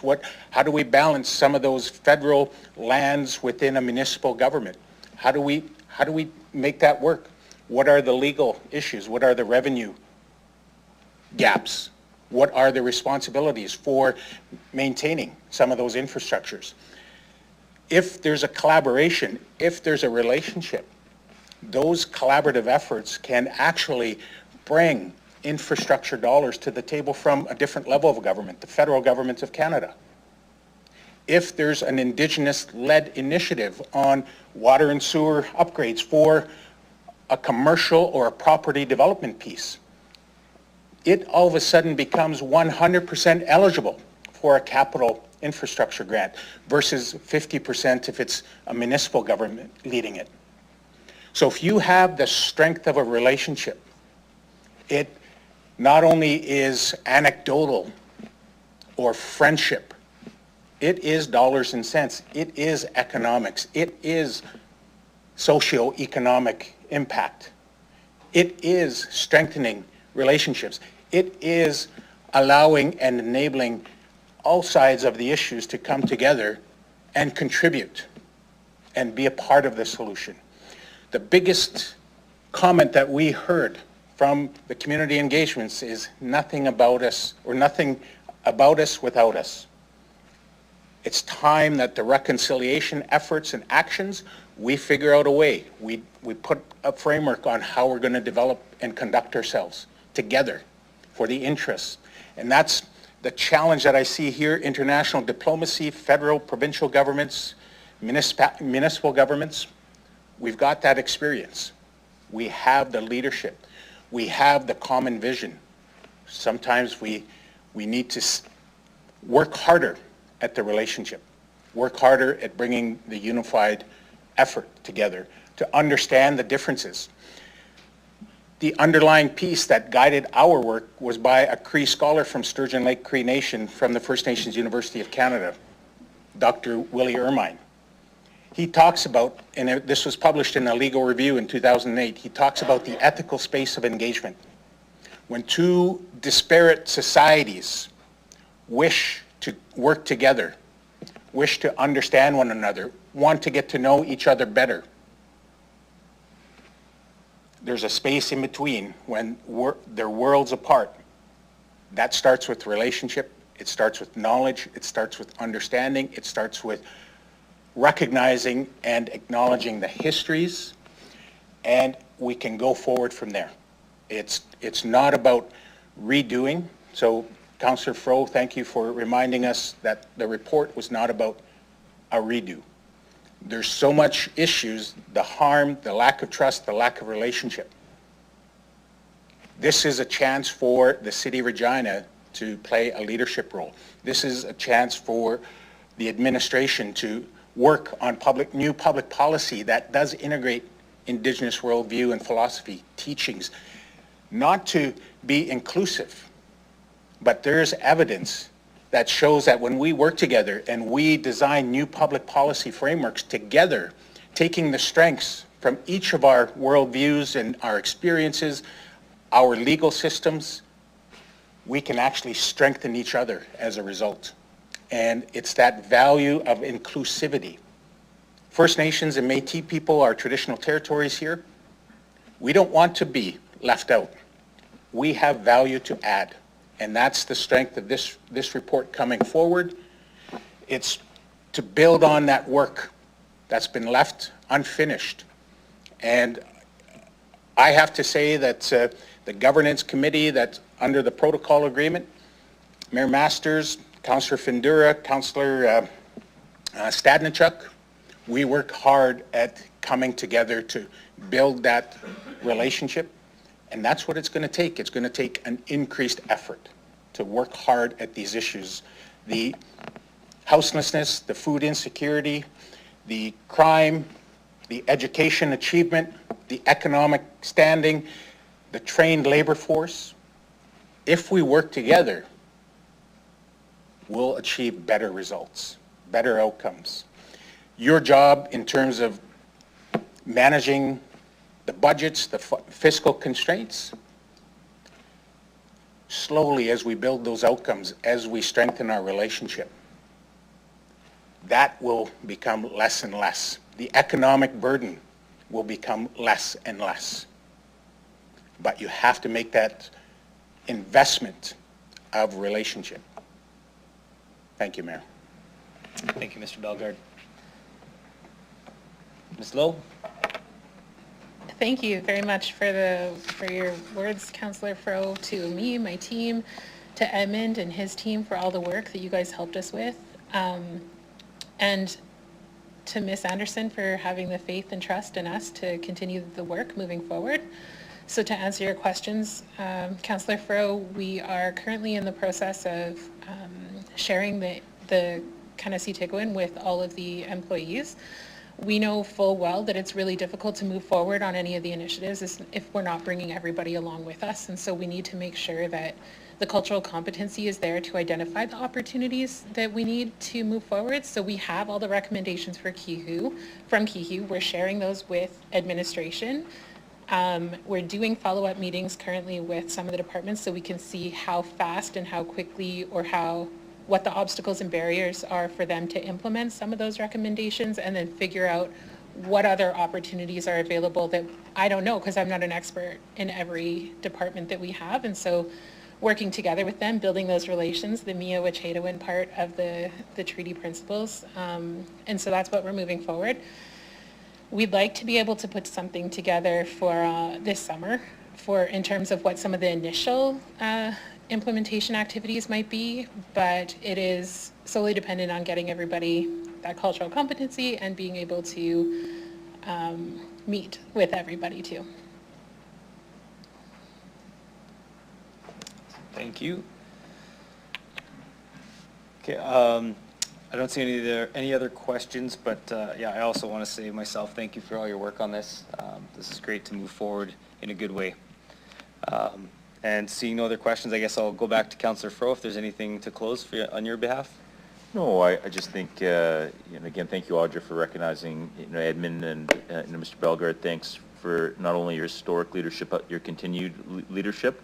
It's a strong report, and there's some important guiding principles for all of us, and I think we're all really optimistic, so appreciate it.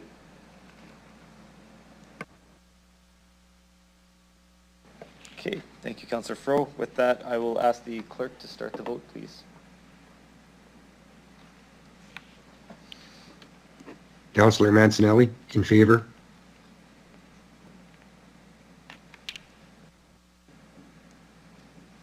Councillor Radins, in favor.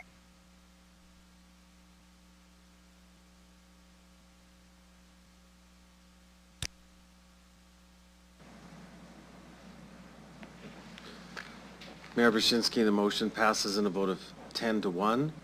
Those voting in favor were Councillors Mancinelli, Fro, Radins, Burton, Vizo, Rashovitz, Turnbull, Zakidniak, Flores, and yourself. Voting against was Councillor Siklis.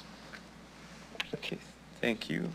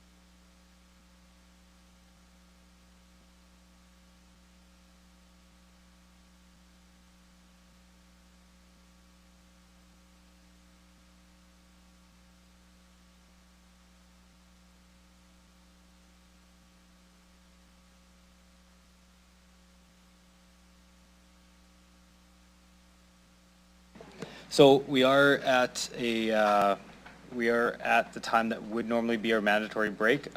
We have a number of delegations that have been kind of waiting here. I guess I would ask council if they would want to try and go through the delegations first, or the other option we could do is it's a 45-minute break normally for supper. If council would be amenable to it, could we cut that down to a half hour, eat quick, break, and then get back and make sure we can get to our delegations? Would that be, or even, yeah. We can do, I think we need to do a vote then to see what we need to do.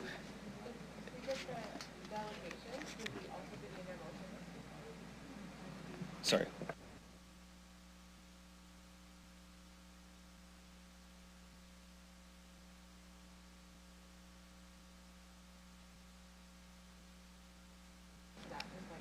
Oh, I see what you're saying. So Councillor Turnbull raised a good point that they'd likely be waiting to see the outcome of the motions as well. So, so we wouldn't. Yeah. So I guess maybe what I'd recommend, if people would be amenable to it, because folks would be here anyway after, I would say, would we be able to maybe do a half-hour break, eat quick, and then that way we can get back to the delegations and the motions all immediately after, but just shorten our mandatory break by 15 minutes. Is that okay? It's, yeah. No. Well, I am, because like, Well, we say, well, because if we say half an hour, actually trying to eat right now, then it maybe doesn't work for them. okay, no, fair point. I guess to ask you folks, I'm trying to do it to try and condense as best we can to package it all together at that point in the agenda. Would you rather us take a little bit longer to go grab a bite to eat for yourselves as we grab a bite, or would you like us to move quick and come back quick? What would be your preference? If we can, ASAP, we would prefer that, but we also do not want to take you away from your mandatory break. We are not going to be eating dinner, we're going to do. Okay. Okay. But I can't speak for anybody else. Yeah. I have a school presentation that I have to go to, and I really want to be here to talk. Is there any way we can do this and then break? Okay, majority vote. Do we like to move ahead, or it'll be a majority vote? So I'm going to look for anybody willing to move ahead with delegations. Put your.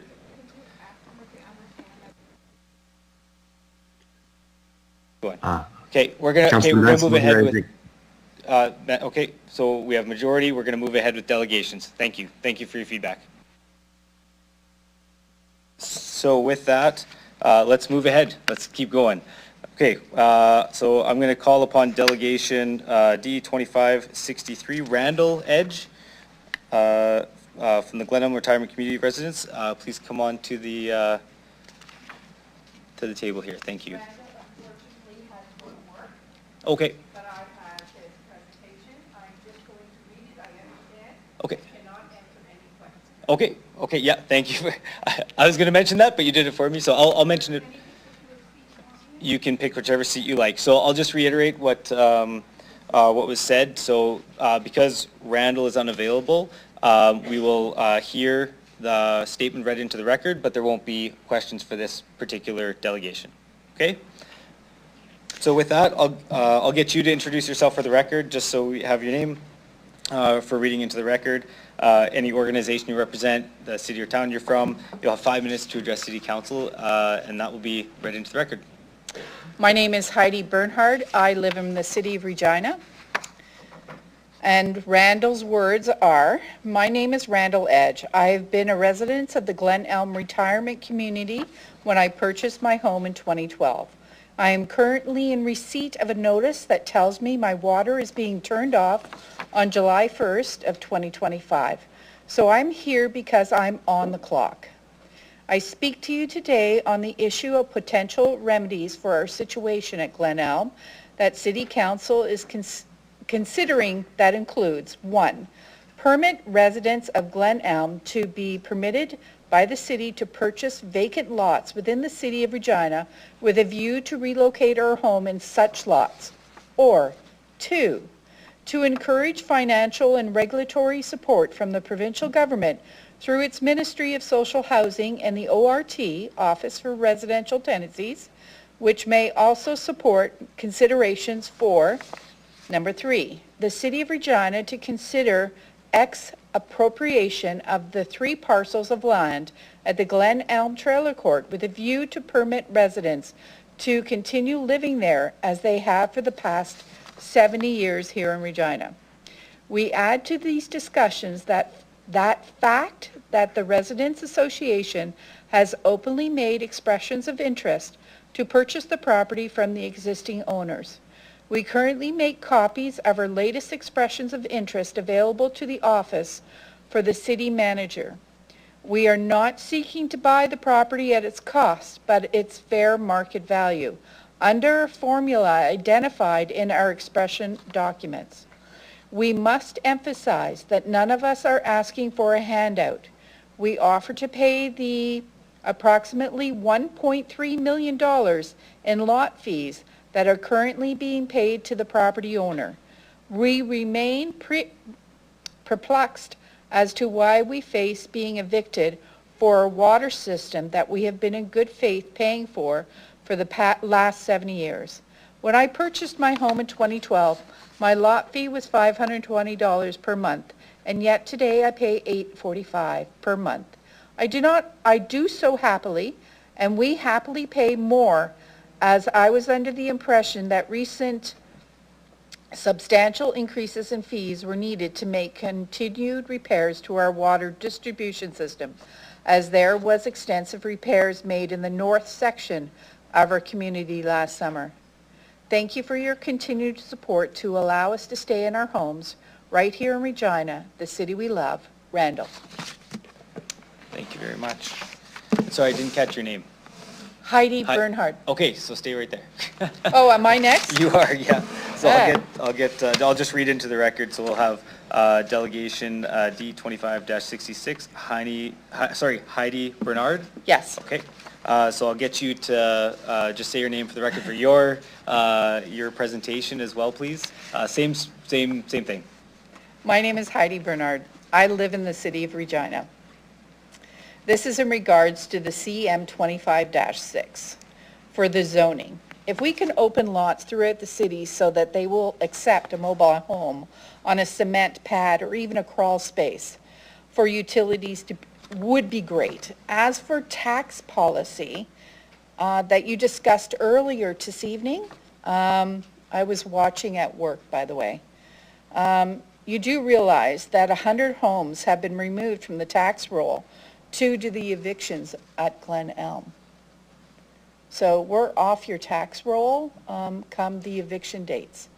We will no longer be paying taxes. I don't know who will, but we won't. I know that I'm going off topic with this question, but I need to ask this question, so please bear with me. Found in the Saskatchewan Legislative Private Sewer Works under the Private Sewer Systems, it states, the Private Sewer System Program ensures site-appropriate design and installation of on-site or decentralized sewer systems in Saskatchewan. Under the private sewer works regulations, public health inspectors issue permits and inspect the installation of new private sewer systems and investigate complaints related to existing systems. The Ministry of Health is responsible for the private sewer works regulations. Now, we were at the legislation building on Monday. Some of you may know, some may not. And this is one of the questions that we had brought to them. But they were unable to answer it because they stuck us in front of 3 social service workers that can't do anything for me because I'm a homeowner, and all of us in the park are considered homeowners. As a homeowner, we can't apply for social services, but that's the direction they're pushing us in. That's not where we want to be. Now, if this existing private sewer works can be found in the book of private sewer systems, September 14th, 2011, CP-37.1, Regulation 14A13. My question is, have the sewer systems at the sewer and water systems at the Glen Elm Trailer Court ever been inspected? Now, we put that question to the legislation. I'm putting that question out here to the counseling to see if anybody knows if it has ever been inspected. And that's putting us in the situation that we are in now because they're telling us they have failed. That's the reason for eviction, is that these systems have failed. So that's my question. I'm done. Okay, thank you, Ms. Bernard. I will look to see if anyone has any further question, or any questions, sorry. Seeing no questions, I'll ask you to return to the gallery. Thank you for your presentation. No problem. Thank you for your time. Thank you. Okay, I'll ask Delegation DE 25-68, Rachel Torrey, to come on to the, come to the delegation table.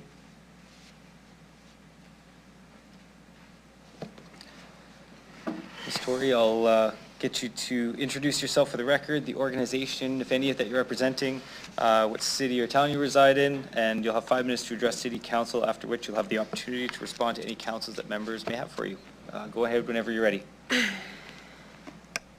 Thank you for letting me speak again. My name is Rachel Torrey. I reside in the city of Regina, and speaking on behalf of the Gerser Association, the Glen Elm Retirement Community Association. And I do want to thank everybody for the help you have offered us, but I do have some concerns with some of the solutions you have given us. The one solution offered is Sask Housing. Some of us will be unable to apply or even be qualified for Sask Housing, as some of us, as Heidi mentioned earlier, own our own homes, myself included. Another concern is I have personally emailed the pro bono law firm, and they will not touch our situation. They have offered us other solutions, and I have yet to hear a response yet.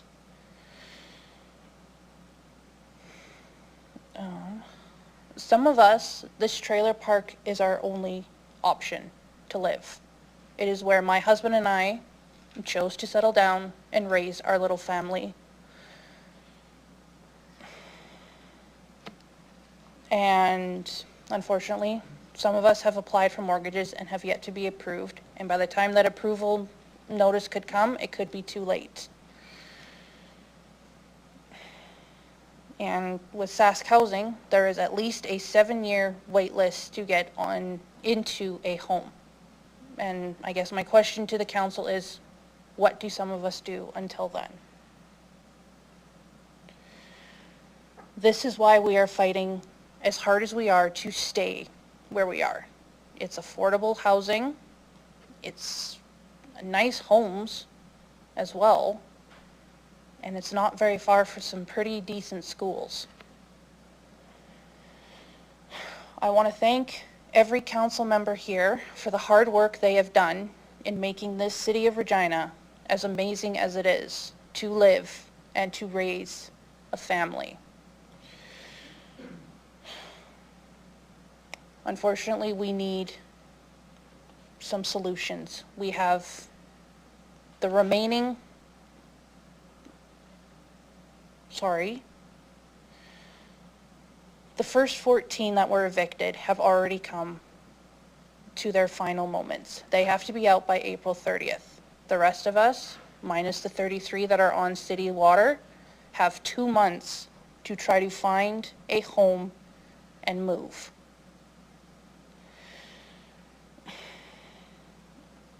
I guess what I'm asking is, can you please help us stay in our homes just a little bit longer so that some of us can find solutions on somewhere to go? Because 2 months is not enough time to find a home or get a mortgage. Another thing that hasn't been brought up is the equity in some of people's homes. Some people have mortgages, and some people are going to have to file for bankruptcy. And because of this whole situation, the entire park is suffering emotionally, mentally, and physically. There's been a lot that's been happening in the park, and people are suffering for it. You might not see it, but the people of the community see that we are actually suffering. Because this isn't just a retirement community, it's a place I decided to raise my 2 young boys, an 8-year-old and a 4-year-old. And the resources that Dr. George Ferguson offers my sons, my special needs children, is probably one of the best I've seen. My 8-year-old has autism, and George Ferguson gives him that one-on-one learning that he needs. My 4-year-old has speech impairment. He's not speaking words yet. Ferguson is helping him to finally say, Grandma. He can look at my mom and say, Grandma. He couldn't 2 years ago, and he's only been at school for a few months. Please help us stay. These are my children, my friends, my family. We have nowhere else to go.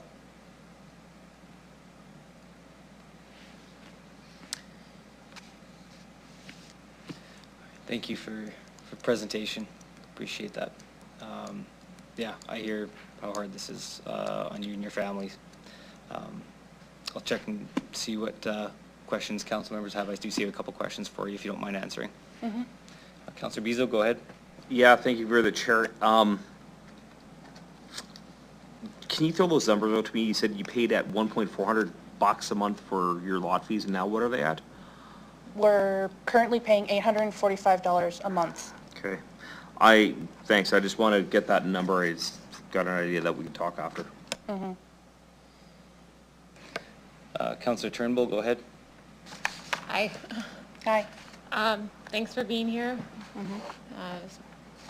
Felt that very deeply. I understand you probably feel helpless. I have to say that this is one of the toughest parts of this job because I feel helpless too. But when you visited the province, the ledge on Monday, was there any sort of hope that they were able to give you? Because I own my own home, my husband and I wouldn't be able to get approved for social housing. Okay. And you're currently just looking for anything right now? That's why everyone's here? Yeah. Okay. I just really wanted to acknowledge your story and what we can do, and also acknowledge how much this is terrible. And for everyone, and I honestly wish there was more within our jurisdiction or ability, and I wanted to say that I see you, and this really sucks.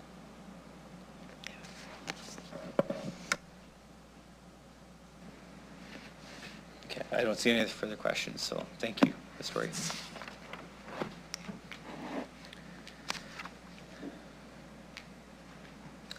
Okay, I'd like to call upon Delegation D25-69, Janice Headley.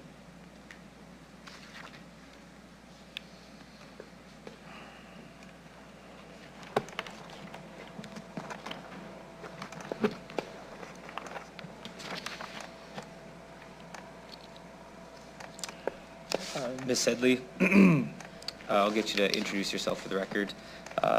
If you're representing an organization, if any, where you reside, and you'll have 5 minutes to address council and to answer, and we'll be able to answer, after which you can respond to any questions we have for you. Go ahead. Yeah, my name is Janice Headley. I live in Regina, Saskatchewan. I was born here 70 years ago.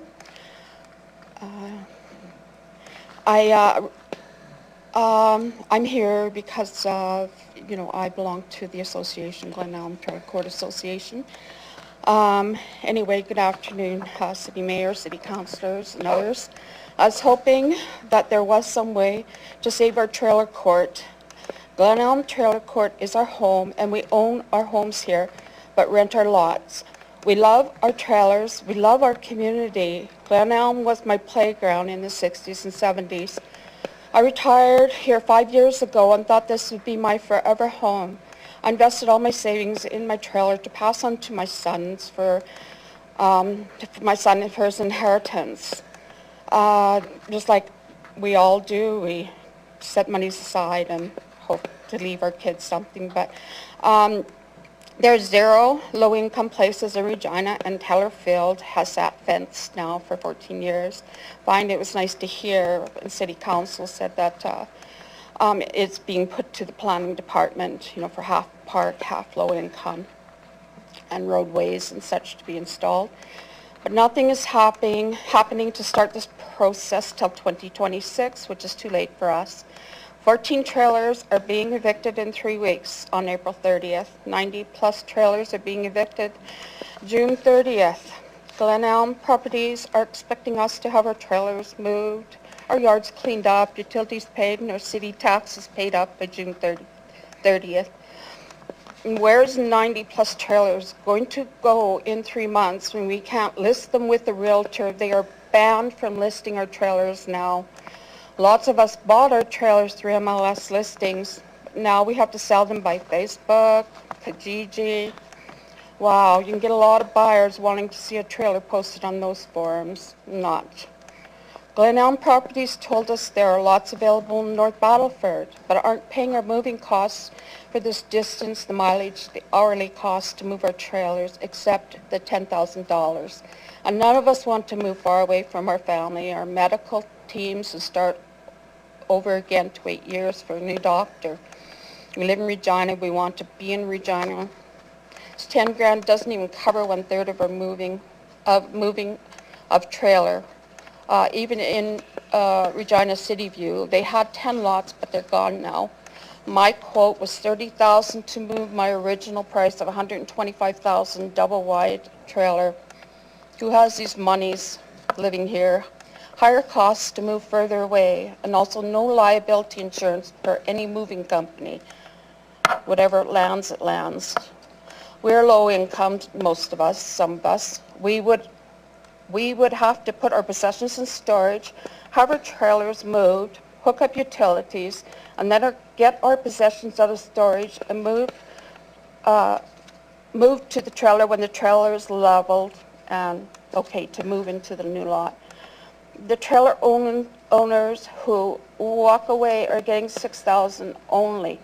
They have to be cleaned out, yards cleaned, and everything paid on eviction day. The trailer owners' investments mean nothing to Glen Elm Properties, but this multi-millionaire in Saskatoon doesn't care. City of Regina, please help us. Please work with the province to help save our homes, to get the funding in place to purchase our lots here. We all pay city taxes. My city tax last year was $857 for my trailer. It's based on the year of the trailer. The stress of this eviction notice since January is horrendous and affecting our physical and mental health.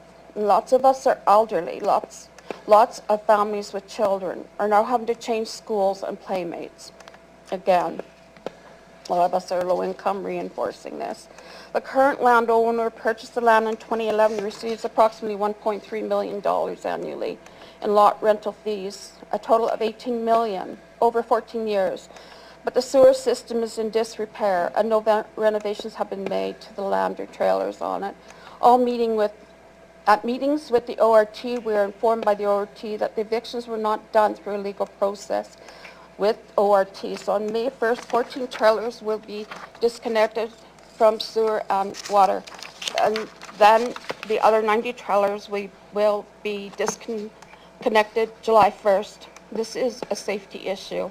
Ms. Headley, you have about 30 seconds left, just so you know. Sorry, done? You have about 30 seconds. You can, yeah.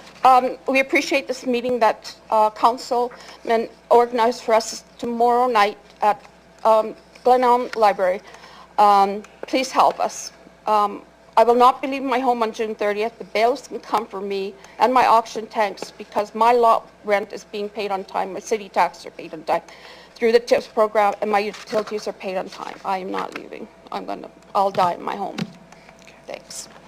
Thank you. Thank you for your presentation. And I'll check and see if there's any questions from council members.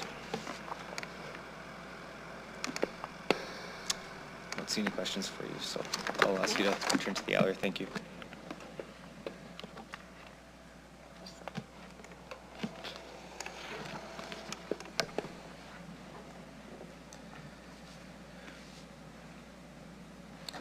Okay, I'll ask Delegation D25-70, Rod Robbins. You can come on up to the delegation table.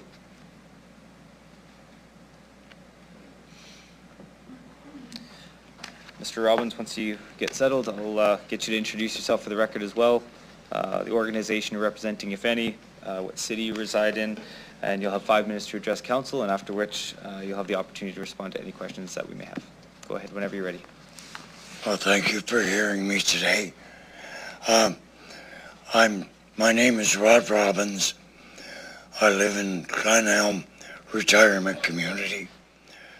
I have a couple of questions that I really need answers to. I sent a copy of my eviction notice in with my form, and I want to know is how this eviction notice is anywhere near being illegal. January the 21st, I received my eviction notice that I had to leave my home immediately. I had to evacuate it. The temperatures are minus 40. They said they'd put me up for 2 weeks at a motel. Well, they did make arrangements, but it was only for 6 days. And then when I emailed them about the balance, they wouldn't answer my email. And I sent them 15 or 20 emails and never got one reply. The only emails I get for them is what they're directing me to do. Now, when they searched for the water main break, it was right behind my residence. And they excavated and they disconnected my sewer line. Now, what happened was they had a bobcat in there. They drove it over the sewer line and it sank right to the cab. And then they said, well, the sewer line's collapsed. So this is a major, we can't fix it. But where the sewer line was collapsed, it was south of my property. And the sewer line runs to the north.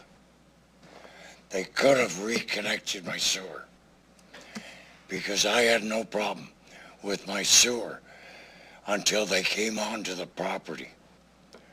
Now,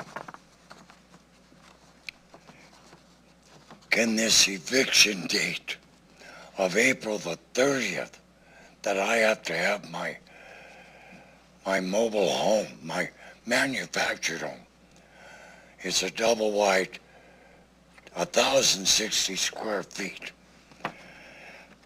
by April the 30th. Now, because of the flooding around my house, there's 3 inches of water underneath and all around. Now, minus 40, everything froze solid. My house is trapped in ice. Now the ground's thawing out. The ice is slowly disappearing, and the ground is totally saturated. I can't get a house mover in there. He'll sink right up to the axles. So there's no way I can have my home out of there by the 30th of April.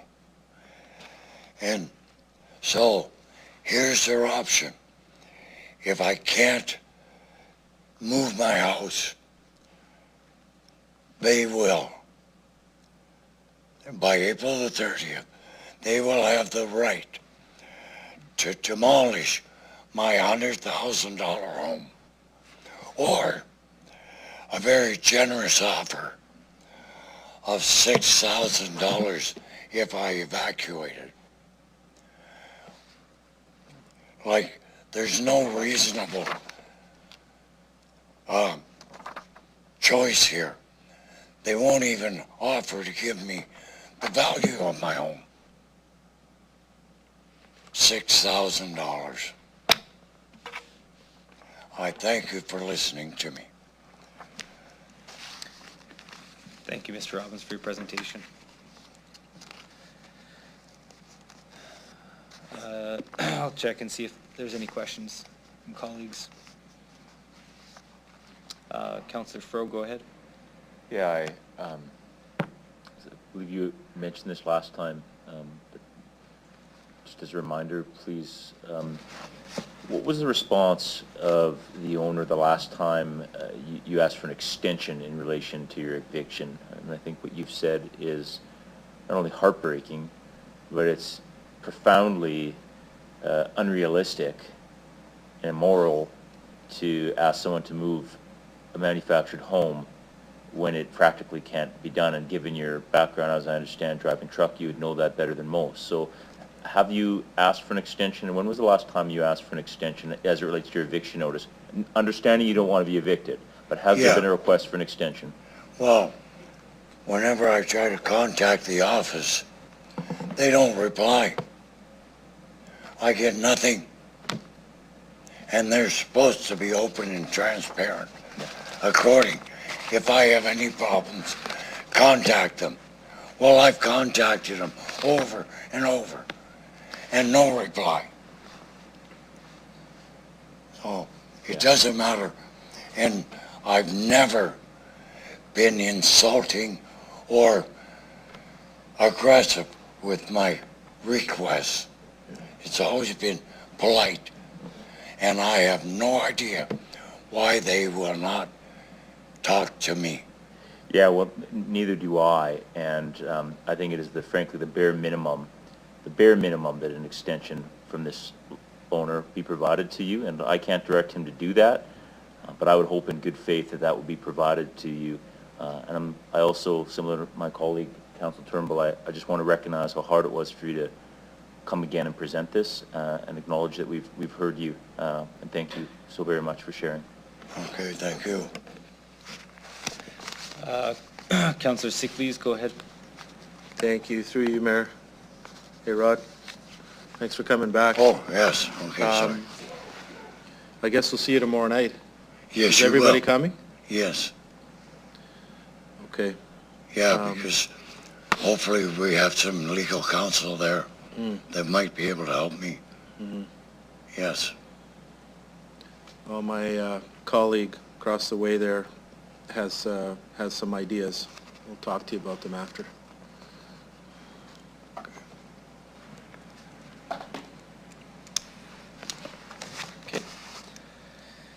Okay, thank you, Mr. Robbins. Thank you very much. Thank you. Okay, I'd like to call up Delegation DE 25-71, Lori Dietz.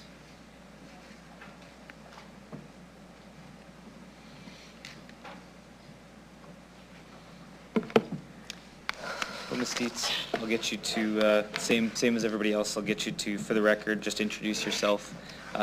If you're representing an organization, what city you reside in, and you'll have 5 minutes to address council, after which the opportunity to answer any questions we may have. Go ahead whenever you're ready. I would like to start by saying, Tansei, Lori, Nitsiga-san, Kiamaga, Regina. I can't say Regina increase, sorry. Good day, Mayor and City Councilors. My name is Lori Dietz. I'm a resident of Moose Jaw and a homeowner in Glen Elm Trailer Park. I'm here to speak to this motion, CM 25-6. I'm going to start off by prefacing if I am mistaken about the report or anything that may come between. I'm sorry if I come off harsh. This was written Monday morning before we went in between, and there's always so much going on. But I'm a bit surprised, not surprised, that the recommendation is to remove the motion. Myself and our board president have asked for a meeting with the city manager in order for them to have a clearer picture of our situation. These requests went unanswered.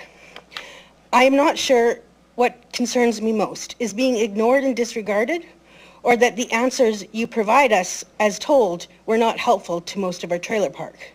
Those answers being our options were to apply for Sask Housing Benefit, the Regina Housing Authority, or income assistance. We have homeowners, business owners, hardworking Saskatchewan people, and these are your answers for them. The motion is made by our city councillors 2 weeks ago here, which I did most appreciate, by the way. I very much recognize the time and patience you gave us and this motion at that end of that very long council session. It makes the report that was submitted by the city manager and the chief of staff feel like a poorly attempted assignment. What I would like tonight is some specific answers about the sewage system. From what I've researched, there is a provincial legislation that the city can enforce. This is in the private sewage works. I've also done some more research since then in the last couple of days when it was apparent that nothing else was going to happen, and I have found 3 different legislations, 2 provincial and 1 in the bylaws for the city with the waste, sewage, and water storm bylaws, and I'd just like a lot of clarity. Are we public sewage? Are we private sewage? But even with the clarity, from what I can tell, you guys are still have the option to test either of those and to see what's going on. And that's what my request was, and I still haven't heard an answer. We just want to know the state of our water sewage. It will help us if we go to ORT. It will help us through everything. We need to know that, and the landowner won't give it. We have emailed the landlord every single week on behalf of the Glen Elm Tenant Association, repeatedly asking to delay the evictions, and we constantly get told no, no, no. Everything through his lawyer at MLT Aikens is no, no, no to everything we ask. From purchasing, he won't give us reports, he won't tell us anything. I just want us to sit down and talk. As you know, this is a really crappy system, you know, like it doesn't work. There's no dialogue back and forth, and relationships about dialogue. It's about asking a question, getting an answer. So we really just want that time to sit down so we can thoroughly understand, because I think there is some ways here if you guys can help us.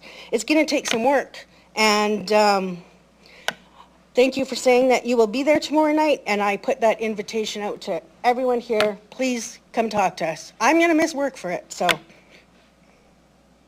that's all I have. Thank you, Ms. Dietz. I see Councillor Turnbull has a question for you. Go ahead, Councillor Turnbull. Yeah, thanks for coming, and I appreciate your passion. Can you sort of say why it's so important to come here and tell your story and be so passionate? Like, why is this? So last week, if you recall, I've said I've lived in 50 homes in my life. I have been like crawling on my hands and knees to just get some stability for me and my son. I'm a single mother. My son's father's deceased. It's just me and him. It's hard. I put $75,000 into a little trailer, hoping that I can build it and keep going. And honestly, I know where I'm not gonna be homeless at the end of my eviction. I've figured things out. I'm not leaving in the park. I'm staying in the E and F row. So I'm here to fight till the end as far as I can go here with these people. I appreciate your fight and advocacy. It's really admirable. You said that it's a crappy system, and I understand that you never really want to be the lesson learned. I've been the lesson learned before, and I appreciate you being here. So what do you think is the lesson learned for this city? Well, after 2 weeks ago, when we made the motion that we would explore as many options as possible, we had asked for a sit down so we could get a real clear picture. Like, to me, it was like a time to be like, go through the things so we can talk. And I think it was said here, like, discussion, so how we can help, because there may be, there could be an answer at the end of this that not one person here has mentioned or even thought of yet. You know, and a conversation to get those ideas going is what I would really like. Do you see there being opportunity tomorrow when we have all of our trade show vendors there? I think it would be a great opportunity. There are some other residents. I've had the time to chat to a few. It's been really hard because the weather and the spring, and and we're getting evicted and we're looking for places to live, and we all have full-time jobs and we all have families. So we're trying really hard. And each person, we talk to someone more and we get a little bit of an idea. And some people, they're going to afford to move and they're going to be able to move, and the rest of us are going to try and help each other and figure out the way forward.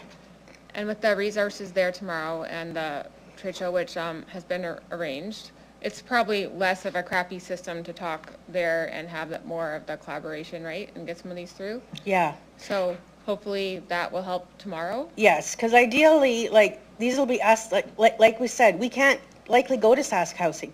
It's not going to be options for us. We make too much money. How is that possible? We still can't afford to live, but we make too much money for housing. We make too much money for that housing benefit. Have you ever dealt with that housing benefit? I gave up on that 5 years ago, and I'm doing better off now when I gave up on it. Oh, I've dealt with a lot. Here too, behind there. That's how I ended up here, actually. So I feel for you, and I hope to see you tomorrow. And there will be a lot of booths. I'm sure the administration will tell us about it shortly. But I do think there will be some opportunities outside of this environment, which can maybe feel a little more productive and back and forth. So thank you for being here again. Thank you. Thank you, Ms. Dietz. I don't see any further questions, so thank you for speaking with us today. Okay, so we will go on to... Just a question. I'd like to, whether it's now or after the break, I'd like to request that we go into private session to discuss some commercially confidential, potentially information. I'm happy to do that after break or before, whenever it's most appropriate. Thank you. Can we do it during break? Hold on one sec.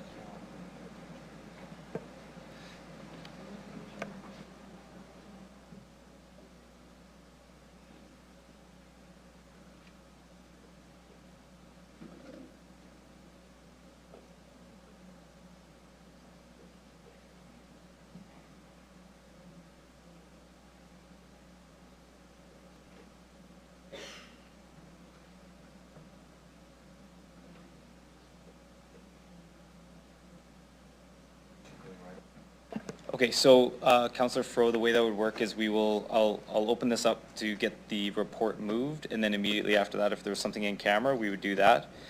and then come back and continue with the report. So that would be the sequence of events that would be best. So, so let's, Like, I'm confused as to. I think the plan was to get through because I believe Okay. the residents wanted to see the outcome of the motion. Okay, So that that's was fine. the intent. I just wanted clarity. Okay. That's fine. Yep. Okay, so with that, we'll now consider item CM 25-6, Glen Elm Mobile Home Community Update. I'll ask from administration, Ms. Anderson, to please introduce the report. Go ahead. Thank you, through the mayor. I would like to start by recognizing that the residents are in a difficult situation, and it is not a situation that we would like any resident to be in. I would also say that it is true, I have not met with the residents, although I don't recall a request coming through the city manager's office. I will say that the remedy is not a municipal remedy, and that my focus has really been on responding to the motion that my bosses, all of you, put forward to us. So on that note, I have met with the province, and I would like to thank them for meeting with us on such short notice and be willing to have conversations and provide information on the report. I would also say that it has been a significant amount of work to get ready for the information session that is happening tomorrow. So I hope that my having not met with the residents is not seen as not caring. We've been working very hard to try and get ready for tomorrow, to answer the motion, and to meet with the province. So on March 26th, City Council asked us to reach out to the province about the people being evicted from the Glen Elm mobile home community. You asked us to do that because they recognize that tenant and landowner relations on private property is strictly under provincial authority, and that social service support is primarily a provincial matter.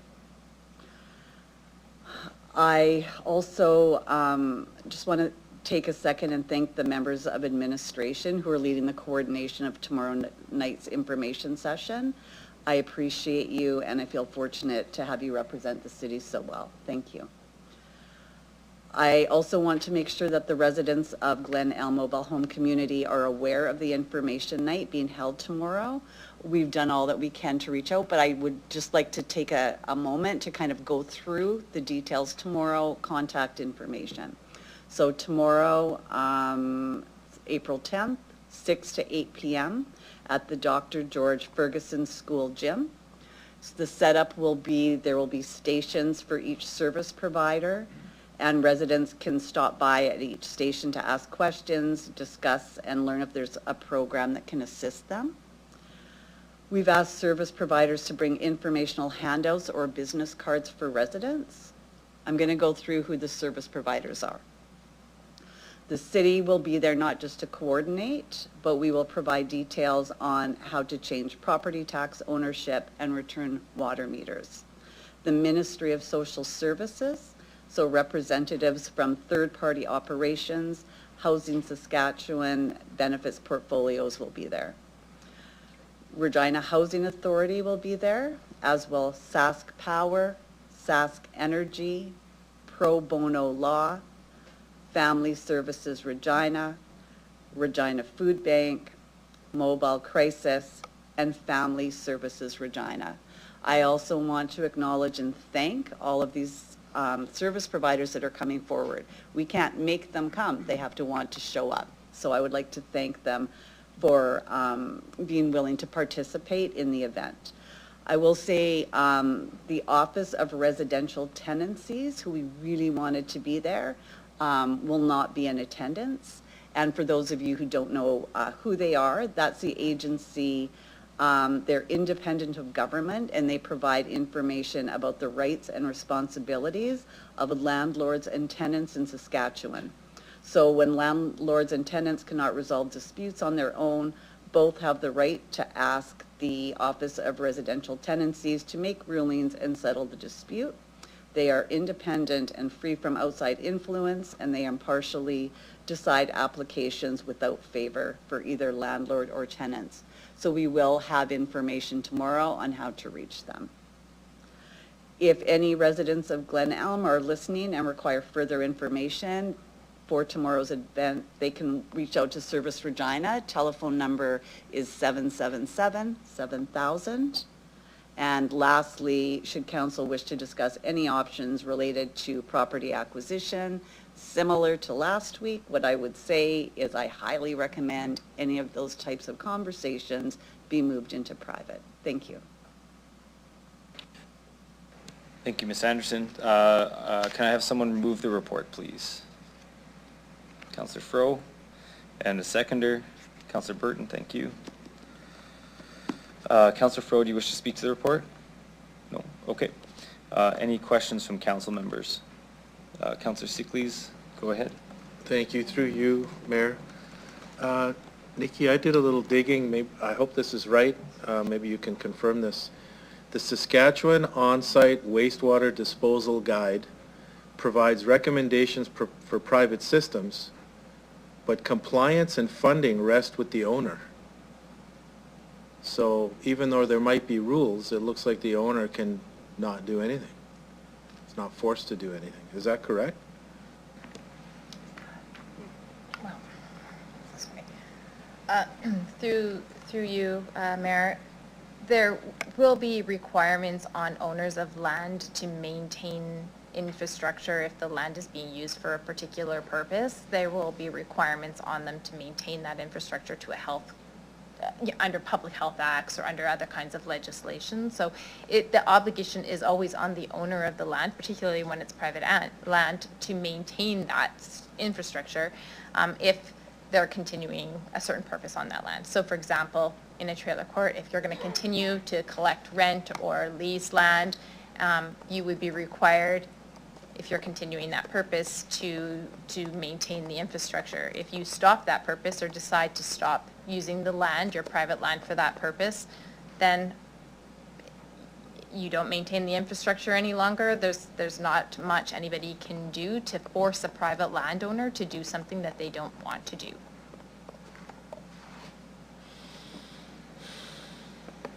Yeah. Okay. Okay. That's all I have right now. Councillor Flores, go ahead.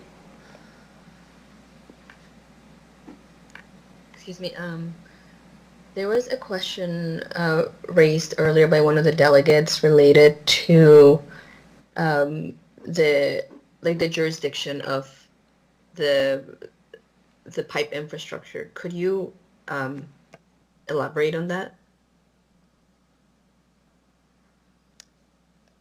Through the mayor, again, I personally, as city solicitor, I'm not aware of what the infrastructure is under the ground in this area, but I assume that there is, I know that there would be a sewage system, of course, we recognize that. There is some guidelines, and I think one of the delegates had highlighted the private sewage regulations that are regulations formed under the Public Health Act. In those regulations, there is permissive language that an inspection may be done by the local authority, which would be the city, if it's on city land. It's permissive language, that inspection can be done. Again, as I indicated earlier, the city would not exercise the authority to require anybody to do anything on private land if the purpose of that land isn't being used for something where people are, the continued purpose of that land isn't for something where it would be required. So for example, if he doesn't want to continue to use the land as a trailer park, it would be very unlikely that a local authority would exercise authority to enforce those regulations. All right, and then there were also some, excuse me, through the chair, there were also some questions related that were brought to me in terms of perhaps the permits, whether they were done right or not, and all of that. Let's say let's be charitable, and there was something done wrong and the permitting wasn't done right, would that be something that could like compel the owner to stop an eviction?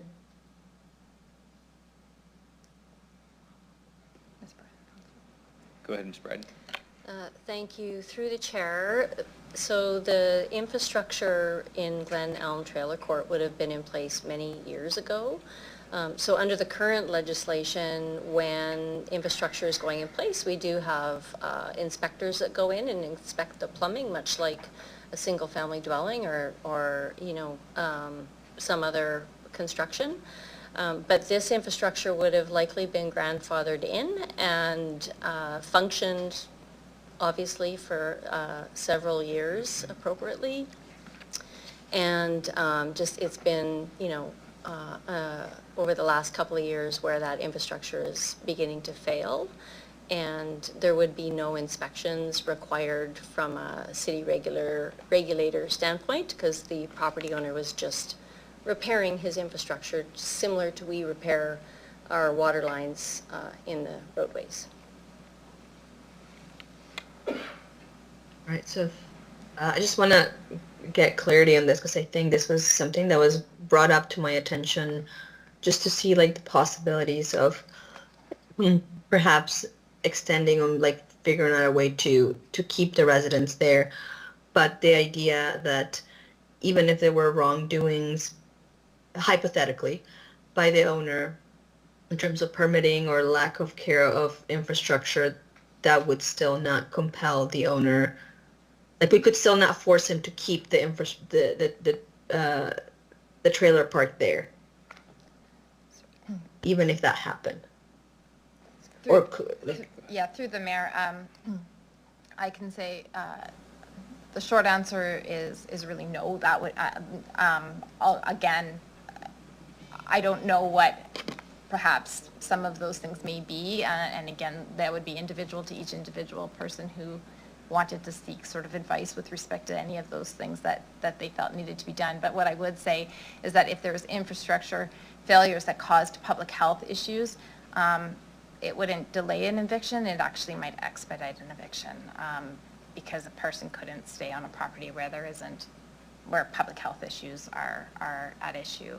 So I'm not sure that would assist any of these individuals who are in this difficult situation. All right, thank you, that's all for me. Okay, thank you. Councillor Turnbull? Just a motion to move in camera. Councillor Turnbull, can I get a seconder to move in camera? Councillor Sickleys? So we will move in camera and we will be back.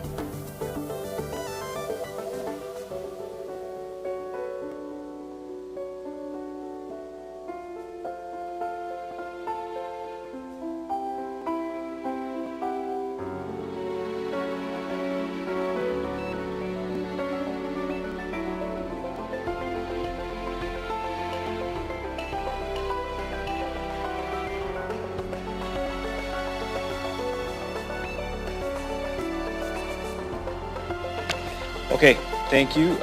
So yeah, we went in camera to receive some confidential advice, and just to be clear, no decisions were made in camera. So I'll go back to Councillor Turnbull. The floor was yours before, so I'll go back to you. Go ahead. Yeah. I would like, this is very difficult for all of us, and it's really teaching us what we can affect and cannot affect. And I would like to acknowledge all of my colleagues and all of administration,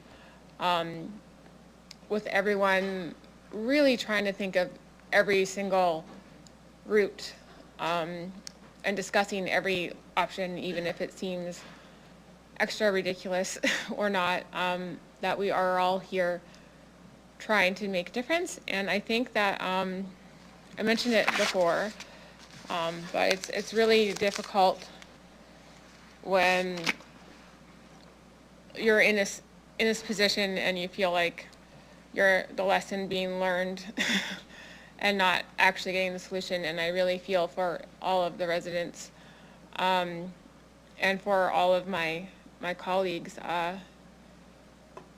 There's a very vulnerable spot when you think you have a safety net, or you think things should be a certain way, and it feels like the system failed you.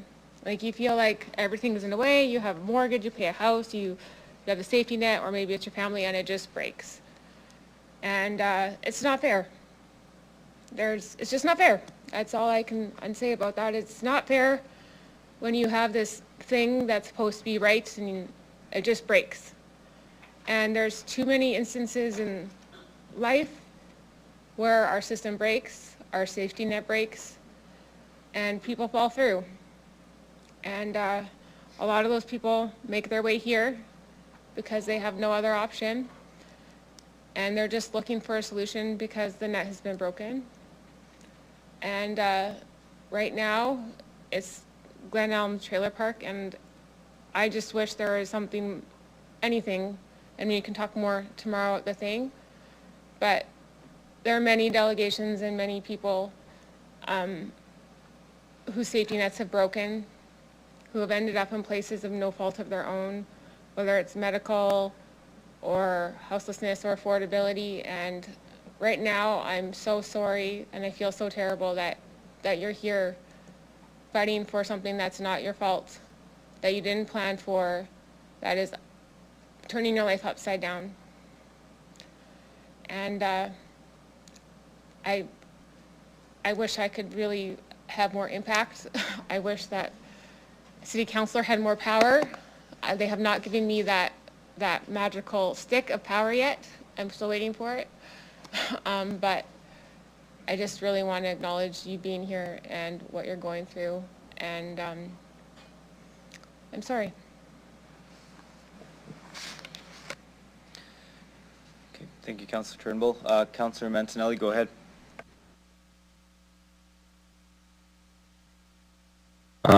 Thank you. Through the chair, just to acknowledge the delegates, very empathetic to your situation. I've been thinking really hard, and I'd like to ask administration a couple questions about the authorities that council does have. Not having heard from the property owner and having operated under assumption, I'm interested in knowing for the authorities we have, if we can make any zoning changes to ensure that this might have to stay as the way it is for its intended use for the last 70 years. Maybe a heritage designation or some type of a designation to ensure that this can't just be turned over for profitable land use and people forced out in the middle of a houseless crisis. Through the chair.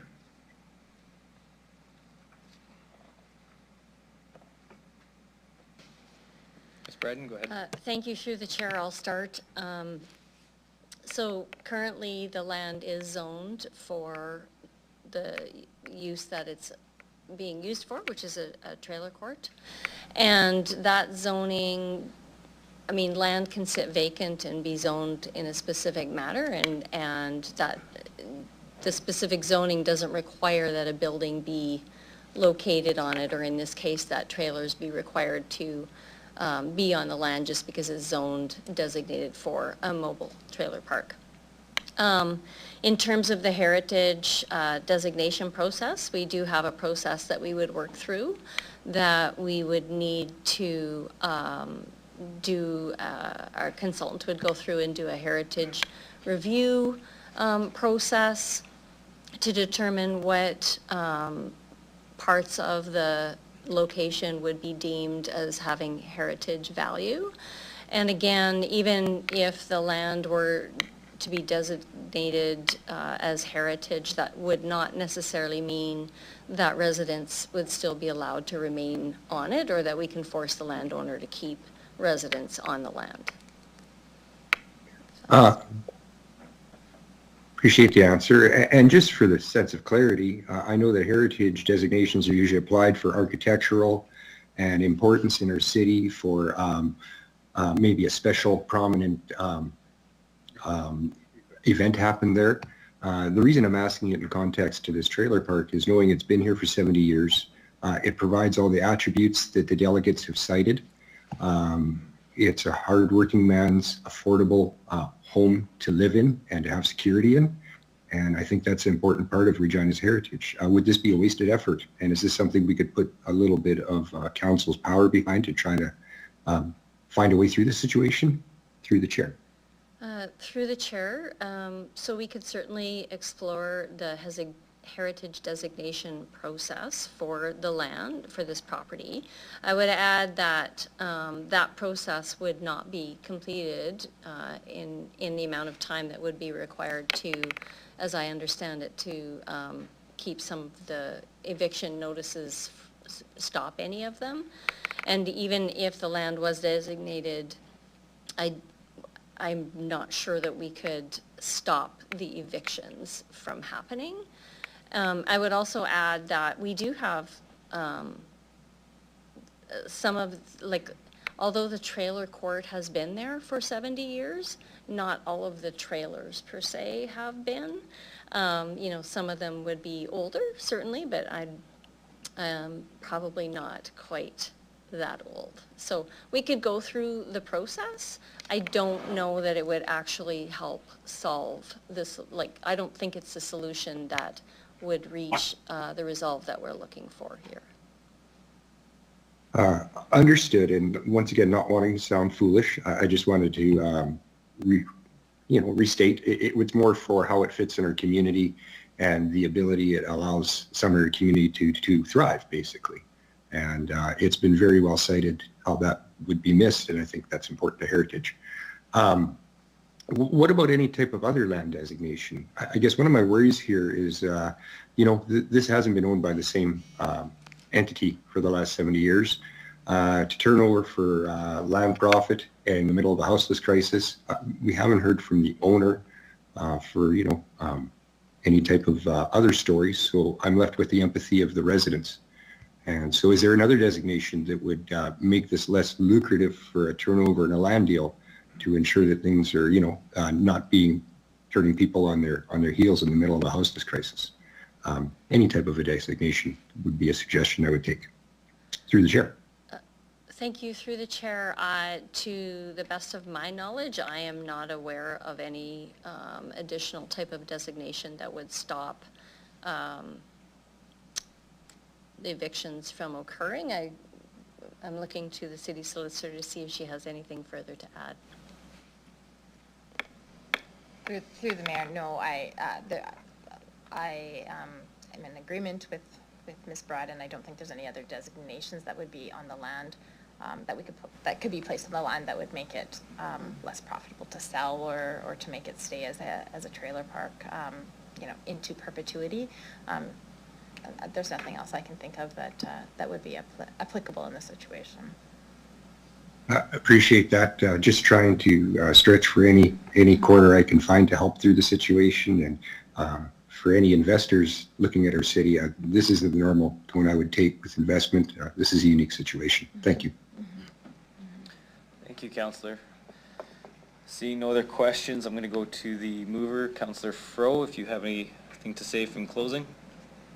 Nothing to add, thank you. Okay. Thank you. With that, I will ask the clerk to start the vote, please.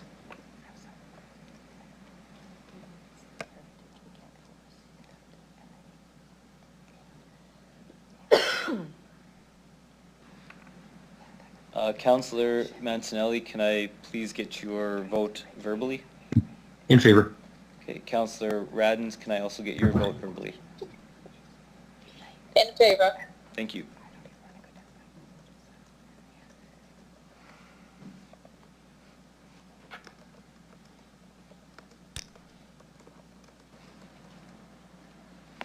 Mayor, the motion passes unanimously 11-0.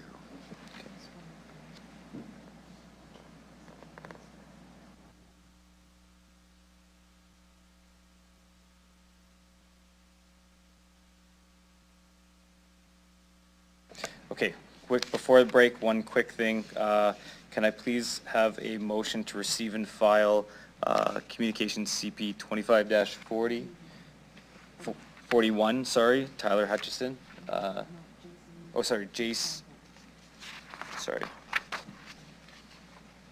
JC Stanhope, sorry. Can I get a motion for that? Councillor Zakidniak, seconder. Councillor Beazle, thank you. Anyone opposed? And carried. Okay, we will be taking a break until 8 o'clock. Thank you.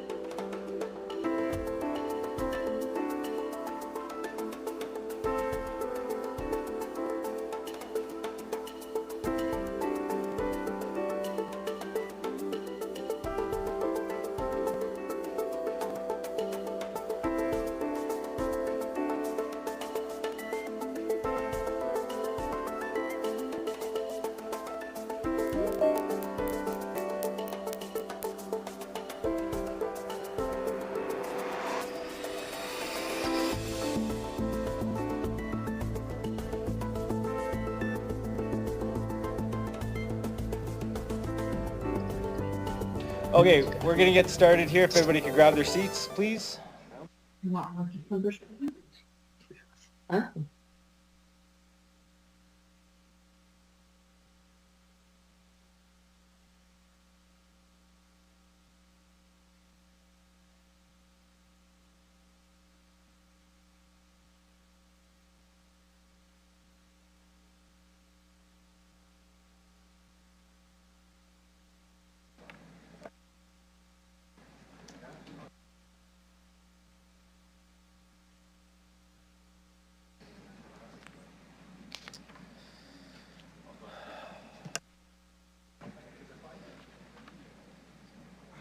Okay. We're now going to consider item CR 24-93 Transportation Master Plan Progress Report. This was tabled from February 12th, 2025. I'm going to ask Miss Anderson from Administration to please introduce the report. Go ahead. Oh, wait. Kate, go ahead. Thank you, through the mayor.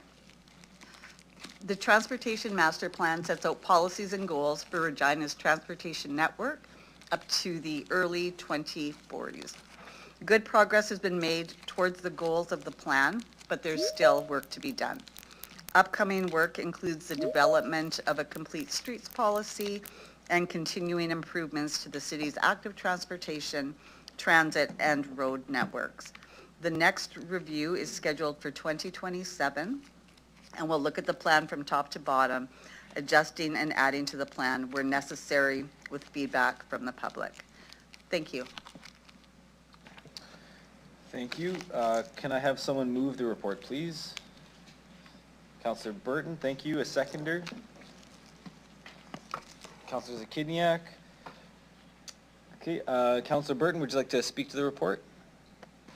I got a couple questions, or I'll wait. Yeah, Okay, I'm good. Okay, to the administration, just in very quick, concise, there's 5 new not completeds for the Arcola Avenue intersection improvements at Edinburgh, Prince of Wales, Woodland Grove Drive, Chuka Drive, and the Woodland Grove to Ring Road widening. If you just quick, 15-second synopsis, activity would happen with each of those. Who would like to speak to that? Go ahead. Through the chair, so the location this year is going to be Park and Arcola. It's getting some, I think it's a lane, like increasing the lane width for the turning lane on Arcola and some improvements to some of the radiuses. We will move along Arcola to the other intersections. The University Park Drive and Arcola intersection likely won't happen until after the Assiniboine on-ramp because it offers a different way out of there when we're working on that intersection. I can't speak to the details of every intersection, but mostly around capacity improvements, safety improvements, and just making sure it works for both vehicles and pedestrians. Okay, thank you. Thank you, Councillor. Councillor Turnbull, go ahead. Hi, thanks for going through lots of this with me earlier, but I did have one question, which was about the Fleet Street, where it's separated from the industrial area by the tracks and downwards, if there is any plans to possibly look at connecting the 2 Fleet Streets.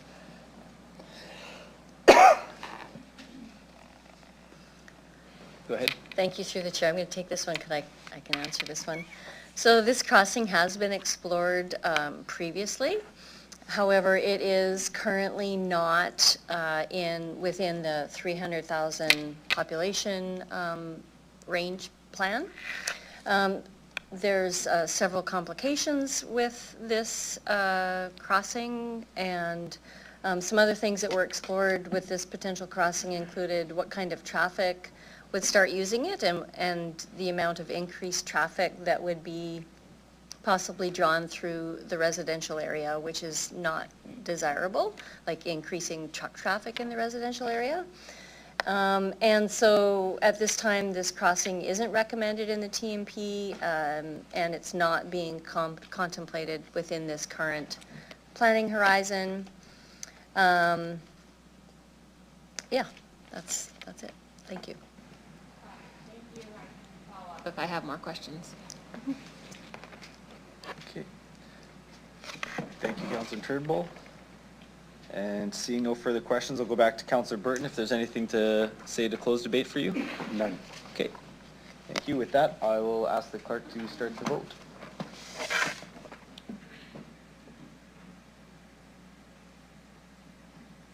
Quiet for Councillor Mancinelli in favor. Thank you. Councillor Radens? In favor? Thank you.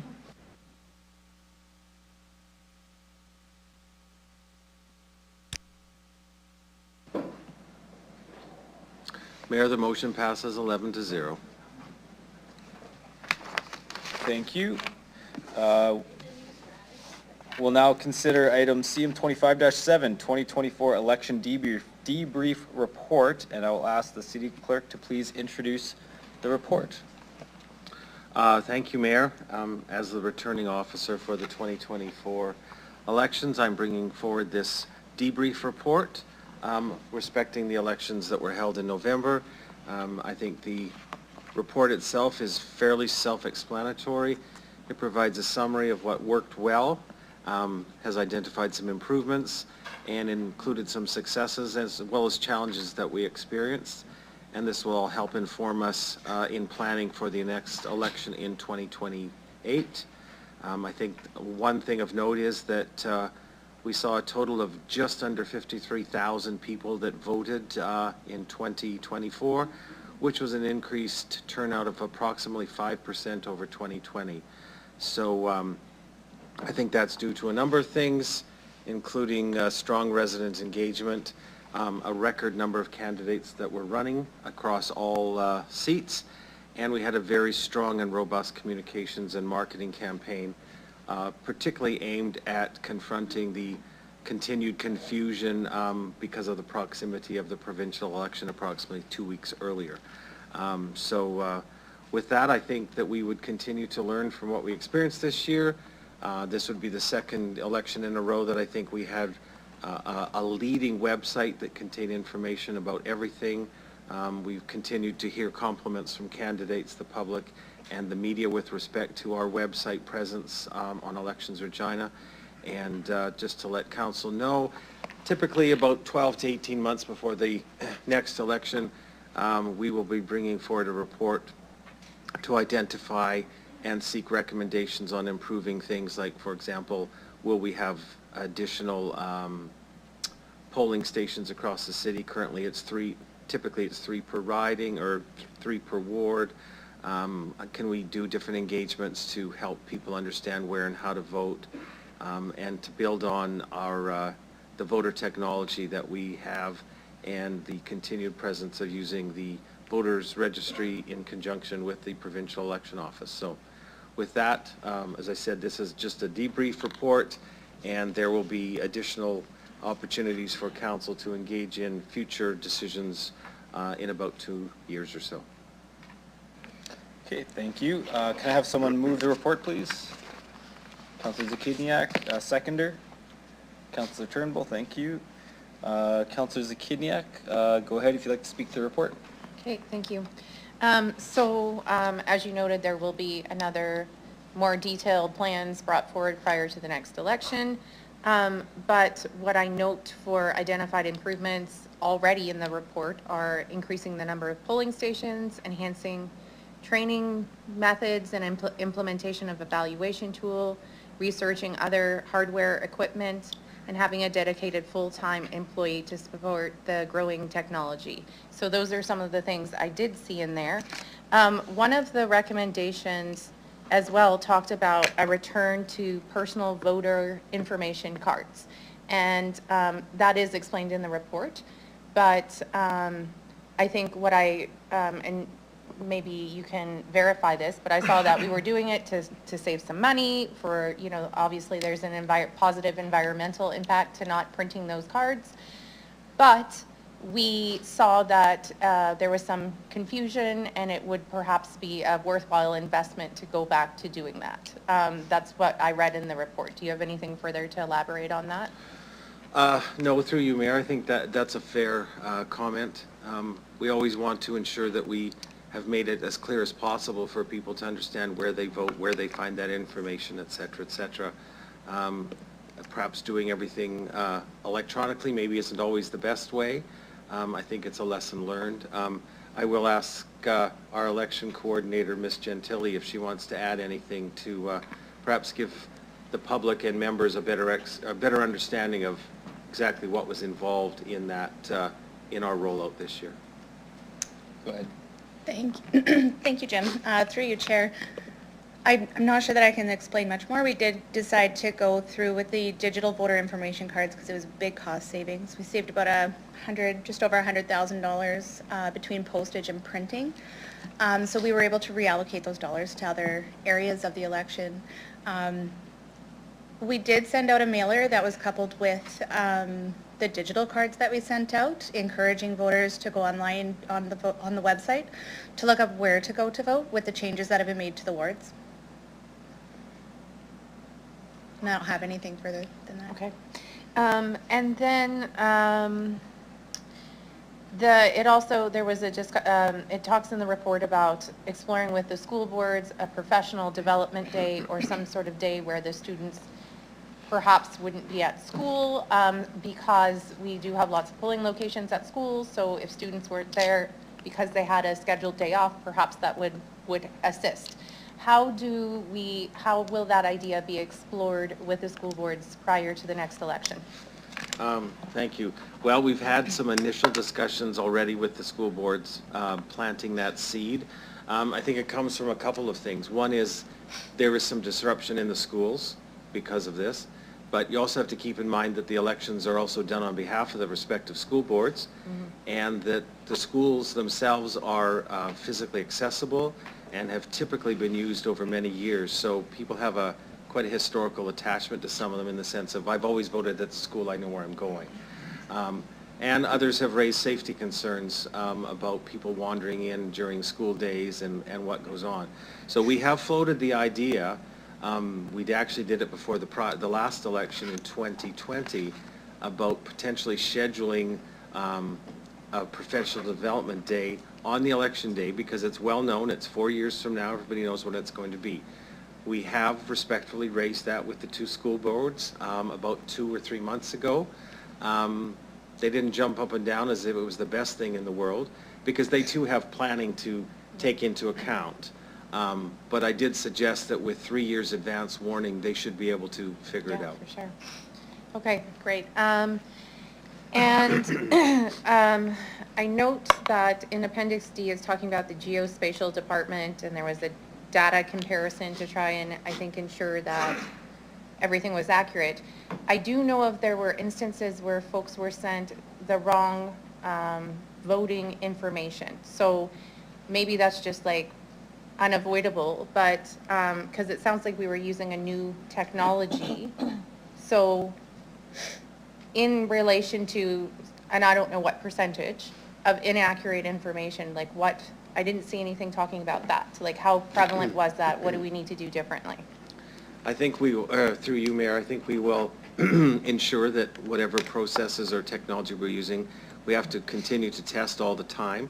I think there's always a chance for some human error as well. And that's why we encourage people at all times, if you're not sure, you have any questions, we always directed them to the Elections Regina website, where you could punch in your specific address and it would kick it out.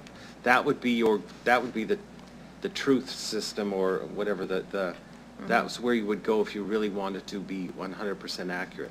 But these are things we're learning. There's always a few glitches here and there, but for the most part we didn't find that was occurring very often.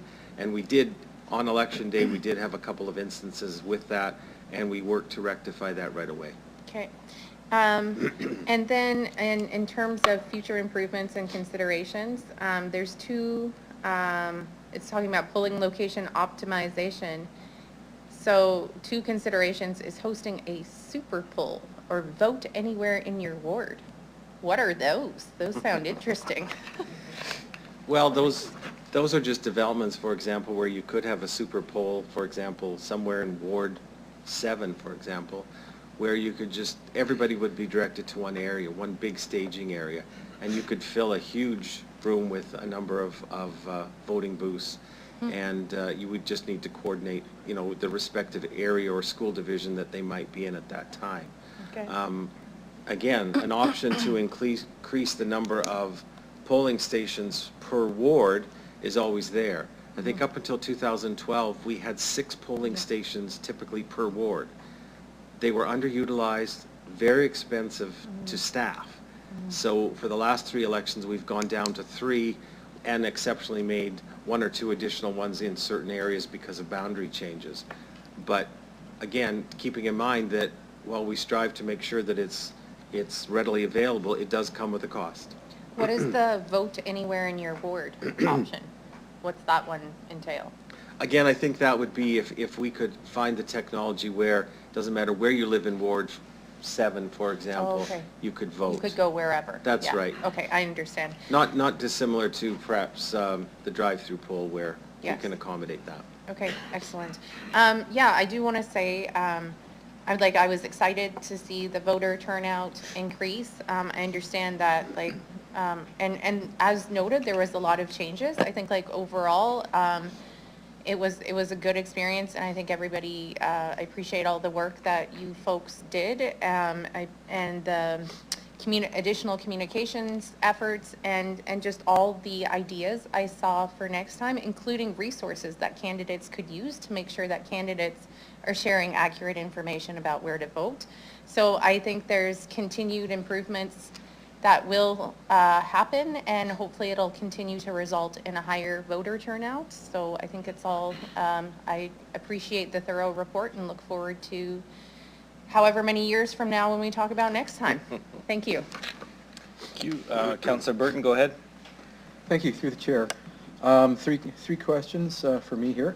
I had some of my friends indicate that people signing up at the polling station, that was a delaying factor versus people that were already registered. I just wonder if there's any thoughts to perhaps directing them to a second table or step aside to the second table while the express lane goes. I'll let Ms. Gentili share her thoughts on that and what might be possible. Thank you, Jim. Through your chair, yeah, we have considered having a registration table at the polls. We tried having everyone just go to any of the tables to register, so everyone was trained the same way. But that did cause some delays for people who were just signing up at the polls, so we plan to have registration tables in the future. Thank you. Okay, second question.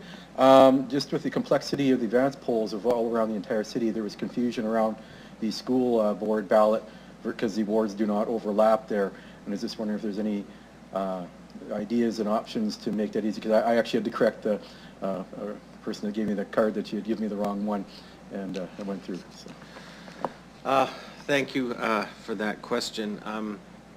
It's just one of the recurring challenges that we face with respect to the number of ballots that we have to have.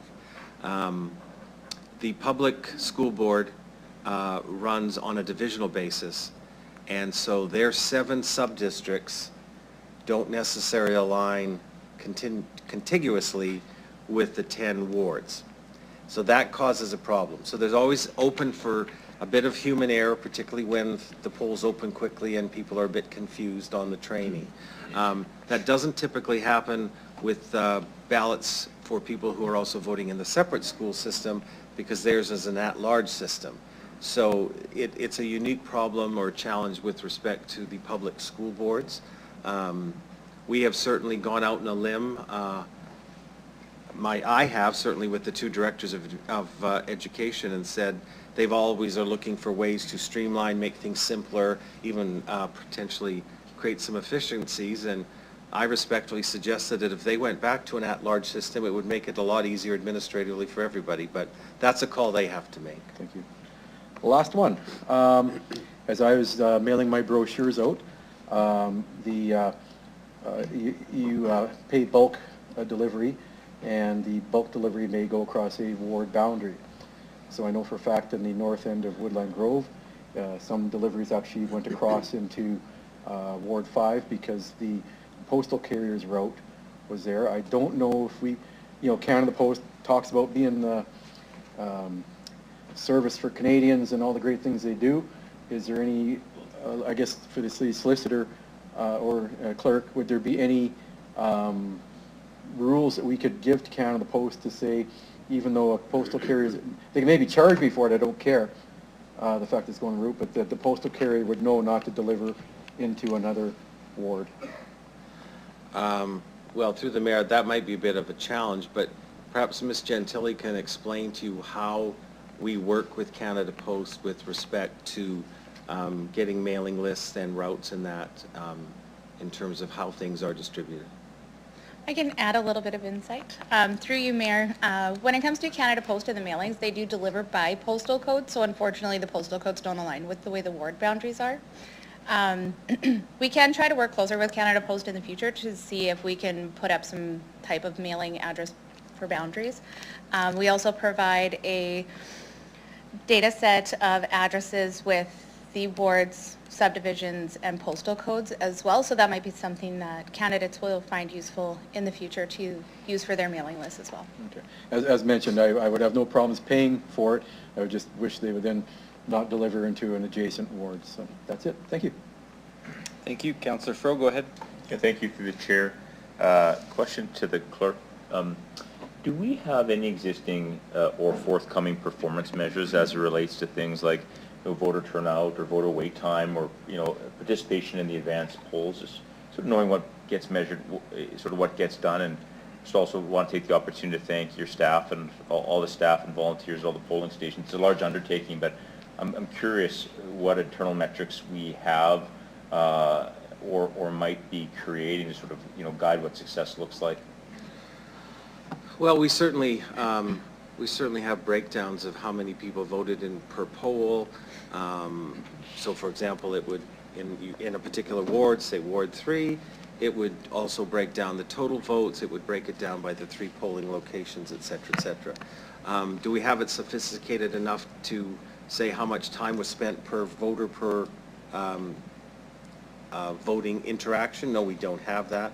Part of that's a bit, I think, would be a bit soft, first of all, because you can't guarantee. These people may be new, they may be registering, they may have a ton of questions. Sometimes we just had trouble getting the systems up and running first thing on election day at 9 o'clock. So that, took some time too. So it wasn't because it was any undue delay with the voting procedure, it's just that things weren't linking up right away. Yeah, I think, so congratulations, we saw an increase in our voter turnout. I think it's still at sort of terribly low, but might you consider several years from now as we prepare for the next election to look at setting some goals as it relates to turnout and or any other sort of performance measures that in your judgment is appropriate, knowing that expertise lies with you? Well, I think we can, we did get some detailed information from our advertising or communications group in terms of the number of reaches that we got through Facebook and those kind of things. And I'll ask Ms. Navin to explain that. But what I want to reiterate with members as well as the public is that no matter what we do not focus on increasing voter turnout. Our focus is ensuring that those people who want to vote know where to vote, know how to vote, how easy it is to vote. It's only the active campaigns of candidates or the issues of the day that will generate people coming out to vote. So there's no magic wand that my office can do to increase voter turnout. But it did go up this year, I think through a combination of interest. There was an aptitude for change, and I think there was also a vigorous communications campaign. So with that, I might ask Ms. Navin if you could just explain to council members some of the things that Brown Communications told us in terms of how we had achieved some successes with respect to some of our reach out in terms of communication tactics. Certainly. Thanks, Jim. Through the chair.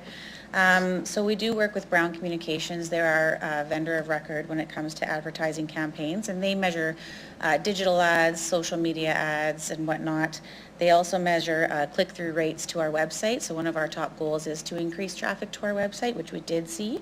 I can highlight some of the campaign achievements. The campaign achieved the most engaged sessions and the highest web page engagement time of any previous city campaign.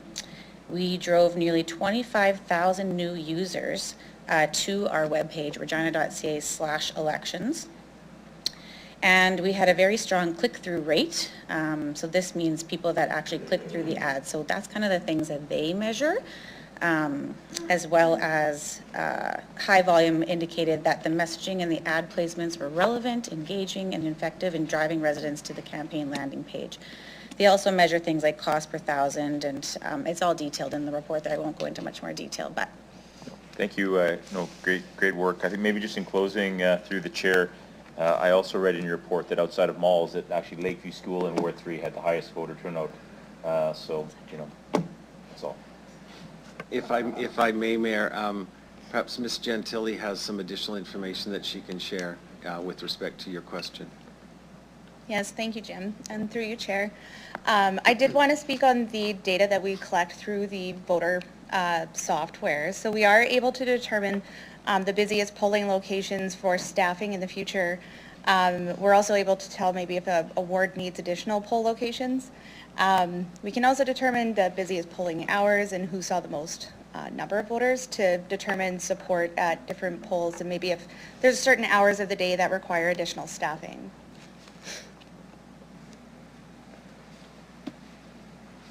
Okay, thank you. Go to Councillor Beazle, go ahead.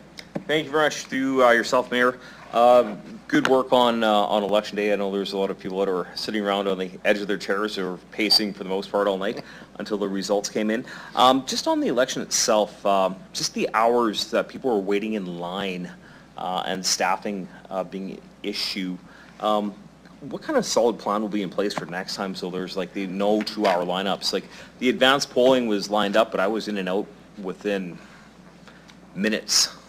And then on come to Election Day, it was hours that people were walking away, but advanced polling was flawless. Thank you, Councillor Beazle. I think there's a number of factors that were involved.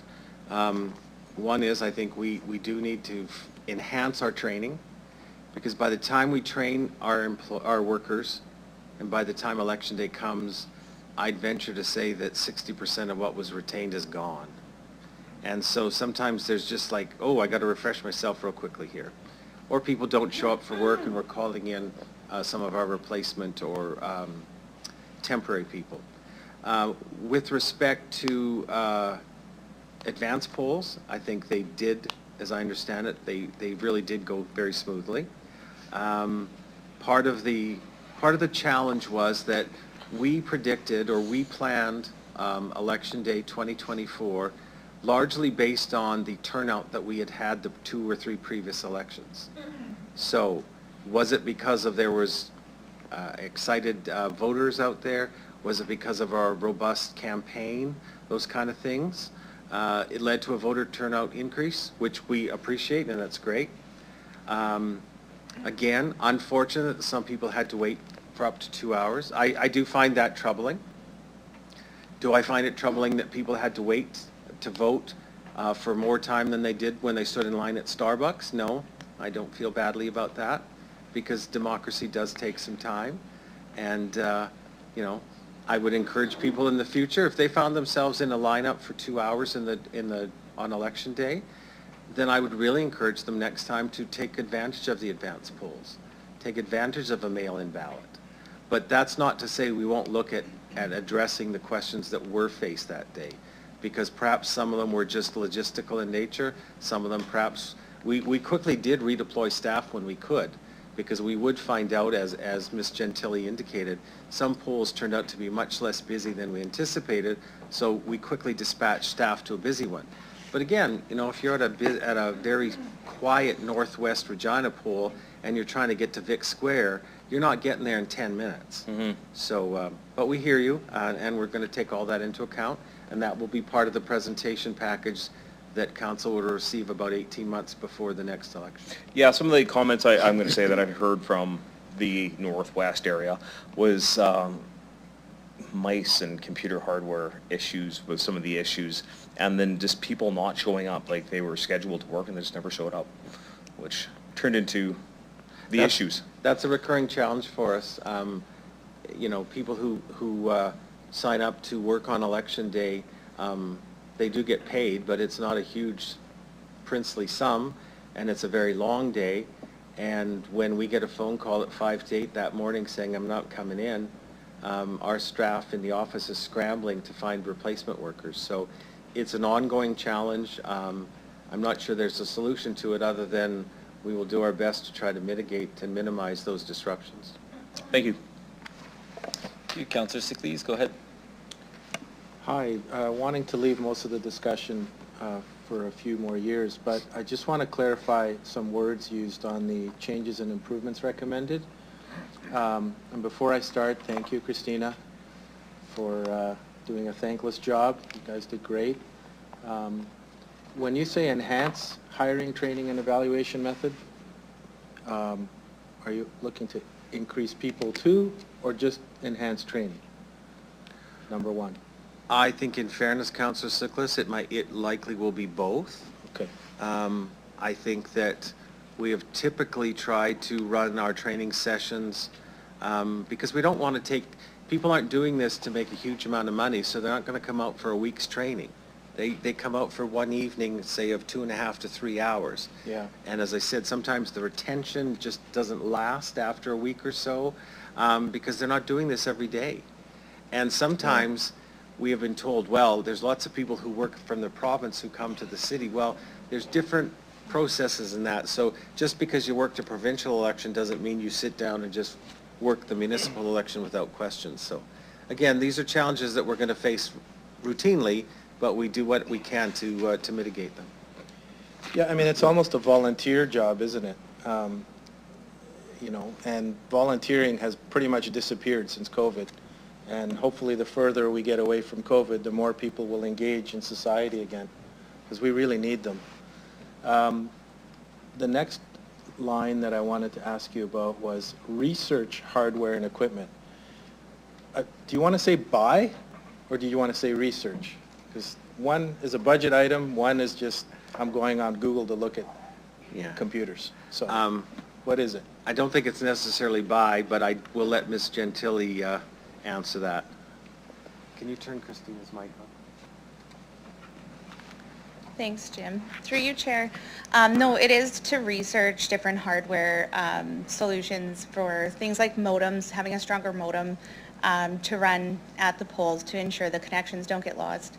And just ensure we have better printers because they struggled with some of the printing.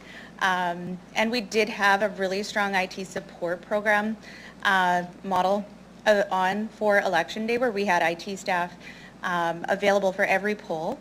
So we had 2 IT support staff per every 3 polls, 3 to 4 polls, who are available to show up on site and help troubleshoot any issues that they were having. So they were able to go in and keep helping with any technology issues that they were having, but we definitely want to look into some other options just to ensure we have some more reliable resources when it comes to the technology for modems and printers at the polls. Okay, thank you. And if I can leave you with one thought for the next couple of years till we talk about this again, fast and easy. It's always our goal. Fast and easy. I had people waiting in line, and it's not fun getting texts from people saying, hey, can I just go to the other one? No, you can't. You got to stay there, and please don't leave. Begging people to stay to vote. And polls had closed at 9, and the lineups were way out the door. So maybe that's a good problem to have, and maybe that's a learning experience for the voter too. Maybe they will take advantage of advanced polls. But we need to do the same thing maybe that Saskatoon did when they had that super poll, or whatever they called it, for the civic election. They had more opportunities to vote than we did, I think. And I'll leave it at that because it's a long night already. Thank you again, though, Christina. Thank you. So, through you, Mayor, if I can just ask Ms. Gentili just to explain succinctly to members about this being new technology, this being the first year we've implemented this based on our agreement with the Provincial Elections Office. Yep. Through you, Chair, this was the first year that we've used a registered voters list since 1988. So we did put together a voter registry using data from Election Saskatchewan.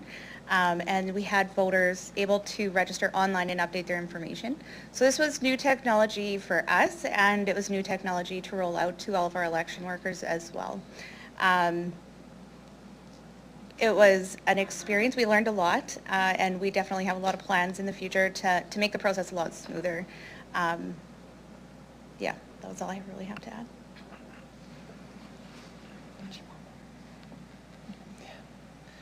Okay, thank you. Seeing no other questions, I'll go back to Councillor Zakiniak as the mover. Anything further? No. Okay. So with that, I'll ask the clerk to start the vote, please. Councillor Mancinelli, can I get your verbal vote? In favor. Thank you. And Councillor Radens? In favor. Thank you.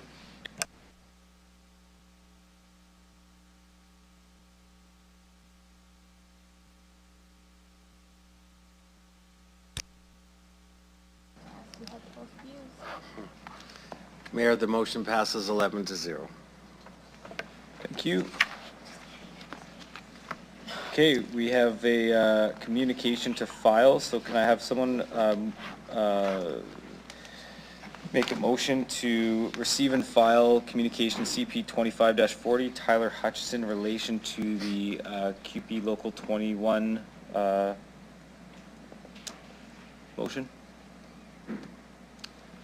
Councillor Zakiniak, thank you. Seconder, please. Councillor Rasevich, thank you. Any opposed? And carried. Okay, we'll now consider item CR 25-34, tentative agreement QP Local 21, and I will ask Deputy Mayor Fro please to introduce the report if you don't mind.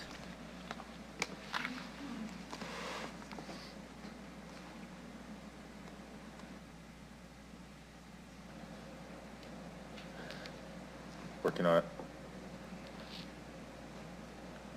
It's okay, no rush. Thank you to my colleague. Tentative agreement QP Local 21. Recommendation is that the City Council approve the tentative agreement between the City of Regina and the Canadian Union of Public Employees, QP Local 21.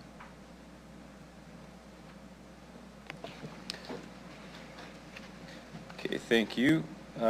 So with that, can I have someone move the report? Councillor Burton, thank you. And a seconder, please. Yeah, thank you. I just got lucky. Can I have a seconder? Seconder. Thank you, Councillor Sickleys. Councillor Burton, anything to say on the report? Okay, nothing from you. Any questions from council on the report? Seeing none, I will go back to Councillor Burton. Anything final that you thought of in the last 10 seconds? Very good. I'll ask the clerk to start the vote, please. Councillor Mancinelli in favor. Thank you. And Councillor Radens? In favor. Thank you.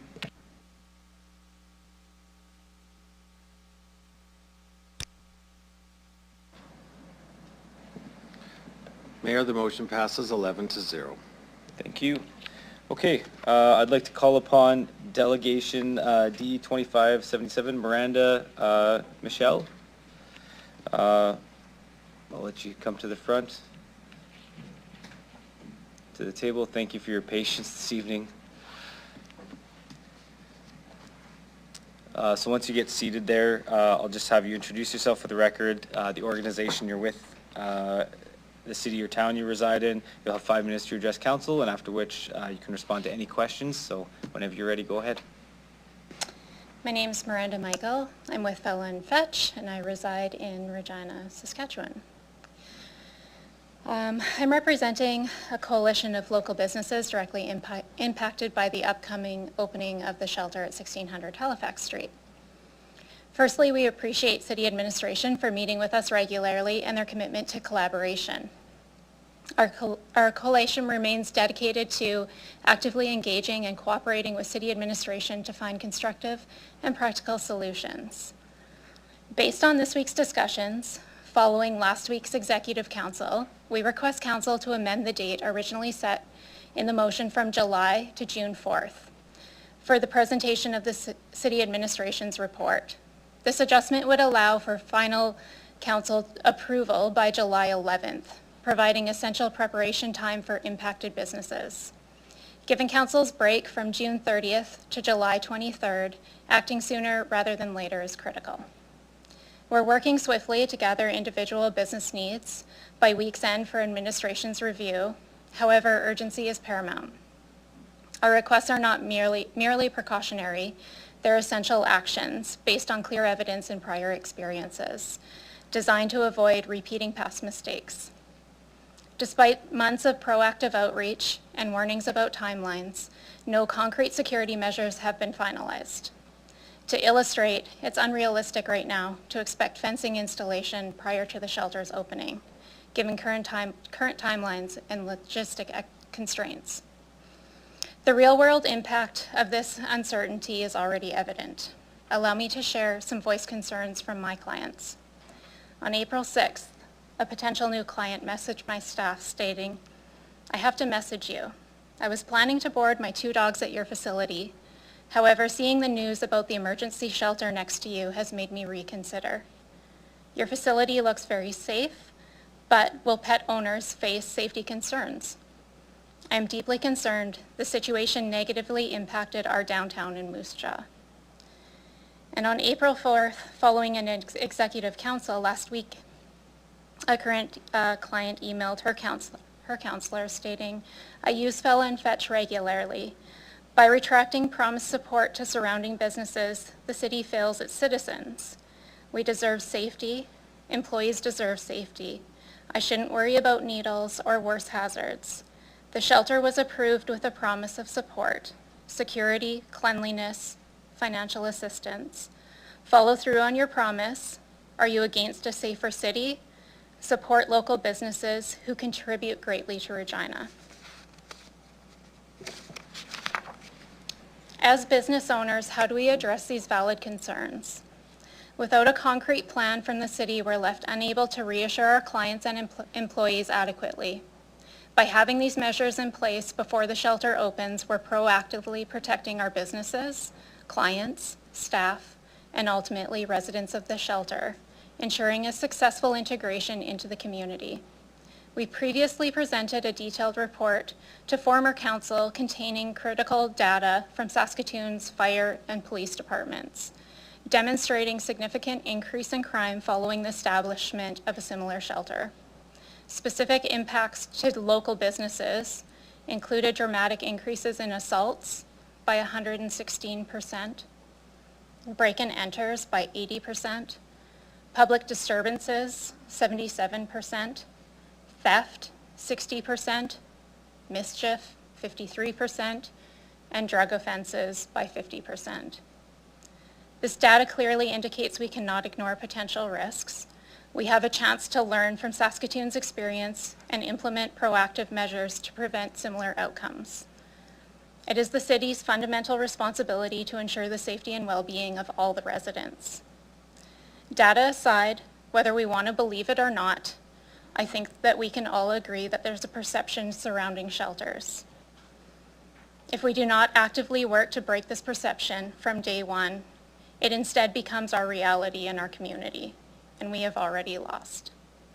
We urge Council to approve this amendment today, ensuring the report is presented by June 4th, allowing a final vote on June 11th. This timeline gives businesses the critical month needed to implement safety measures and reassure our clients and employees that their well-being remains our top priority. Thank you for your prompt consideration and support. Thank you, Ms. Michael. I will look to see if there's any questions from my colleagues. Councillor Fro, go ahead. Yeah, thank you through the chair, Miranda. Thanks for presenting it again today, and for your insight and for your willingness to collaborate with us. And it was a pleasure connecting with you the other day. I just want to ask a question I asked you when we met last, because I think it's important for the record, which is, what are your feelings, if it were possible, around the delayed opening of the shelter in order to ensure that the good neighbor policy and the measures that you're talking about are sort of demonstratively achieved and I'd like you to speak to the challenges that may present with you, as that may be a blind spot for some of us, and why that may be impacting your request to have us consider this by June 4th. Well, we were told there was no possibility of pushing that date. If the date could be pushed to ensure that we had everything in place, absolutely. I think this whole thing has been rushed on us, and I can't understand why we don't have these measures in place when this entire facility can be built in months. But yet we don't have our good neighbor plan in place. We don't have our safety measures in place, and we don't have any concrete plan of where the funding is coming from. Last week I was told that there are grants in place for us, but nobody could answer what grants those were. So I feel like we're still just kind of left in the dark in terms of how we're financing these things and what we're getting financed for. But yes, if it could get pushed off so that we had clarity and I could give my clients and my staff that clarity, that we had everything implemented needed. So there'll be some questions that we'll have to ask administration, but to understand, it would be your preference, if possible, to have the good neighbor policy established and some of the measures that you alluded to, such as sort of fencing and site preparation, ready prior to opening. Is that correct? We want everything in place before this opens so that we're setting an expectation for our area. Okay. Thanks, Brenda. That's all. Thank you. Thank you. Councillor Rasevich, go ahead. Yeah, through the chair. Yeah, just to your comment about, being promised, getting things in place before this shelter opens. Yeah, I mean, have we, I guess, I don't know if I'm out to lunch, but anything back to you guys about, like, I don't know, I guess, reprieve on your taxes if you put certain things in place, or has there been anything? And you know nothing about grants? I know nothing about grants. So what I wonder is, like, just a couple hours ago, we just gave $33,000 away. Just like that. That's my comment. I don't understand. We talk about looking after our neighbors and affordability and, anyways, I'll leave it at that. Okay. Councillor Burton, go ahead. Through you, the chair, just to the administration, what would be the impact of? This is just the delegate right now. Oh, okay, sorry. It'll be to administration next. Apologies, okay. Yeah. Okay. Okay, seeing no other questions, thank you for your time tonight. Thank you.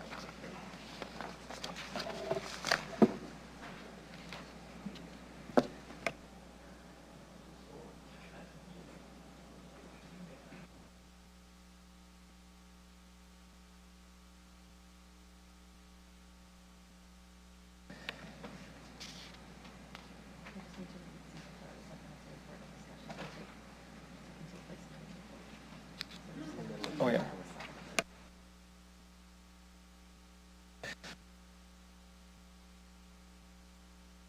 We're now going to consider item CR 25-36, Permanent Emergency Shelter Engagement and Budget Update Supplemental Report. So just a note, this report is a receive and file report only, as it contains additional information related to the next item, CR 25-37. So given this, a motion to receive and file this report is required to be made on this item, as any approvals for action or amending motions to a decision on this subject matter are to be made during the consideration of item CR 25-37, which is the next item we're considering.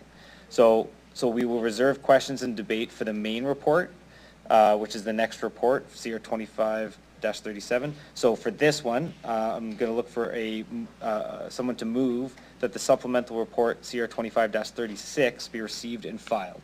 Councillor Sickles and a seconder. Councillor Turnbull, thank you. Any opposed? And carried. So now we will consider item CR 25-37, Permanent Emergency Shelter Engagement and Budget Update. And I'll look to Deputy Mayor Fro if you wouldn't mind introducing the report.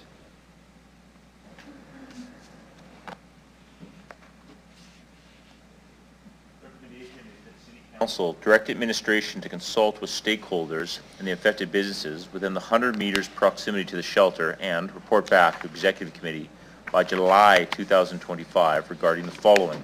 A, developing a neighborhood maintenance compensation program to support businesses within 100 meters of the emergency shelter. B, determine eligibility for compensation options for expenses experienced by the businesses in the area with consideration for the development of a mechanism to assess and distinguish between pre-existing conditions and new impacts that have emerged since the shelter's establishment, including, but not limited to, property tax exemption options as a mechanism to offset costs. C, developing eligibility requirements for surrounding businesses and financial parameters to balance support for businesses and our fiduciary responsibility to manage public resources, notably tax dollars. And 2, remove item CR 25-105 from the list of outstanding items. Okay, thank you.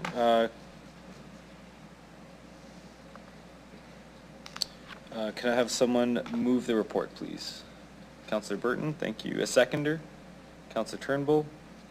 And Councillor Burton, would you like to speak to the report? Not at this point. No? Okay. So I'll open up to questions to council. Any questions from anybody on this report? Councillor Sickles, go ahead. I just wanted to pass something on that I heard yesterday from a business owner that is more than 100 meters away from here, but also has experience with, well, unfortunately, people using his front steps as a bathroom and needles and so on left there. And the words he used that he'd like to see downtown feel more like are safe, secure, and comfortable. And he kept repeating that to me, and it kind of stuck in my head, safe, secure, and comfortable. So as we try to maintain or keep the area that our businesses here have come to present on safe, secure, and comfortable, we're also looking at a time horizon. So is it possible to give us an idea of, will this thing be built on time? Because construction delays are pretty standard in most projects.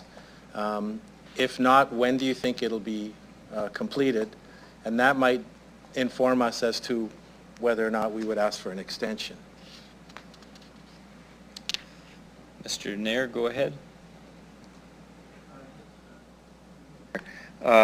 We are, as of now, on time and on schedule for our budget. We don't anticipate going past the date.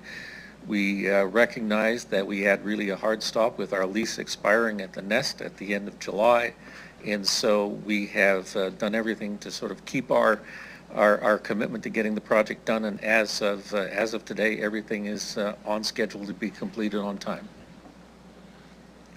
Excellent. Okay, so I guess my question will be to admin. We heard from Miranda, who said she doesn't really have any details yet. Can we give her some today? Can I interrupt 1 second? We are 3 minutes from 9 o'clock. Yeah. So I'm just going to quickly check and see if I can get a motion to extend. Just to continue past 9 o'clock. I saw Councillor Fro seconder. Councillor Turnbull, she had her hand up. Any opposed? Okay, carried. Thank you. And sorry, Councillor Sickles, go ahead. That's it. That was my question. Yeah. Who would like to respond from administration? Go ahead, Ms. Young. The details, sorry, through you, Mayor, the details with respect to the full plan, is that what you're asking, Councillor? So I'm going to ask Mr. Slater to answer those questions. He met with the business group after council or exec committee last week. Thanks for the questions through the mayor.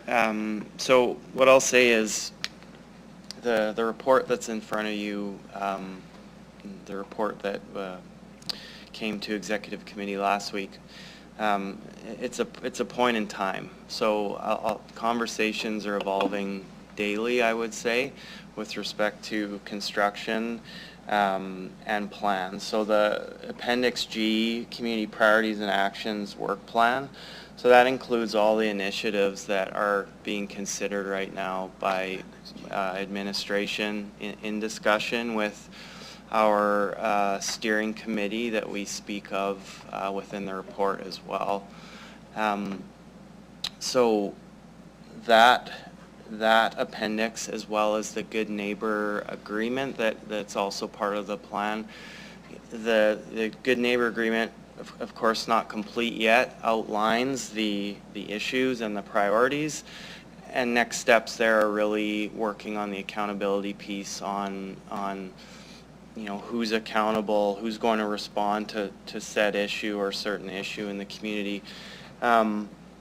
What we're really trying to get to is creating a level of presence within the community. So this level of presence could include security presence, RPS, street team, outreach services, cleaning services, AROs. These are all part of the Appendix G that we're considering right now. I can't find an Appendix G. I just see an A and a B. Through the mayor, that was part of the supplemental report. Oh. Yeah, the one before. 4. Got it. Okay, so that's where we're seeing a bunch of in progress, a few not started, 1 complete. Is that the one? 2 complete? Through the mayor, that's correct. So out of, I can't count them all, but quite a few, there's only 2 that are complete and most everything else is in progress. So is there a deadline here? I mean, we've got people that are worried that we're, coming up to a deadline for construction and putting people in there, but what about giving them some joy? So just building on what, through the mayor, sorry, building on what Mr. Nair mentioned, physical construction on timeline, we are going to have the Good Neighbor Plan complete and agreed upon with partners and the steering committee before shelter opens. The dates that were spoken about in the delegation around coming back with details on proposed compensation will certainly come for the June 4th, June 11th, so we will come in early June with those proposed plans as well. And is this being done through that, is it called a working group, or what are we calling that? Where you've got police, fire, the businesses, us. Who else is involved in that? Through the mayor, that's correct. So we're referring to that as a Good Neighbor Steering Committee. So what involves many of our sector leads from RPS, Regina Fire. We have a business representative on there now, our Downtown Business Improvement District, City Administration, RITSIS is at the table. We're planning for invites with Sask Health Authority and the ministry as well. So we're trying to, include folks who may have one role or another within response and community. Great. And is there anything that we can do now, tonight, anything that we need to ask that I'm not thinking of that should be out in public to move this thing along, or we just trust that it's going to move along? Through the mayor, nothing from my perspective. Okay. Thank you. Thank you. Councillor Zakiniak, go ahead. Was just wondering about whether it would make sense to have an actual amendment to the report back date. I heard that administration can do it, but that the request was to amend it to June 4th report back for executive. Go ahead, Ms. Anderson.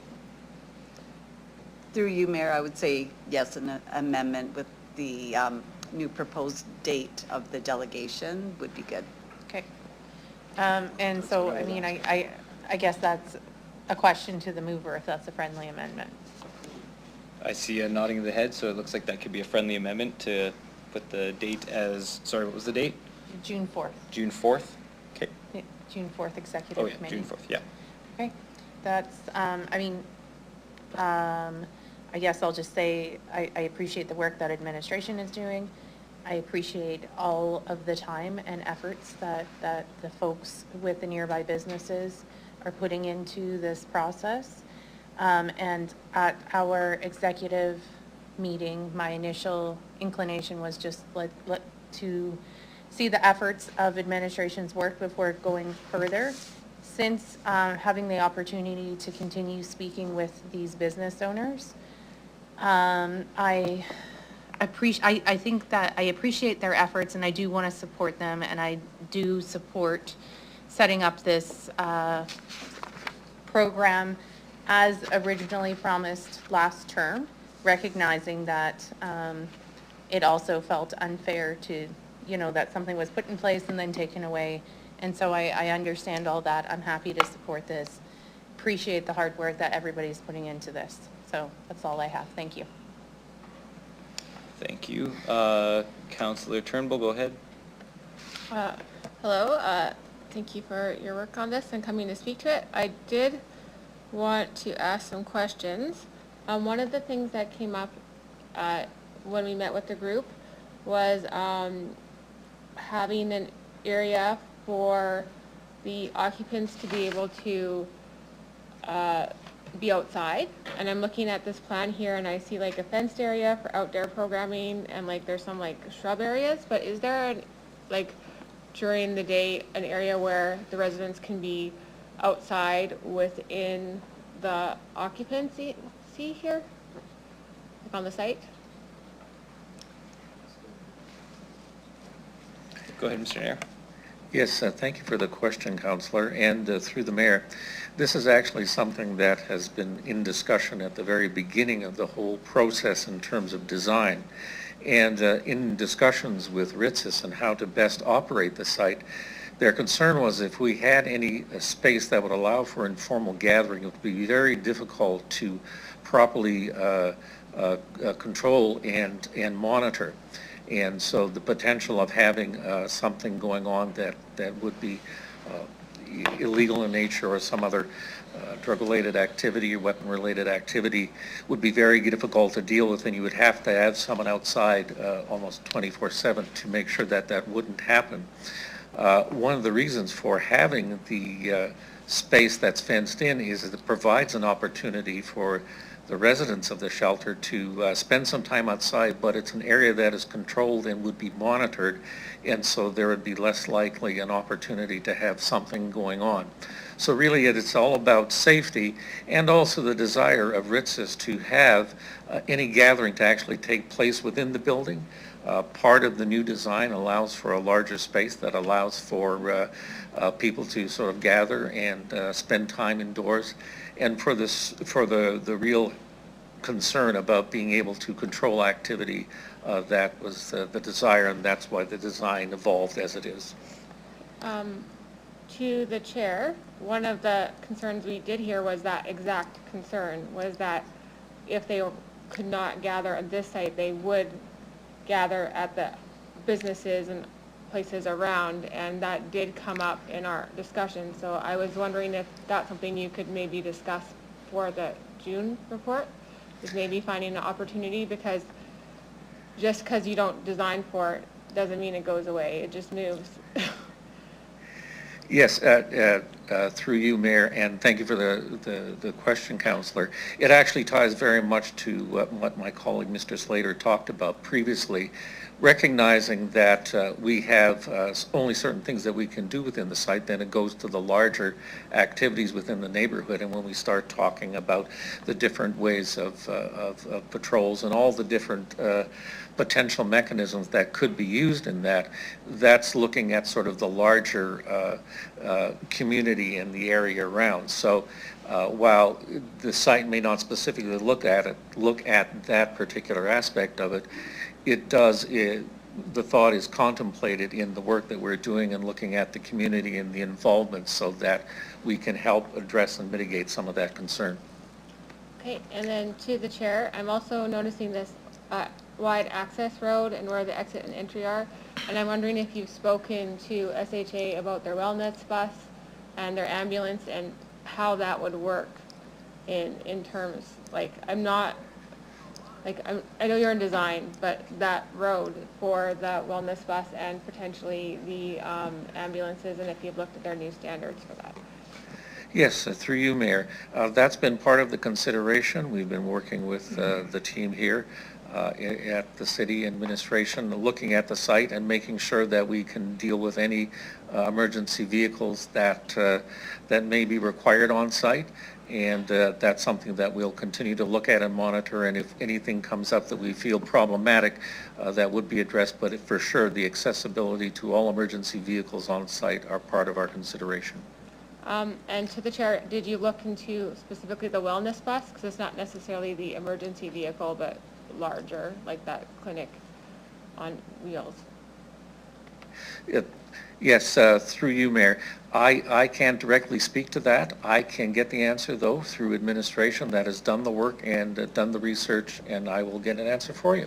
I think Mr. Slater can speak to it. Yes, through the mayor, thanks for the question. We haven't had that discussion, but that would be a relevant discussion at a steering committee level if SHA were to join us at that table. So, and that would be the area of SHA that we would engage with. Okay. And yeah, so I guess, so for that report coming in June, I just will have the different areas shown of like the potential parks and places and access to treatments and stuff like on the map, so that we can sort of have like kind of a space plan of where these occupants may be traveling to in traffic, to give some reassurance to the neighbors. Yes, through you, Mayor. We can make some modifications to the drawings to indicate those spaces so that they can be part of that report. Okay. And also part of that report, could we ask for recommendations for where these occupants could go like during the day, so they can sort of be directed to, you can go to this park or you can go to this park, so that they are directed away from the businesses during the day?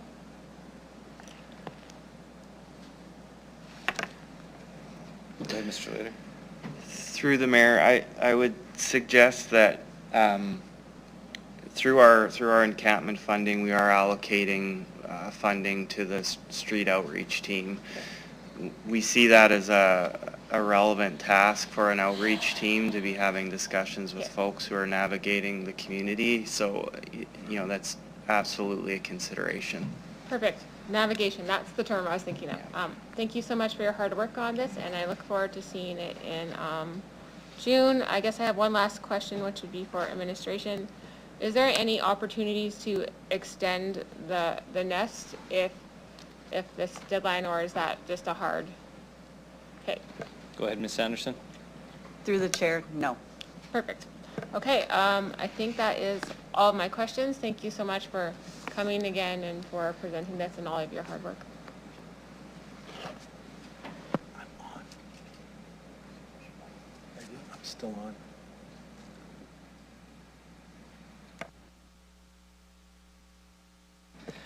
on. Councillor Fro, go ahead. Yeah, thank you through the chair. I also want to recognize the good work of administration. I think we all know how many files you're juggling. This isn't the only project you're working on.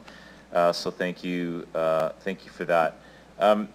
We've heard that the lease can't be extended at the nest, but I think it's really important to state very clearly that there are numerous examples of where shelters work really well, when good neighbor policies work well. And there's examples, unfortunately, sometimes when they don't. And we don't presuppose anything. Unlike the Ascana Center, the people that will be using the shelter aren't under any court-ordered restriction. Like there are neighbors like anyone else. Saying that, it's my personal expectation that we do not open that shelter until we're 100% ready for the benefit of the folks that will be staying there and for the benefit of the businesses. And so everything is figure-outable. And if we find ourselves in a situation where these very important items, just by virtue of time, that we're uncomfortable, that we're not in a position where, you know, collaboratively and collectively we can say we're there, then I think we need to have the hard conversation as to what to do. And I don't think the thing to do is to open the doors before we're ready. So I want to state that very clearly to start. Second, this conversation about gathering, understanding Rich's preference, but also understanding that, of course, these folks are free to move wherever they like in our community. And it is a reasonable question amongst the surrounding businesses, I think. And I think it's also fair to the clients to say, so it's lovely that there's going to be a gated-in facility. Well, these, of course, these aren't convicts. I think it's a very reasonable expectation that there be some outdoor amenities for these folks, and that we not look to the surrounding businesses to be the places where these folks need to take a seat and have a cup of coffee and have some fresh air. And so our leverage with our partner, and they are wonderful partners, is now. And I'd like to see us, from my perspective, have a conversation about some outdoor space in addition to the fenced-in space. Because what will happen, and it will, is these folks are well within their own accord to leave and walk, as any of us can, and they will do that. And unfortunately, there isn't a lot of parks. We know likely they'll walk towards some of the service providers, but I'd like us to actively consider that as part of our negotiations with our partners. So I'd like to sort of state that. And I guess my last question to administration, and it's fine if there's not an answer today. I know you're working really hard and you're coming back earlier than you planned on the 4th. But, you know, when I think of the first day when this opens, right, the first time there's a coffee cup or there's some garbage, and I'm not even saying it's going to be the clients that do that. I'm not about to sort of bias the group of beneficiaries that will be using that space. But if there are needles and there are graffiti, like, we need to be on that within seconds, right? Because so much of this is reputational and perspective as it is sort of real. But I think we've heard from the business owners that that's really important. And of course, the clients deserve to have a clean and safe site as well. And so when I think of hazardous waste removal and needle pickup and cleanliness, are those costs and resources that we're expecting Riches or the city to bear? Or are those expectations that we're putting on others, whether it be community service providers that do needle pickups or worse, the businesses in surrounding the area? Like, have we given some thought to that yet as to who is accountable in the end to ensure that those things happen? Mr. Slater, go ahead. Through the mayor, thanks for the question. Yeah, absolutely, we've given thought to this, and I think it's a little of column A and B. I think there's one, great service providers within the community, within the heritage community, that do great programs, and you know, certainly you know, there's some accountability there for their immediate space. Through our funding as well, we're certainly considering options around around clean teams, cleaning projects that, you know, for example, could engage folks with lived experience. It could be peer-led clean programs that would respond to needle pickups, or just more proactive about it. And certainly there's SHA has programs that are in place around needle pickups, AIDS program, so there's many nonprofit options as well, but absolutely we're considering that, and I would say in many different angles. Okay, thank you. Through the chair, likely running out of time, but for some context, the Regina Food Bank Downtown Community Food Hub, our clients aren't typically the ones that leave refuge outside there, but we sweep those grounds all the time, every day, all the time. And it's part of us being a good neighbor, and it's why we've been complimented on it. I guess my last question would be, in the budget, am I correct that we included in that budget, and this might be a question for Mr. Doney, and you can follow up if as well, for a mobile clean team? I know we have a downtown clean team through our bid, but did we also pass or allocate some funds towards a sort of a mobile version of that, or am I mistaken?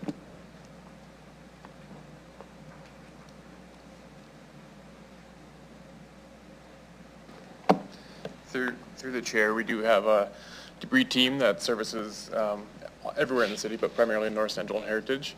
And so as we're working through the plan, that could be one option that we look at in the future. Okay, thank you. So I guess the last thing I want to say again is just to reiterate, understanding that, there's some challenges as it relates to the current lease. About 20 seconds left. I would implore us not to open this facility until we're 100% ready, and I would implore us to make sure that we have direct accountabilities for things like we just talked about, Mr. Slater, before we open, and thanks for all the hard work that's being done. Okay, thank you. Councillor Rasevich, go ahead. Through the mayor, I totally agree with you, Councillor Fro. I mean, because right now, from what I understand, we're supposed to be setting up security, fencing, lighting within 100 meters, and I don't know if we've done anything yet. If this facility is supposed to open up in July, we don't have a lot of time. And I guess my question is, do you know how much this is going to cost? We have a number for any of this, all this, for security cameras, fencing, the lighting? Do we have any type of number yet of what this is going to cost to do, say, 100 meters from the Eagles Club? Mr. Neer, go ahead. Yes, through you, Mayor. This is the activity that we're currently involved in trying to gather all the information that we need in terms of being able to determine what those sort of costs are and bringing them all into focus. Okay. So I guess we don't know what that could cost, I guess. We have no idea? Yeah, through you, Mayor. No, that's correct. Okay, so I think we're pretty much behind the 8 ball. Sure, to me, it feels like to me, and we're kind of leaving our businesses kind of vulnerable, I think. So is there something where if they wanted to start moving ahead about like a tax abatement or something, because to find contractors or people to try to put some things in place? Actually, I thought I heard that we were going to do security cameras and there was funding or some grants that we were going to be doing that.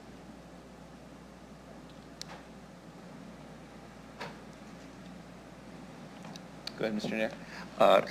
Yes, through you, Mayor. I can speak specifically about the building, but yes, there are cameras that are on the building reaching out into all directions. But specifically, we've been just dealing with the building at the moment. Oh, okay. I heard otherwise.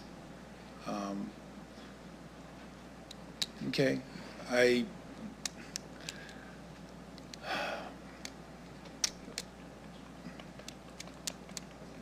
think we need to get moving. And like just with the Councillor Fro, we cannot open this Eagles Club till we have things in place. We need to protect these businesses so they're not vulnerable. Yeah, I'll leave it at that. Okay. Thank you, Councillor Rasevich. I see Councillor Mancinelli. Go ahead.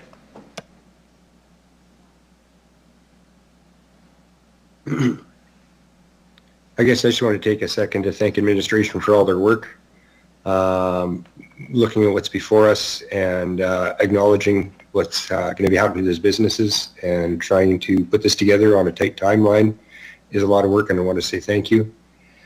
I understand not wanting to put this on the business and potentially holding back if necessary on the opening of the homeless shelter, but I'd just like to also point out that the users of the shelter would be there regardless, and that by past experience, I don't think this would add a lot of protection to the businesses we're trying to protect right now by some of the shared stories they've had for their experiences in the last couple of years. So I think it's the time is of the essence and cooperation on all sides. And we got to hit our deadlines. Thanks a lot. Okay, thank you.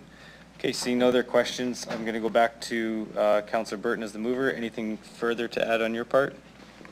Just a question to the administration. Just want to confirm that the alleys are not owned by the city, through the chair.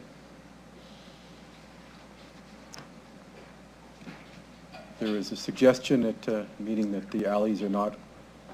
We'd like to take that. I don't see anybody with an answer at their fingertips, so we'd have to get back to council on that one, sorry.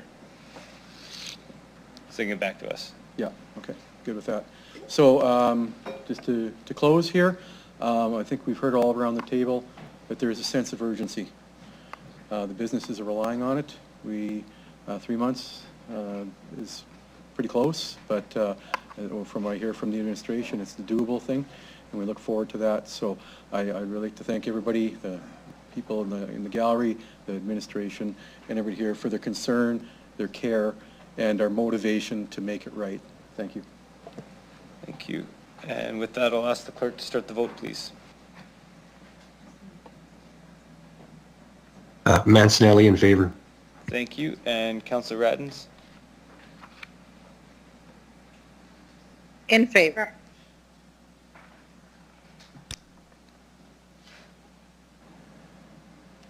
Mayor, the motion passes 11-0. Thank you. Okay, we will now consider item CR 25-39, Downtown Vibrancy Initiative Parking Meter Time Change. I'm going to ask Ms. Anderson to please introduce the report. Go ahead.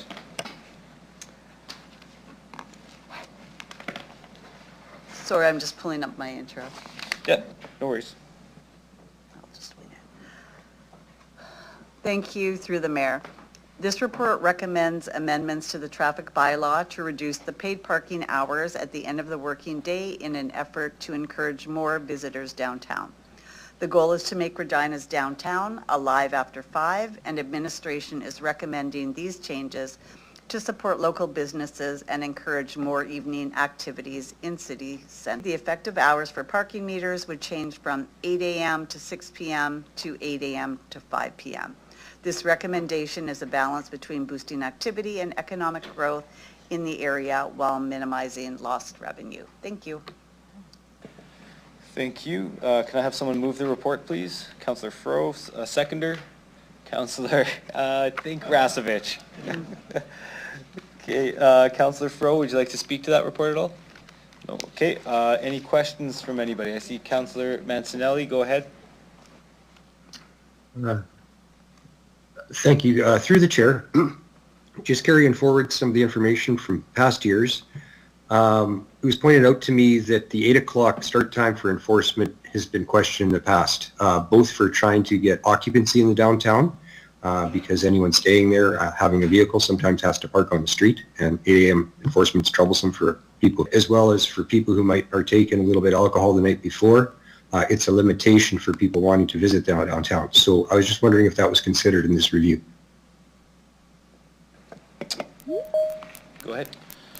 Thanks, through you, Mr. Chair. So essentially the working day, like there is some, there's obviously very high parking demand within the downtown core. So having an 8 o'clock start time is when that demand starts. So that wasn't particularly considered through the review before you today. Okay. Just looking at the vibrancy of the downtown and some of the people who advocated for that change to me, is that something I could ask to be looked for in the future? Or inquired about or analyzed a little bit? Or is that beyond administration, we need a motion or something like that? Because I do want to encourage your change today, and I don't want to hold. Through you, Mr. Chair. So we are doing a larger review for parking utilization within the downtown core. I don't have a definitive timeline. It is on our internal business plan right now, but in terms of when that might see the light of day in terms of council, I wouldn't be able to speak to that today. But yes, we are reviewing these things, and whether it's offline or through the council process and a bylaw change, like we'll have answers in the coming months. Thank you very much. Thank you. So seeing no other questions, I'm going to go back to Councillor Fro. Anything final for you? No. Okay. With that, I will ask the clerk to start the vote, please.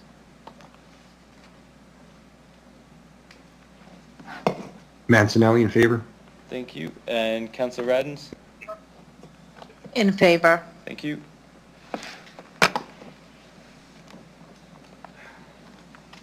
I'm sorry, the vote's not, oh, there we go. It just showed on my screen. Same with ours. Yep, okay. Sorry, I thought I was late.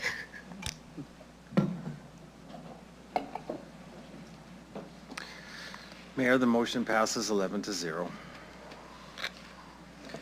Thank you.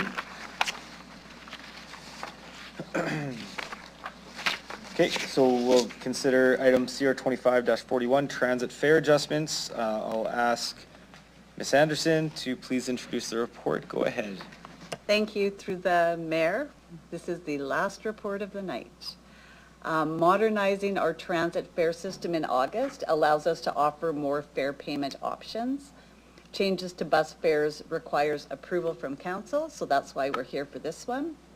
The pass that we're wanting to introduce is whose post-secondary institutions do not have a UPass program or whose semesters are different from what is included in the UPass. This pass would be offered for $260, which is about a $13 a month savings, and the pass would start the first day it's scanned. Thank you. Thank you. Can I have someone move the report, please? Councillor Fro, a seconder. Councillor Rasevich, thank you.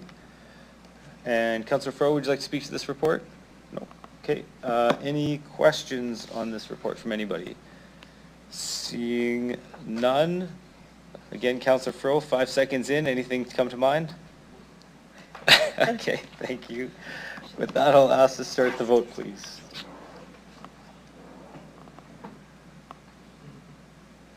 Mancinelli in favor. Thank you. Councillor Radens? In favor. Thank you.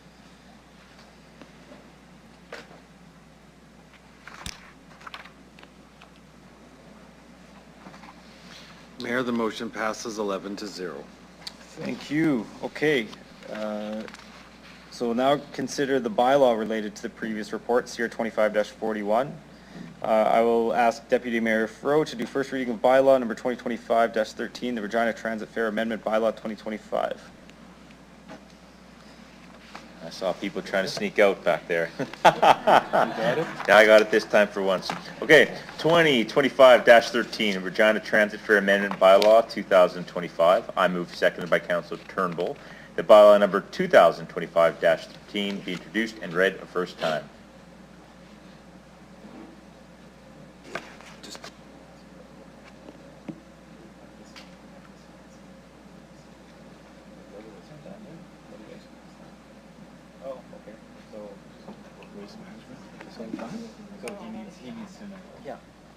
Mancinelli in favor. Hold on, we're not, hold on once. Thank you for your diligence, Councillor Mancinelli. Just give us 1 second.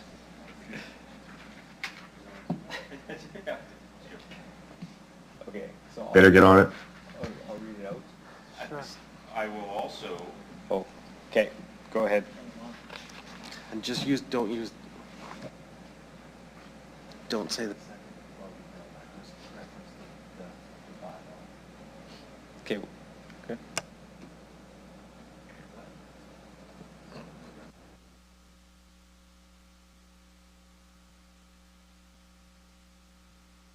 Okay. Go ahead, Councillor. In addition, 2025-2025, number 2, that bylaw, 2025-28, be introduced and read a first time. Thank you. I'll ask the clerk to start the vote. So we're doing both bylaws at the same time, trying to save time. Just to be clear.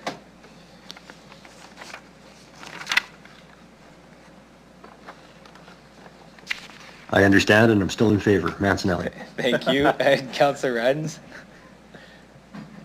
In favor. Thank you.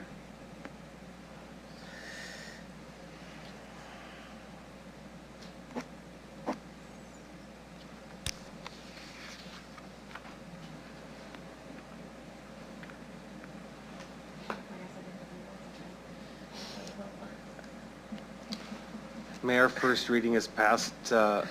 Deputy Mayor Fro, can you please do second reading of the bylaws? Yep.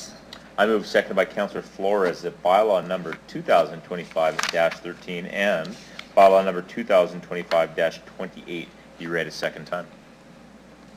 Thank you. Does any member have questions? Seeing none, I will ask the clerk. Sorry. Oh, Yeah, I do. Hey. are you sure? Sorry. Yes, well, just Okay. the waste management bylaw. Sorry, can someone just clarify what that one is in relation to? I'm having a hard time pulling it up on my computer right now. Sorry, Mr. Doney, go ahead. Through the chair, that is to implement the changing of the dates for the IC&I and food and yard waste for multifamily. Okay. All right, thank you. Okay. Okay, thank you. Seeing no other questions, I'll ask the clerk.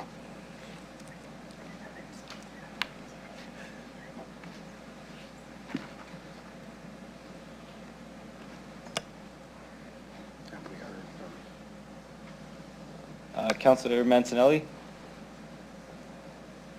In favor. Thank you. Councillor Radens? In favor. Thank you.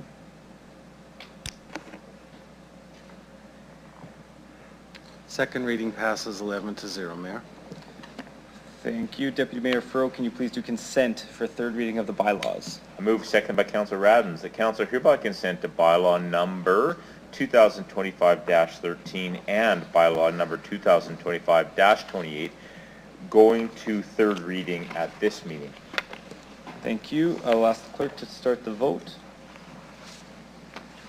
Councillor Mancinelli, can I get your vote?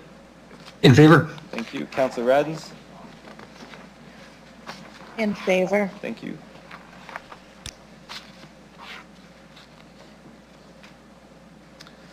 Mayor, unanimous consent to proceed to third reading at this evening's meeting has passed unanimously.